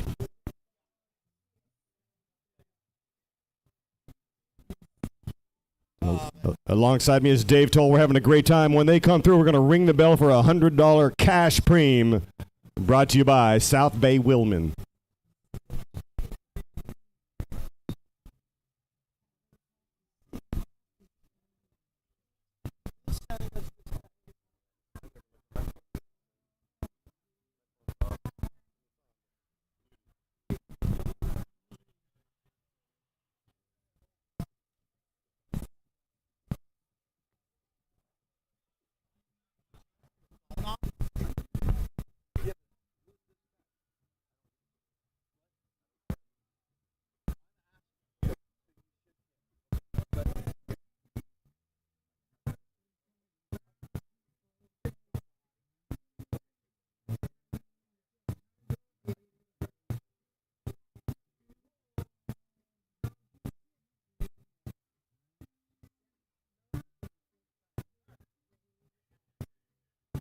All right. You want to see courage personified? Just take a look at the front of the bike race right now, because here we go. There's a man who's digging in, Dave. Indeed. We are live, and we are getting a note from Rasan Bahati right now. He's talking about in 2010 when he set up the Bahati Foundation. Yeah, I read it.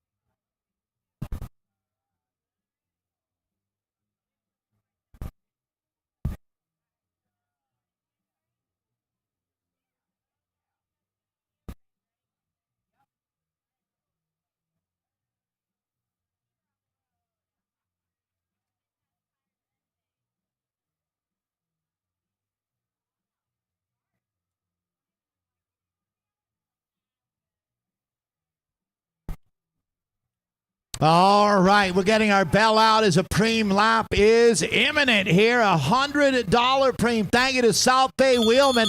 We do have the peloton together, so perfect time to ring the bell. Gentlemen, Prix lap, $100 cash. Prix on the next lap. Prix on the next lap. $100 Prix on the next lap. I see Corey Williams moving up to right around 8th wheel there. So as you take a look at the peloton, it isn't a huge group that we've got together, Dave. Not a lot of room to hide on a day like today. We were talking about tail gunning earlier. Today's not really much of a tail gunning day. Today's the day I would be keeping an eye on a breakaway. So exactly the opposite end of the race is where my focus would be, to tell you the truth. I have a feeling this is the kind of day where we might see a split out there, David. Yeah, and the wind is starting to hotten up a little bit, so that's really going to be a factor. It's very important to understand when that wind comes, it gets a wee bit unpredictable. The flag's starting to dance right now if you look at the boulevard. Yeah, it is coming. In fact, we even had a slight hint of moisture. Well, it lasted just a fraction, but the atmosphere is very good for bike racing.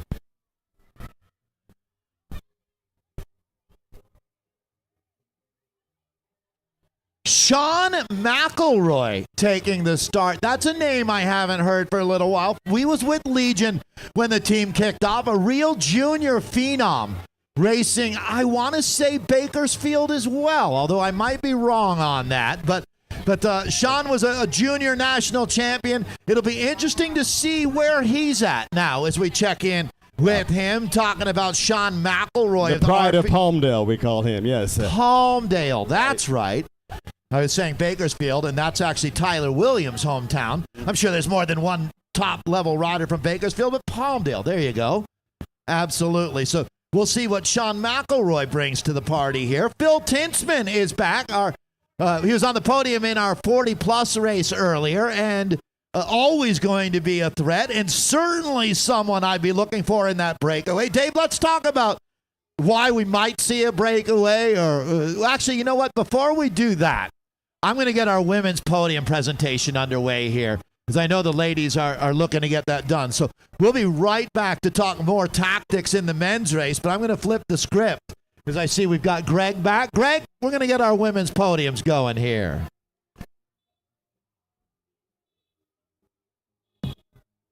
Might as well call this Prix Sprint first, however, as it is $100 waiting on the line for our first rider back, and it looks like Methods to Winning has jumped out of this group. Is it going to be Jaden Yeager? And it certainly is. Jaden Yeager, two-time U.S. national time trial champion, one of our master racers. He raced earlier today, and Yeager is going to pick up that $100 Prix for Methods to Winning. So Rasan Bahati, I understand, watching the live stream in Ghana, will be stoked to hear that his team is back at it on the front of the bike race. Bahati Foundation in full effect since 2010.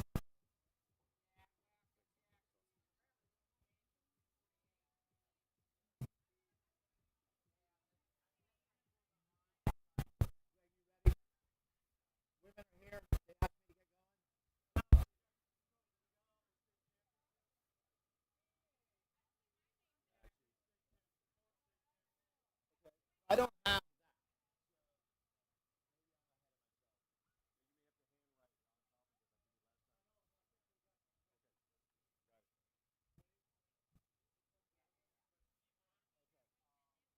Well, I apologize, Dave. Let me go ahead and turn our attention back to the racing as they're still working out some details with that podium presentation. So, that being said, we will make sure that we got everything correct before we get that underway.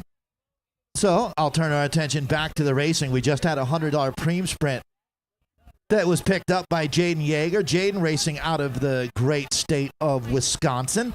I would imagine he made the trip out here just for this race. Add a little vacation in as well. But I'm sure that Manhattan Beach Grand Prix was one of his A-list races for the summer. And Jaden's a two-time Masters champion in the time trial discipline. What a stud.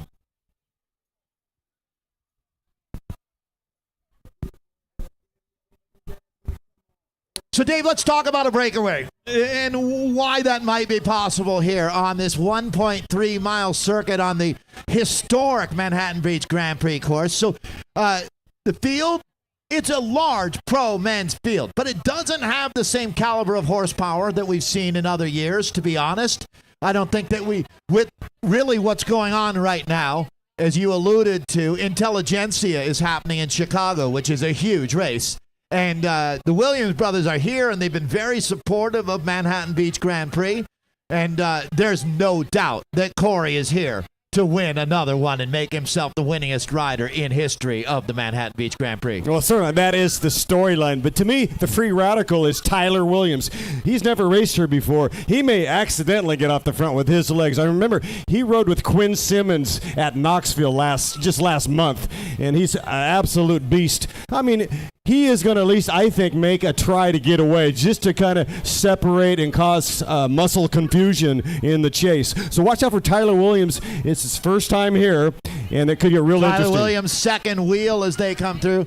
I'm diametrically opposed in that mindset because I know that the Williams brothers, this is their race. I don't know why they would ever give that away, to tell you the truth. What's your thought there? Well, I'm going to build a little bit of drama. Sometimes you get away knowing that you're going to see your guy again. You know, you put on the brakes. In my mind, yes. I guess I'd look for someone on another team to be that danger man, not their own teammate, to tell you the truth. Well, sometimes you just pummel, right? You attack and then you let everybody chase. But who knows? I mean, there's a lot of ways to win a bicycle race. There's not just this idea of you just riding tempo. Yeah. My thought being that this is the home race for the Williams brothers. They have a lot of pride on the line here. Corey can set the record as the outright Manhattan Beach Grand Prix winner. I don't think you want your teammate accidentally winning in front of you in your scenario. I'm just trying to create some drama here, Dave. I'm not going to. I mean, you can't just say. There are other riders that you could look at that are danger men today. Well, no question. in the investment world, past performance is no guarantee of future results. So, hey, it's not obvious to me. Of course, the money is on Corey Williams. And my mindset would be that Tyler is here to help them win. He's a teammate and would be doing everything he could to try to set the table for them. And if it does mean going in a break, well, he's not going in that break to win the race. He's forcing other teams to chase, giving his teammates a better chance of winning. Exactly. So it's okay to create a little bit of chaos if you're that good. If you're Legions of Los Angeles, you can do what's called a fake, right? A dummy attack. And I think we might see some dummy attacks, just kind of freshen up the legs. Sure. All right. Sharon Smith taking the start here. That'd be an interesting one to see. So Sharon races as a master, which is generally going to be riders over 35 years old. For him, I don't know that Sharon has ever beaten the Williams brothers in a straight-up throwdown. I have not seen it. He's shadowed. He's been there, but yeah, he's never come across ahead of those guys. They're on a different level. But yeah, he might get a top 10, top 5. Sharon Smith getting up there in age, but he is absolutely still one of the fastest guys on the planet in 40-plus division. One rider to watch here is Ryan Jastrab, the brother of Megan that we talked about. He is a more than competent sprinter. Has spent plenty of time on the velodrome. We talked about the advantages that has. He's a little bit younger than the Williams brothers. I believe that Ryan probably in the 23-year-old range right now. So he'd be a guy that I would watch. This split has gone clear, however, as we take a look at really the first breakaway of the day. That's with John legs. Garbo in that move, yes. Yeah. And Matthew Amano as well, the other rider. You can see that the chase starting to be organized now is Alberto McPherson of the Project 149 development team leading up the chase. Interesting that Legion getting other riders to chase back early breakaways. Good for them. That's what you're looking for. If anybody wants to help, go for it. Absolutely. If you want to be invited to the patio, come on up. So right now it's pretty much controlled. We've got a pretty good situation for Legions of Los Angeles. Project 149. A lot of those riders are actually from south of the border. A lot of Mexican nationalists coming up. It's pretty cool to see them develop these young riders. Any idea? I have known myself what the 149 references. Have you ever had a chance to ask? No, it was explained to me. I think it's an area code somewhere. We'll have to Google that, right? 149 area code. In Mexico? It's either Mexico, San Isidro, Chula Vista, something like that. But yeah, they're really cool. They do a lot of road racing. They're a Boulevard road race this year, and they just got a kind of a La Familia attitude, and they're getting better and stronger. Certainly, for them to get top 10 today would be outstanding.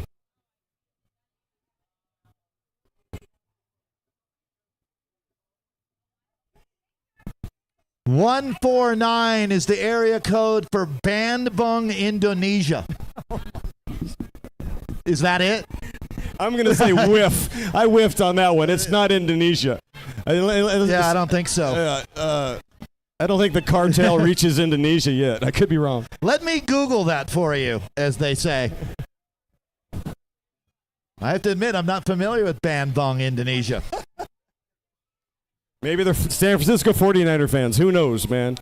There is no doubt in my mind, David, as I look at the start list, that if you want to beat Legion today, you're going to have to do it out of a breakaway.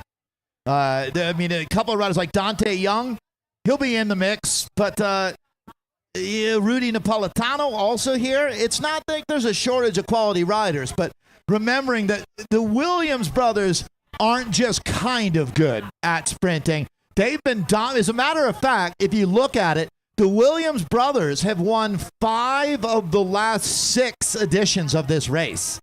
One or the other, talking about, and that's Corey and Justin that we're talking about.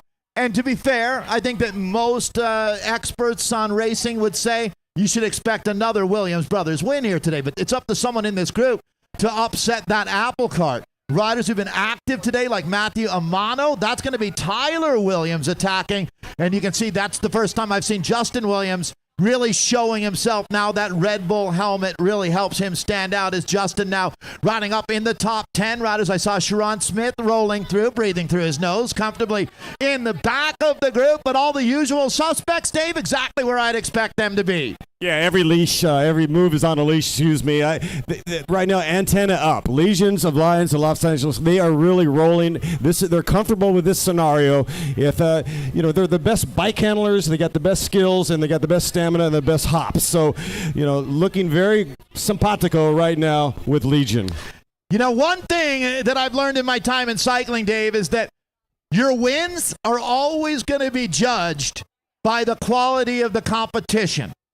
And for the Williams brothers, they've got to come into this event thinking, I'm going to win. It's what I do. It's who I am. There's other riders that are looking at this as the greatest opportunity that they've had in their young professional cycling career. And to beat the Williams brothers in Manhattan Beach, that means your win was stellar.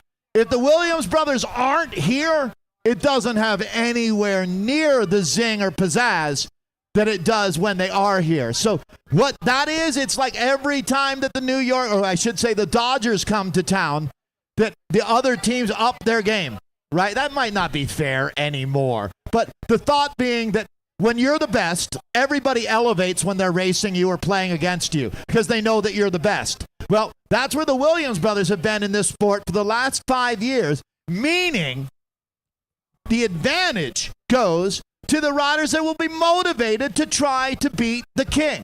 I fully get that. I really do. So if you are Dante Young and you win this Manhattan Beach, you are more stoked by the fact that you beat the Williams brothers as well. Yeah, that's like Leon Spinks, Rocky Balboa, right? A stunner indeed, and that would rock the world. Except for Leon Spinks was a real human being and Rocky Balboa was an actor in a movie. Hey, I thought that was a documentary with Rocky Balboa. Well, no, Leon Spinks was an actual heavyweight world champion. You know that, right? Of course I know that. Right. Yes, yeah. Yeah. Rocky was a movie.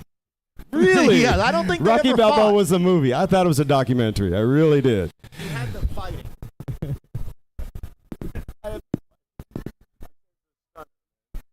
How did Spinks fight Rocky? They're both up there. Big up there. Some guy.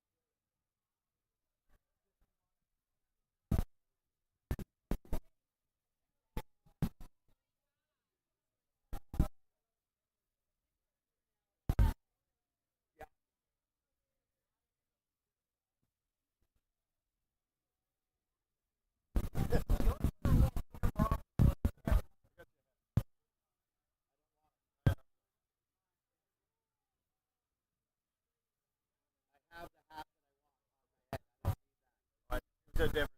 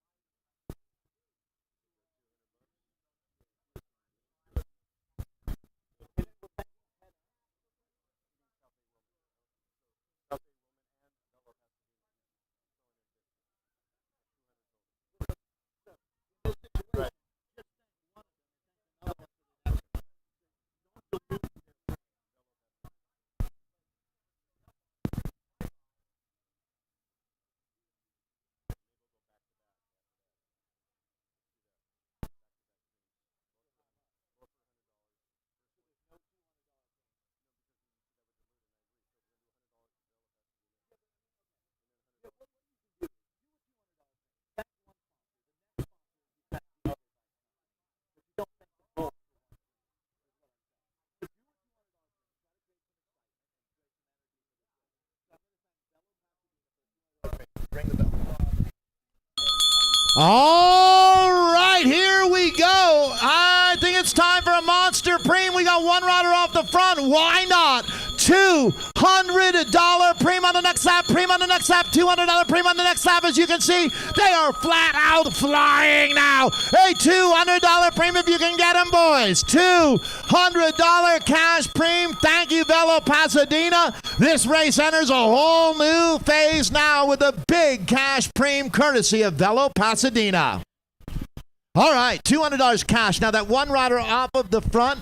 Amano on the move right now. Yeah. He's going to try to get the $200 as he's on the back stretch right now, drilling it up the incline. Yeah, so Amano's been off the front for 5 laps now. That's quite a while to be in the win. And I hate to rain on his parade as far as ringing this bell. I would love to see him, Dave, hang on and collect the 200. But you could feel the energy elevating back in the peloton. It looked like they'd really activated the chase. It had nothing to do with the preem, to tell you the truth. That was just much more about current race dynamics, and it looked like some teams were starting to assert themselves. At some point, we still have around more than 45 minutes of racing, so it doesn't look like Legion wants to take control of the front. And today, Dave, they might be a little more hesitant to try to assert themselves, maybe freelance things a little bit more. I have a feeling they're pretty confident in their ability to do that. Yeah, they're plowing ahead right now. You're right. It's about halftime right now, 45 of 45. So it's a 90-minute race. We are right at halftime, and I think the dynamic changes from here going forward, especially with $200 on the line. So going back to what you were saying with Williams, now is the time that Tyler Williams might just slip into a breakaway and ride in that group for a while, not thinking that it's going to go to the line, but taking some pressure off of the rest of the Legion team. But as a matter of fact, all the other teams really, Dave, should be having some type of a combine organized to work over Legion. And that's really hard to do. Everyone's going to look out for their own objectives. But if you want to beat them today, it's going to take a little more than just you. You're going to need, not necessarily catch a break, but to organize some help. Yeah, and Corey Williams can, news alert, Corey Williams can ride a breakaway, no doubt about it. So he can always jump across. He's got a tremendous pop. So if he has to get across, or if, Justin kind of catapults him into that move, that it's all doable for Corey. I absolutely agree. I mean, as a matter of fact, there's no rider in America that's more versatile as far as in this discipline than Corey. He 100%, Dave. If he's in that breakaway, although I don't know that they necessarily even want to play those cards. Let's take a look at the front. Is it going to be a big preem, $200 pickup? This has been one heck of a ride that we've been witnessing lap after lap. It went from being interesting to now flat out impressive what Matthew Amano is doing. He picks up a $200 cash preem. The peloton has not been giving him a whole bunch of leash. They're racing full gas. Look who's moving up. Jaden and Sharon have moved up into the top 8 spots out there. So, oh yeah, you can feel the cream rising to the top right in front of our eyes. Yeah, really interesting that those two riders are glued to each other's hip. I'm talking about Sharon Smith and Jadon Yeager, and they are top 8, 9 right now. Those wheels are looking very comfortable as they are strung out on the backstretch. They are seriously making time right now, even seeing a few fractures in the peloton. Well, and that's why positioning matters, is if there is a split, getting caught on the wrong side is going to cost you big at this point, as you're either going to have to burn matches or burn teammates to close that gap, and neither of those are desirable at this point. So obviously everybody realizes this, Dave. Everybody knows that riding in the front of the group is where you want to be. It's one thing to know it. It's another thing to do it. And right now, that's where we're at. This is when you talk about only the strong survive. This is one of the moments that gets you there. Absolutely, and sometimes those that need it really are in the back anyway. There's something about riding and surfing the front by these brilliant riders on Legions of Los Angeles. They know how to pick their spots. They know how to read the race, so they participate. But they also do something else, anticipate, reading the moves before they happen. Yeah, and you really, in the discipline of criterium racing, it's the reaction time, animal instincts that are required. If you find yourself having an internal debate about whether you can close down this gap or should, it's too late. You had to respond in real time to these things. A 1 or 2 second lag of dawdling around ends up costing you big in this sport. This is not a sport for folks that have trouble making decisions. Processing on nanoseconds. You're right. A second is too long. You flubbed. Quarter second is too far. You know what? It's exactly, I'll use an analogy in the sporting world. They say that a batter in major leagues has something like 100th of a second to decide whether they're going to swing. You've got about 100th of a second to decide if you're going to cover that move or not before it becomes a moot point. Absolutely. And then seeing the next move. In baseball, you get contact, you're on. But in bike racing, sometimes you're looking at the third or fourth move that has not yet happened. Right, exactly. And that's when you're talking about having that premonition and an understanding. And that's one thing the Williams brothers really do have is they've seen these races play out over and over and over again. This is going to go down as the ride of the day. No question about it. Matthew Amano has been phenomenal out here as he's still off of the front. So credit where credit is due. He does pick up that $200 Prix. So I'm glad that he's rewarded for that effort as back on the chase again. And I have to say that this team has been excellent today. Talking about the squad that's been driving the chase right now, that is Tyler Thorpe and company.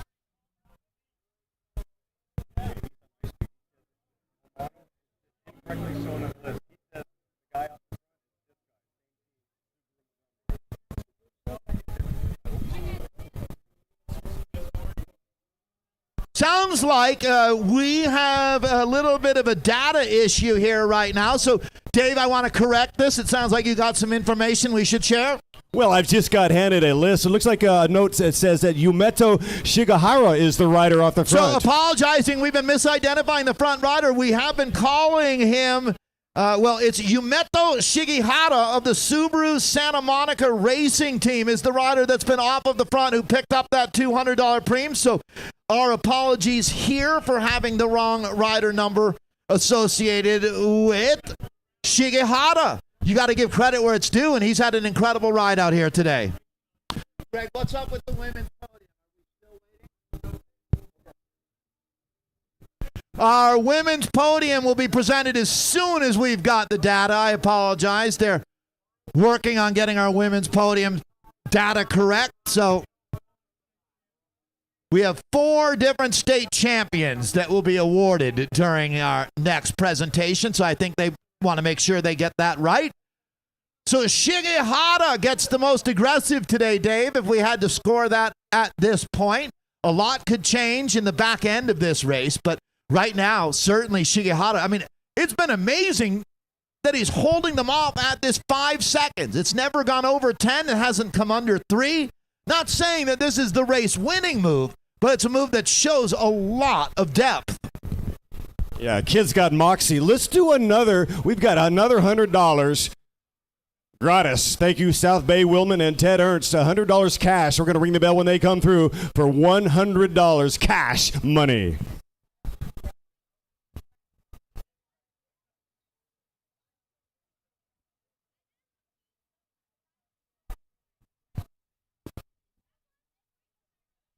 And we are live on lacrits.com. You can see these riders crushing this circuit, bursting through the corners and ripping up the tarmac here at home stretch.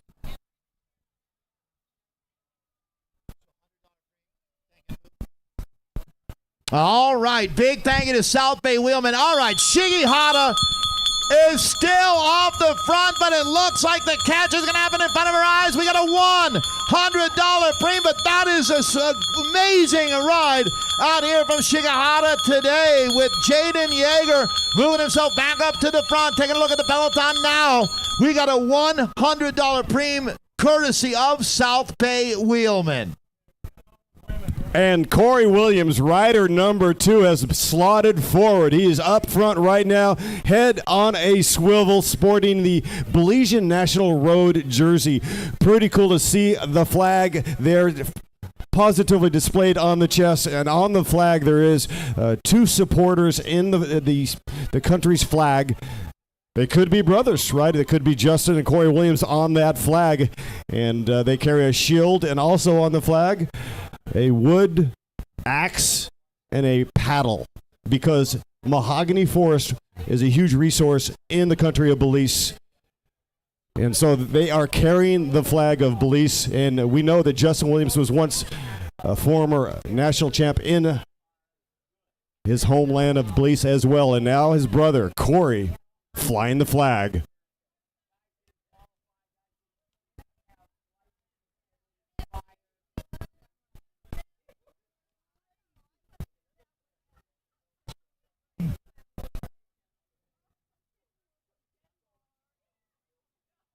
And on that flag, there is a Latin motto that says, Sub ombra florio, I flourish in the shade, which is a reference to the country's forest and its progress. Man and nature in balance.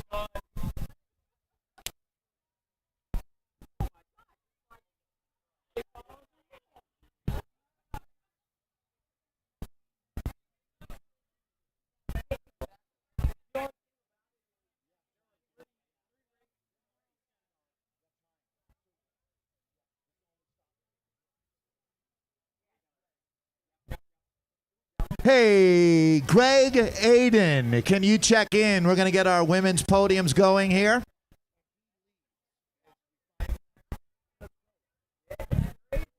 All right, ladies, we're ready for our presentation. Thank you for your patience as we have 3 podiums and 3 state champions to honor here.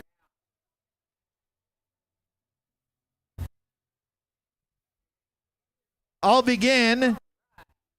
Actually, you know what? I know that Laurel needs to get going, so we'll start with our Cat 2s first here. And let me begin with our bronze medal winner here at the Southern California and Nevada State Championship for Cat 2 women. And riding for the In-Cycle Mommies. The Mammies, this is our bronze medal winner, making the break and driving it home today, Heather O'Brien. Congratulations, Heather. Cat 2 bronze medal winner.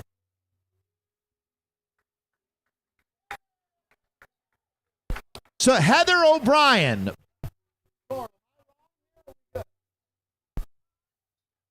Heather O'Brien, you're Cat 2, right? And bronze medal winner?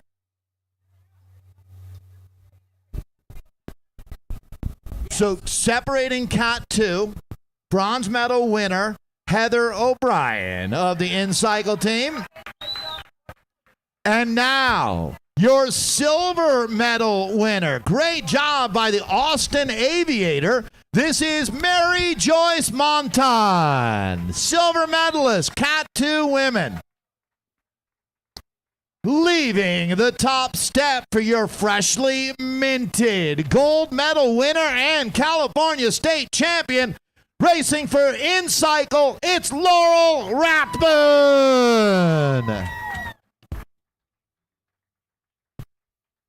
So the Mammies taking the state championship with Laurel Rathbun.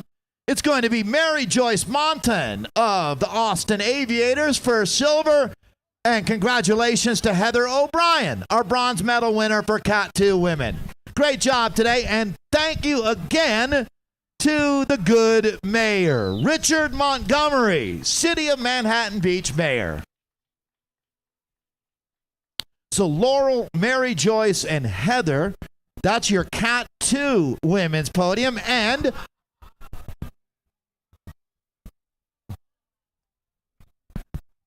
so there you go. Laurel, that looks like a Lola 2. There you have it. So Laurel Rathbun, Mary Joyce Montan, and Heather O'Brien, that's our podium and state champion for the Cat 2s. Let's move to our Cat 3 women next. And she had a tremendous ride today to win the bronze medal. Congratulations to our women's Cat 3 bronze medalist, Shawnee Berger. So congratulations, Shawnee, taking the bronze medal today for our Cat 3 women. She'll be joined on the podium by yet another in-cycle team standout rider. Congratulations to silver medal winner, Feline Endres.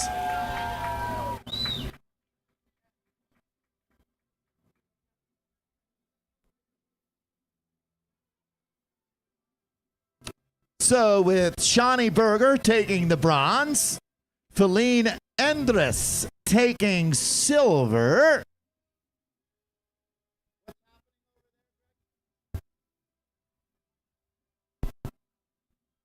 And there we go. That's from in-cycle, Feline Endres.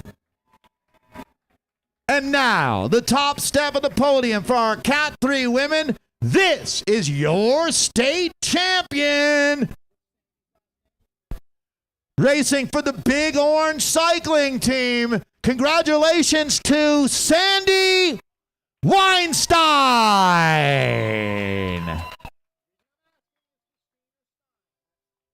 So, Sandy, congratulations.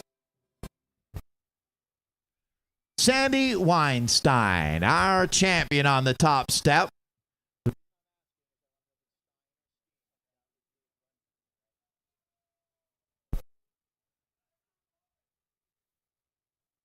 The state champion.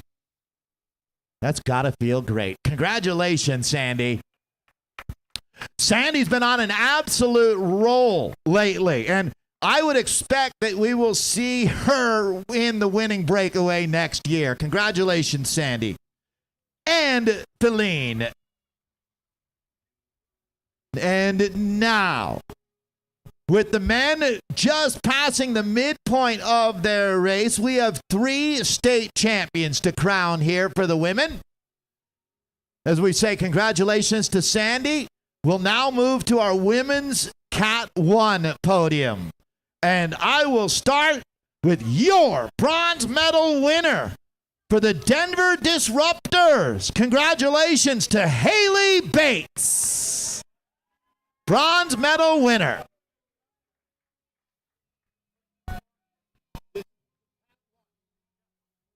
So our Cat 1 women's bronze medalist, Haley Bates from Denver Disruptors on the podium, to be joined by the reigning Romanian National Road Champion riding for the Devon West Cycling Team.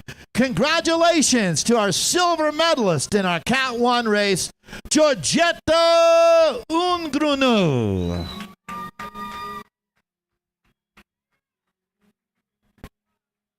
And another special moment here at the Manhattan Beach Grand Prix, as her next stop will be at the Super Worlds in Scotland. As we send her off to represent the United States, this is your Manhattan Beach champion, Colleen Gulick.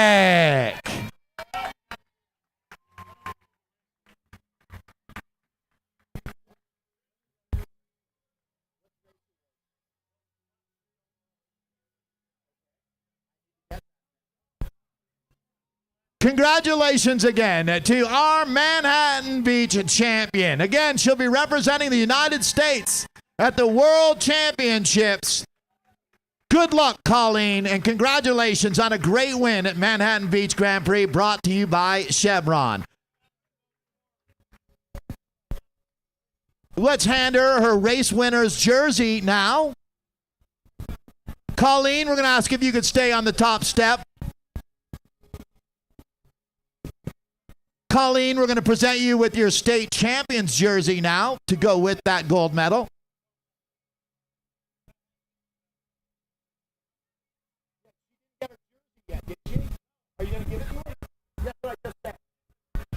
Yeah, we're going to give her her state champion's jersey and medal, right? Okay, great. We're going to bring you up for your Manhattan Beach Grand Prix medal. Come on up, Colleen.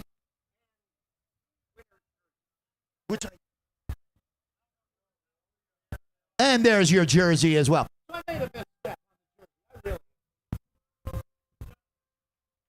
Congratulations again. Our Manhattan Beach Grand Prix champion is Colleen Gullick. And the mayor has the chance to honor our champion here. Thank you, Mayor Richard Montgomery.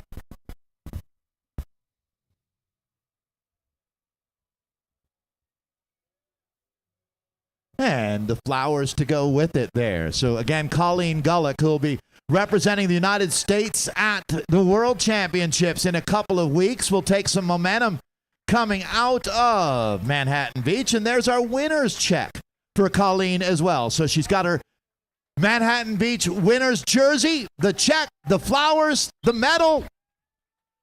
Is there a state jersey? All right, so that's quite a haul there for Colleen. Matter of fact, she's going to need a squire to go with her here. So congratulations, Colleen. All right, so it looks like the peloton is still together. Back to the race action. We've got Romero with about a 5-second time gap. And these guys, forget load management. These cats are moving at warp speed. We had Grupo Compacto until just the last moment. Here we have Giovanni on a move.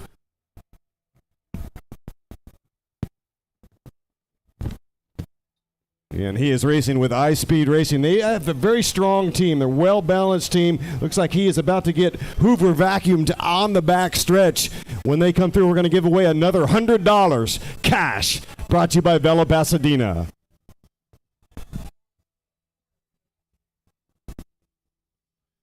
We did see Corey Williams cover a couple moves. We saw Tyler Williams on the counter move. They are doing the dance, no doubt about a lot of accelerations as they go dashing through this course. And they are moving hell bent for leather, going double time right now.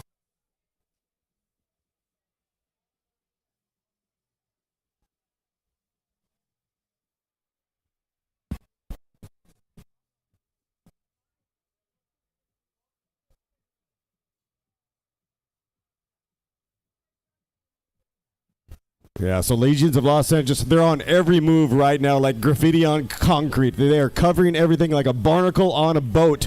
So when they come through, remember, $100 cash. We're going to be ringing the bell as we approach the final, 20 minutes or so.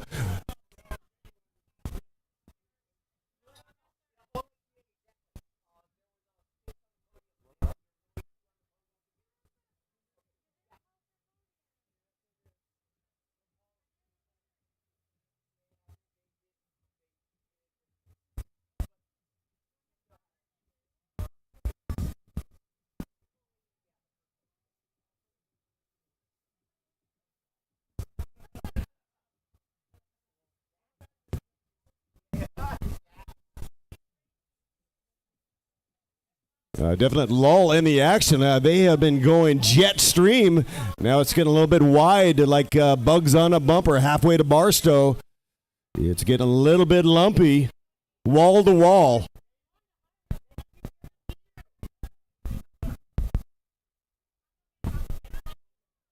All right, here comes that bell for $100 cash. Brought to you by Velo Pasadena.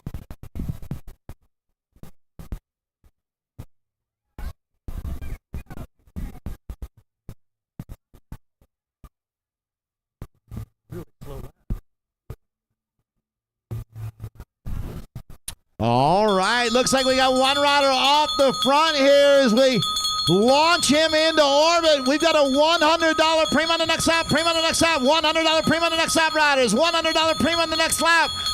This pack of wolves looks hungry as they roll through. One rider off of the front late in the race and another Velo Pasadena Prix.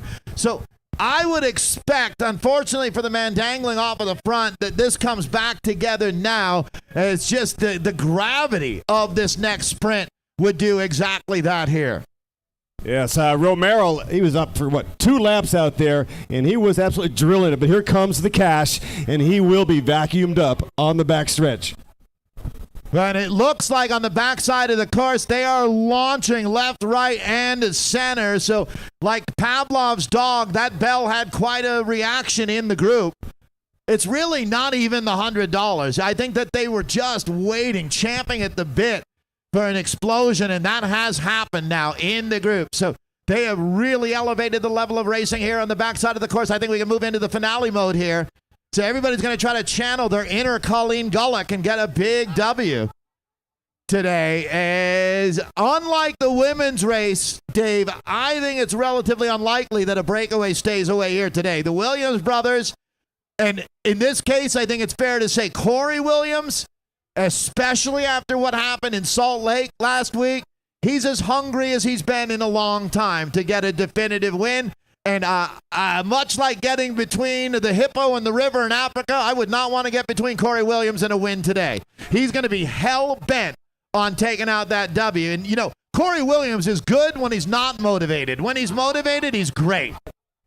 Well said, you know, and he's keeping the proverbial powder dry, right? He's only been out maybe a couple moves. He stretched out the legs. He's in very good shape right now, licking his chops. He hopes to become the second to three-peat since Rasan Bahati and the first to have won 4 times here at the Manhattan Beach Grand Prix. Wait a second. Is he three-peating or winning the score?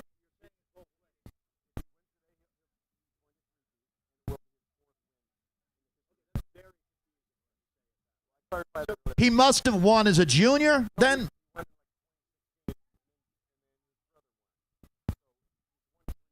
So how many times has he won the pro race? Talking about Corey.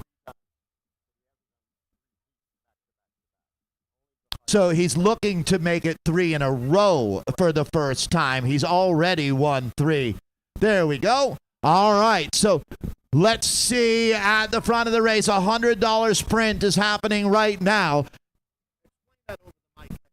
It's going to be $100 Prix pickup here. So that's impressive. Really impressive.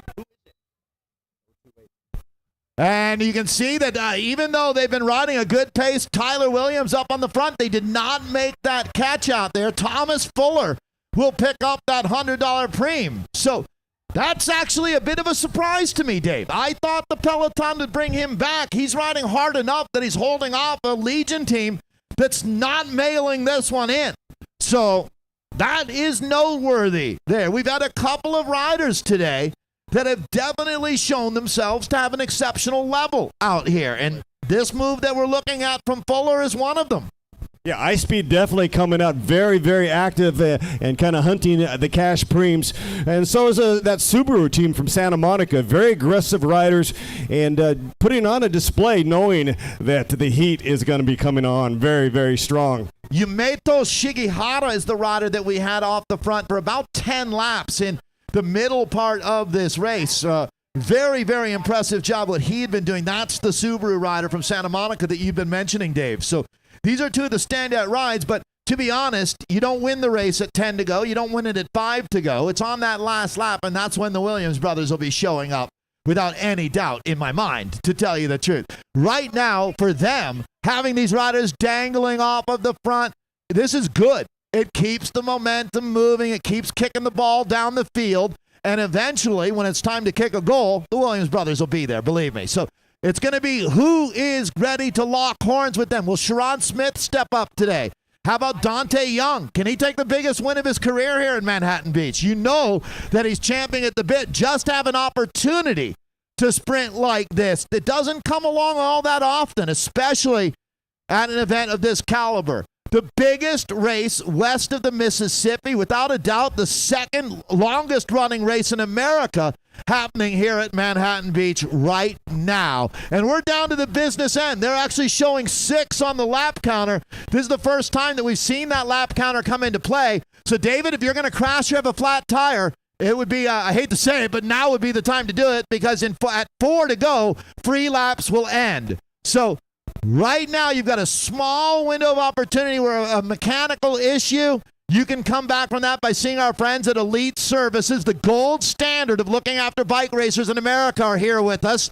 They're based out of Southern California. They're at all the big races in America now. And Mike Wilson and his crew are doing an amazing job, but they are now watching the clock. They realize that in 2 laps, that, they would still help riders if they needed it, but they won't be able to get a free lap at this point.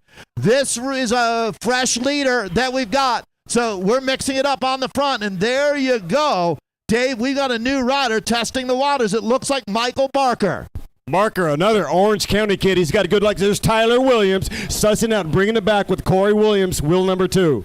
So now, if you want to put a place marker in this moment at 5 to go, what you've got is Legion now stacking the deck. They moved all their riders to the front. They actually have one rider not on their team off the front, which benefits them.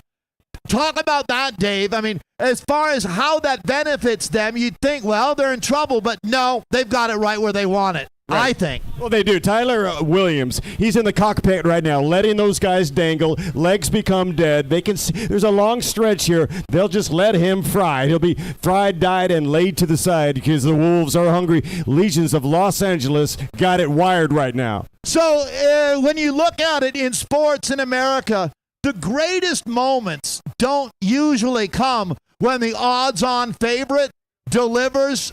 That's what you expect to see. When you see the rider that comes out of the woodwork, that absolutely shocks the establishment, those are the moments at sporting events that you never really forget.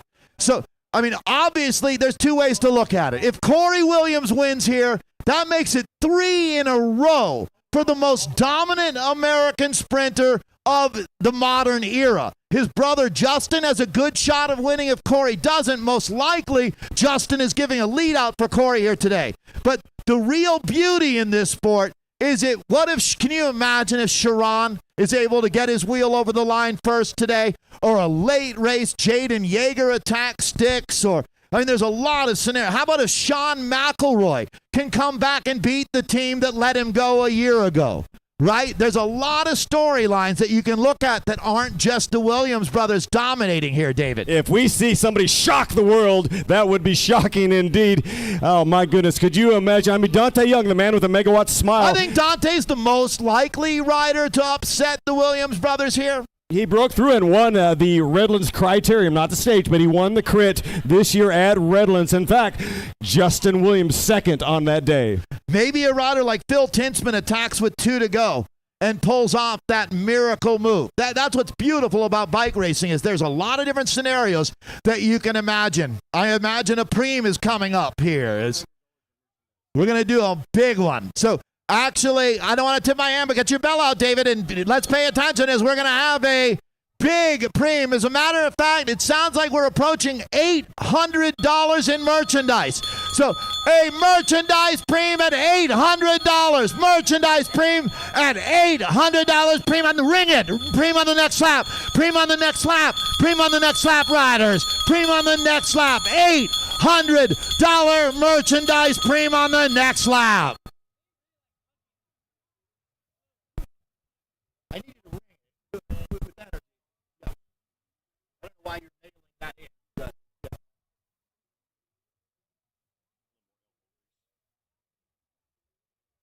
David, who are we thanking for this Prix? I'm sure a lot of folks came together to make this possible, including our friends at Chevron.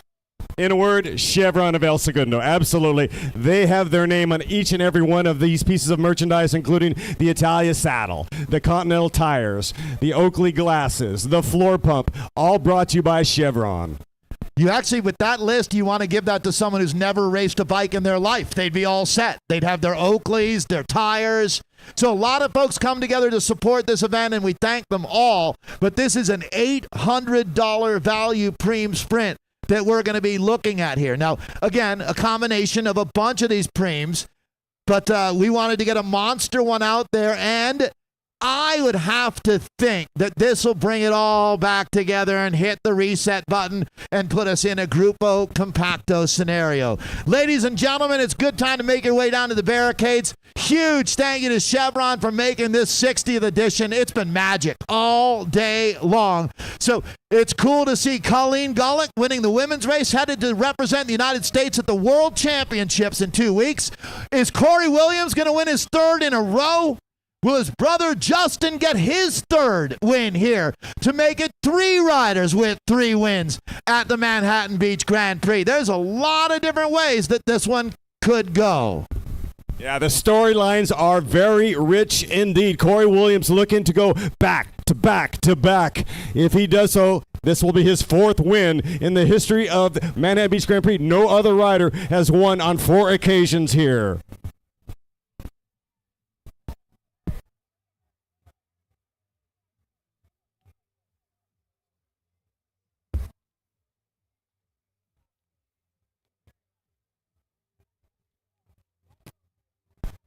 And I know you remember Scott McKinley. He's one of the riders that pulled the hat trick. The hat trick. He won 3 here as well. But not in The Coors Light rider from the 80s and 90s, Scott McKinley. Good to don't want to leave him out. So $800 on the line. Who's going to pick this one up? Expecting it to go to a Peloton. And it looks like 2 riders off the front. So these guys holding off the group. And we're going to score that one, no doubt about it. Sean Codd of the Gillow cycling team, or excuse me, the G-Flow cycling team picking up that one. So let me confirm, rider 20 getting the preem. And yes, it is Sean Codd with a monster preem pickup. Thank you, Chevron. He put some daylight on the pack with 4 laps to go. Now, the question becomes, how much do they need to worry about Sean Codd at this point?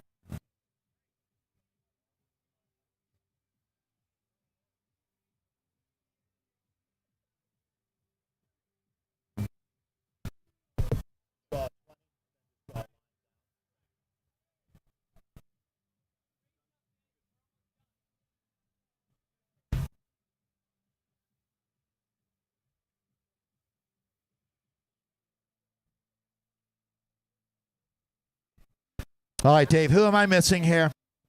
You've been around the scene. What about Attila Frutas of Big Orange? Attila the Hun, a great rider back in the day, but he's had a hiatus, right? So he's one of those riders that has taken time off. But yeah, he was a beast, and he's on that campaign to come back.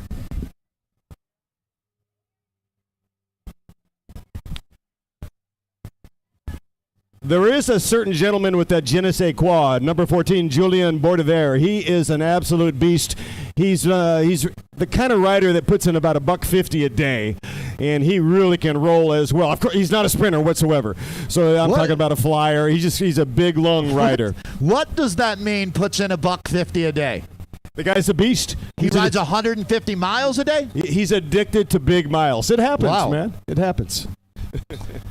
He's like a ram rider, right? He'll get on his bike on Tuesday and end up in Poughkeepsie on Thursday.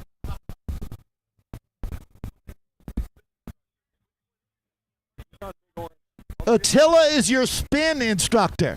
Is that right? Well, he is wearing rider number 27 on the Big Orange team. So he'll be in an orange and black kit. Rider 27, and he was sitting about 2/3 of the way back in the group the last time, so it's kind of hard to pick them out. They all kind of look the same, but that's cool. Thanks for coming out and watching the race. And let's look for the 23-year-old Ryan Jastrap, the aforementioned That's a good Ryan Jastrap, formerly with Wild Generation, and he is a really strong, he's got a really good pop, and we know he can sprint. Yeah, a lot of time on the velodrome. That's the rider I was looking for. That would be someone coming out of the woodwork here. Ryan from Apple Valley, California, grew up in a cycling family. His sister is racing in the Tour de France today.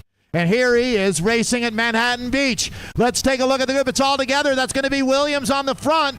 So we've reset things now. Legion taking control at 3 to go. So 3 laps of racing remaining, and the world is back on its axis as Legion on the front. Yeah, we found True North. Also, Nigel De Soto. He got 3rd place here last year. Nigel De Soto. He races European. Another special rider. Look for him to approach that podium. He's got a really big kick.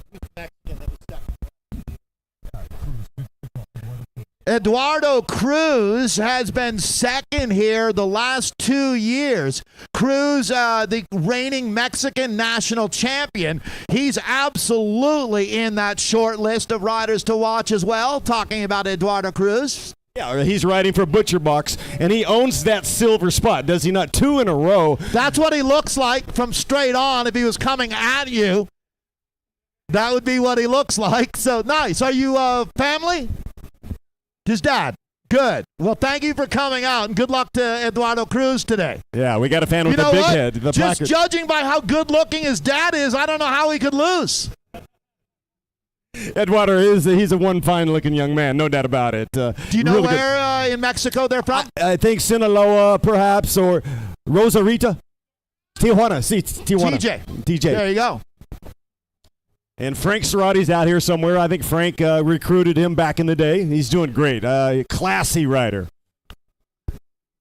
Well, I mean, if you want to talk about diversity, that's what real diversity is. It's not just black and white folks, and we'll get our Latinos in the mix too, and they've never been shy at Legion of making sure that everybody's represented. And that's right. And by the way, Cruz has a lead-out man in Eddie Huntsman, also with Butcher Box. And Huntsman, he's invited to the U.S. track team. So he's going to be representing there US. you go. And I would have to say we've been trying to identify who Legion should be worried about here. Well, I would worry about that without any doubt. So we've identified Ryan Jastrab. We've talked about the Butcher Box riders. Butcher Box is the subscription meat company that you've probably heard of. They have had a sponsorship in cycling for a good 5 years now, and it's going to be fun to see what Eduardo Cruz can pull off out here. We're going to be looking at 2 to go, so the penultimate lap has arrived for our men. It's hard to imagine anything but a field sprint, but David, there's got to be someone who attacks out of this group late in the race and makes that suicide move. Well, let's see if somebody falls on their sword with 2 laps to go in this bicycle race. It has been such a pleasure to be here again. Manhattan Beach Grand Prix, revamped and resurrected. 2 to go, 2 to go. 2 on the counter. Legion taking control. And I wonder what they're talking about. There must have been a crash. Actually, there had to have been. You see the riders waving. So down at the last turn, it looks like there must have been a major high-speed get-off, Dave. Yeah, we got fragmentation on the back. It's not looking good for some of these riders. They're going to have to pull the plug. I think it's a matter of touching wheels on that hairpin at some point.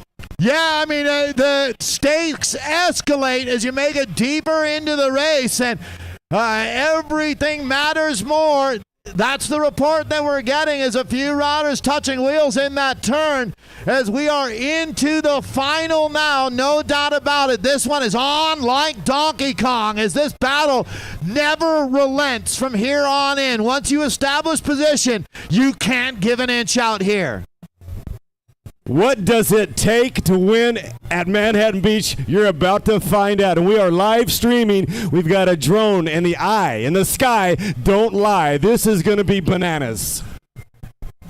So when they come through at 1 to go, you'll really get a feel for the tension at the front of this group. Legion of LA has now, and again, with a major race happening in Chicago this weekend, the entire team isn't here. So it's not that this is the B team. It's just not all of the A team that you've got here. So they're kind of a man down for what you normally see. But Dave, to be fair, it's not like the other teams have stacked rosters here either. So it's wide open. It is wide open. And we know that Corey is ready to pounce, right? He's like a cat, and he sees raw meat. He's going to go for it. He is locked and loaded. No load management here, brother. We are going full tilt. And there is a lot of pride on the line. This is Corey's home race. Now, Corey last weekend had a tough crash with a couple of laps to go in Salt Lake City. And this is, I'm not going to call it redemption, but he is definitely here to do one thing, and that's win a damn bike race. No doubt about it.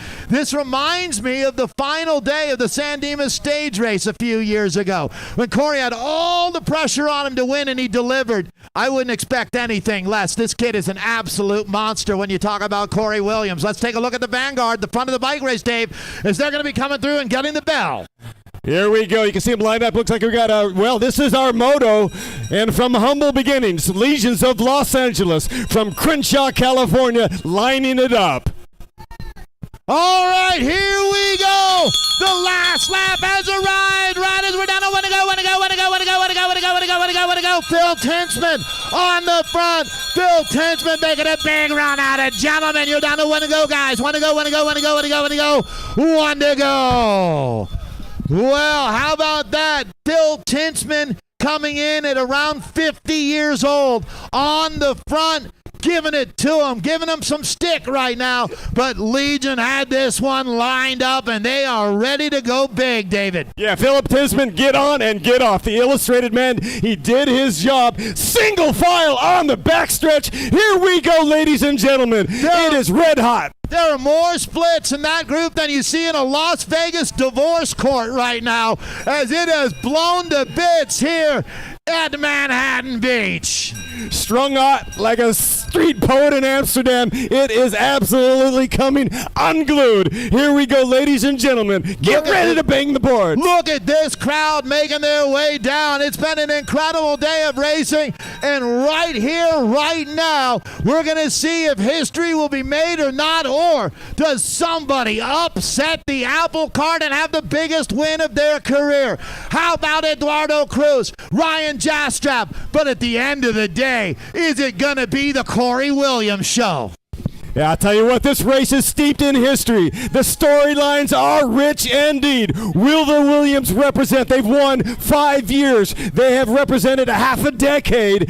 And here we go, ladies and gentlemen. Everybody come to the forward. This is going to be on like nothing else. There is no doubt that at this level, there are no gifts given. This one will be earned. Corey Williams comes in now with the best possible riding as a sidekick. That's going to be his brother, Justin. Now, these are not going to be your win. These riders heading out for their last lap. So they were involved in that crash earlier. So, gentlemen, thank you for coming. Sorry about the bad luck. They're down to 1 to go. And here it is, the moment that you've been waiting for. Right here, right now, our lead vehicle making its way through. They've wound this one up incredibly tight. Who's going to have one of the greatest moments in their sporting career? We watch for that sprint to launch. It's Andiamo time, Dave. Tight quarters, indeed. It's going to be a tight finish. This is amazing. Dave Toll, here we go. And it is Justin Williams, the King of California, will take it. Corey for third as they come through. And Eduardo Cruz, unofficial, taking second on the inside. Cruz taking second for the third year in a row. Here, Eduardo Cruz deserves a serious karma rebate. That was incredible that Justin Williams steps up. Corey got swamped. Justin came through. So if it wasn't one Williams brother, it was another. Boom, boom, out go the lights. How do you like home cooking? The Williams have done it again. Finger looking good. Boy, I tell you what. So to be fair to the rest of this field, that was a special moment for the Williams brothers, as now we have 4 three-time winners of this event. Scott McKinley, Rasan Bahati, Corey Williams, and now Justin Williams winning for the third time in his career here at the 60th edition. All because our friends at Chevron make dreams come true. Thank you, Chevron. What a beautiful day. A majestic, monumental day indeed. Justin Williams, your champion at 2023, a milestone year, everybody. This, the 60th edition of the Manhattan Beach Grand Prix. I can't wait for the 61st edition of the Chevron Manhattan Beach Grand Prix. What a fun day of racing. Well, they don't give those Red Bull helmets to everybody, do they, Dave? Yeah, I want to see the footage on that. Amazing. These guys are so comfortable. Explosive power in extremely tight quarters, threading the needle. I'll be honest, I really thought that Justin was here to set up Corey today, but ultimately, Corey remains the King of California, no doubt. Another podium for Corey Williams here. The magic continues with Legion of LA. As a matter of fact, I can feel it elevating again, which is really, really awesome. What Legion of LA has done for the first time ever, I would say in my time, cycling has made a significant positive move forward, and it's because of these young men and women.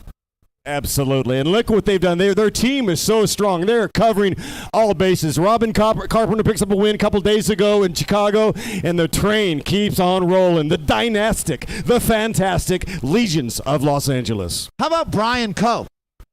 Another very cool person in this community. As we see the teams having their quick debrief, we're going to get our podium presentation underway. We have to give the city back Live Oak Park pretty quickly after the race, David. It's amazing the turnaround here. We are really lucky to race in a place as beautiful as Manhattan Beach. No doubt about it. This is America's premier bike race, without any doubt. 100% agree. And by the way, Jason Baez, congratulations for falling on the sword as well. There's Jason Baez. We got to give him some love. A incredible ride, a dedicated rider. Jason Baez. Yeah, good for them picking up a rider like Jason on the team. They're making some really good moves over there. So we're going to get our podium presentation underway for our men and say thank you again for coming out and being a part of the Manhattan Beach Grand Prix.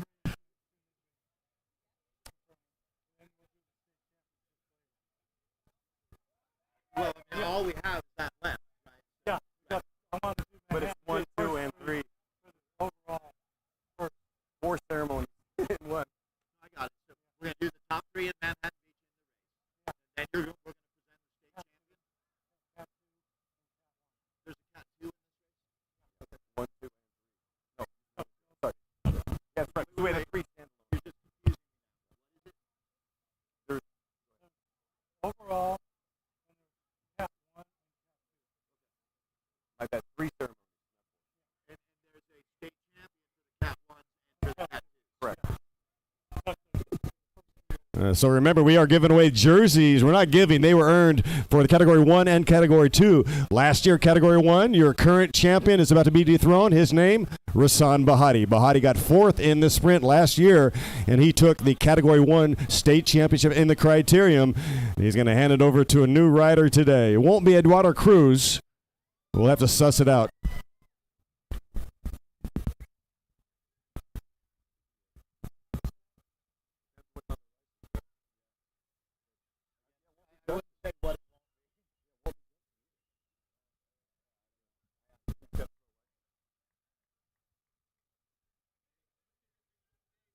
Oh, right on, Hector. What's up, bro?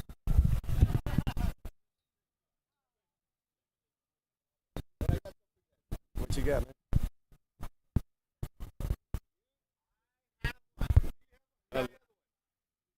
These are so cool, man. Whoever does your artwork, hats off. He's good. Who is he?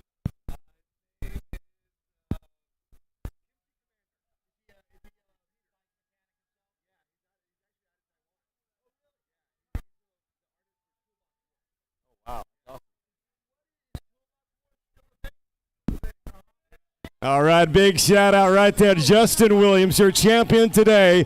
If you get a moment, come up and have a chat. Job well done.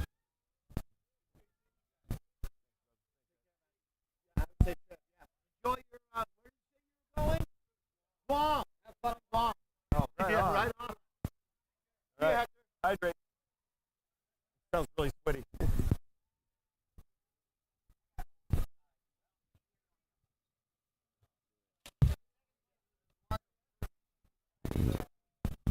Resplendent day. Thank you for the officials, the vendors, the volunteers. For those of you who think these races go off without human intervention, you'd be sadly wrong. Solidarity is strong, and I tell you what, it's been a magnificent day.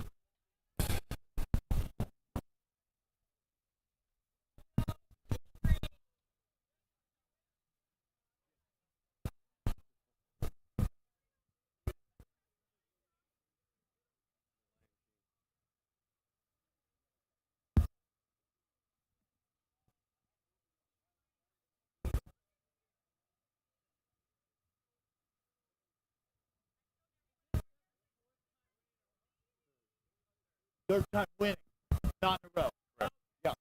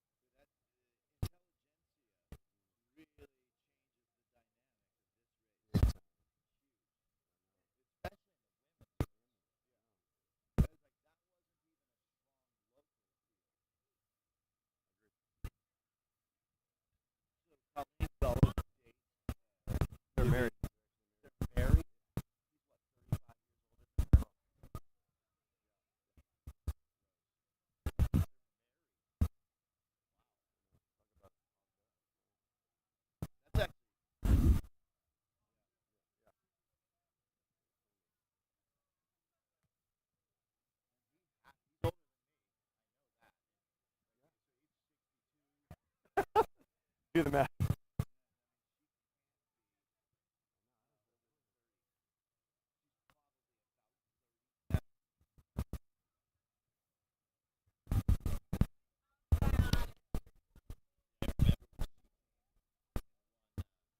Red Bull, the Alamo race around the Alamo. Oh, yeah. Is that your dad? And she's like, no, that's my boyfriend. Oh. Or no, you know, I said, your dad was here asking about something, and she's like, my dad? And I'm like, she's like, oh, that's my boyfriend. I was like, oh. You're the previous winners. I was you're curious. Hilton Clark. I mean, he's a big badass man.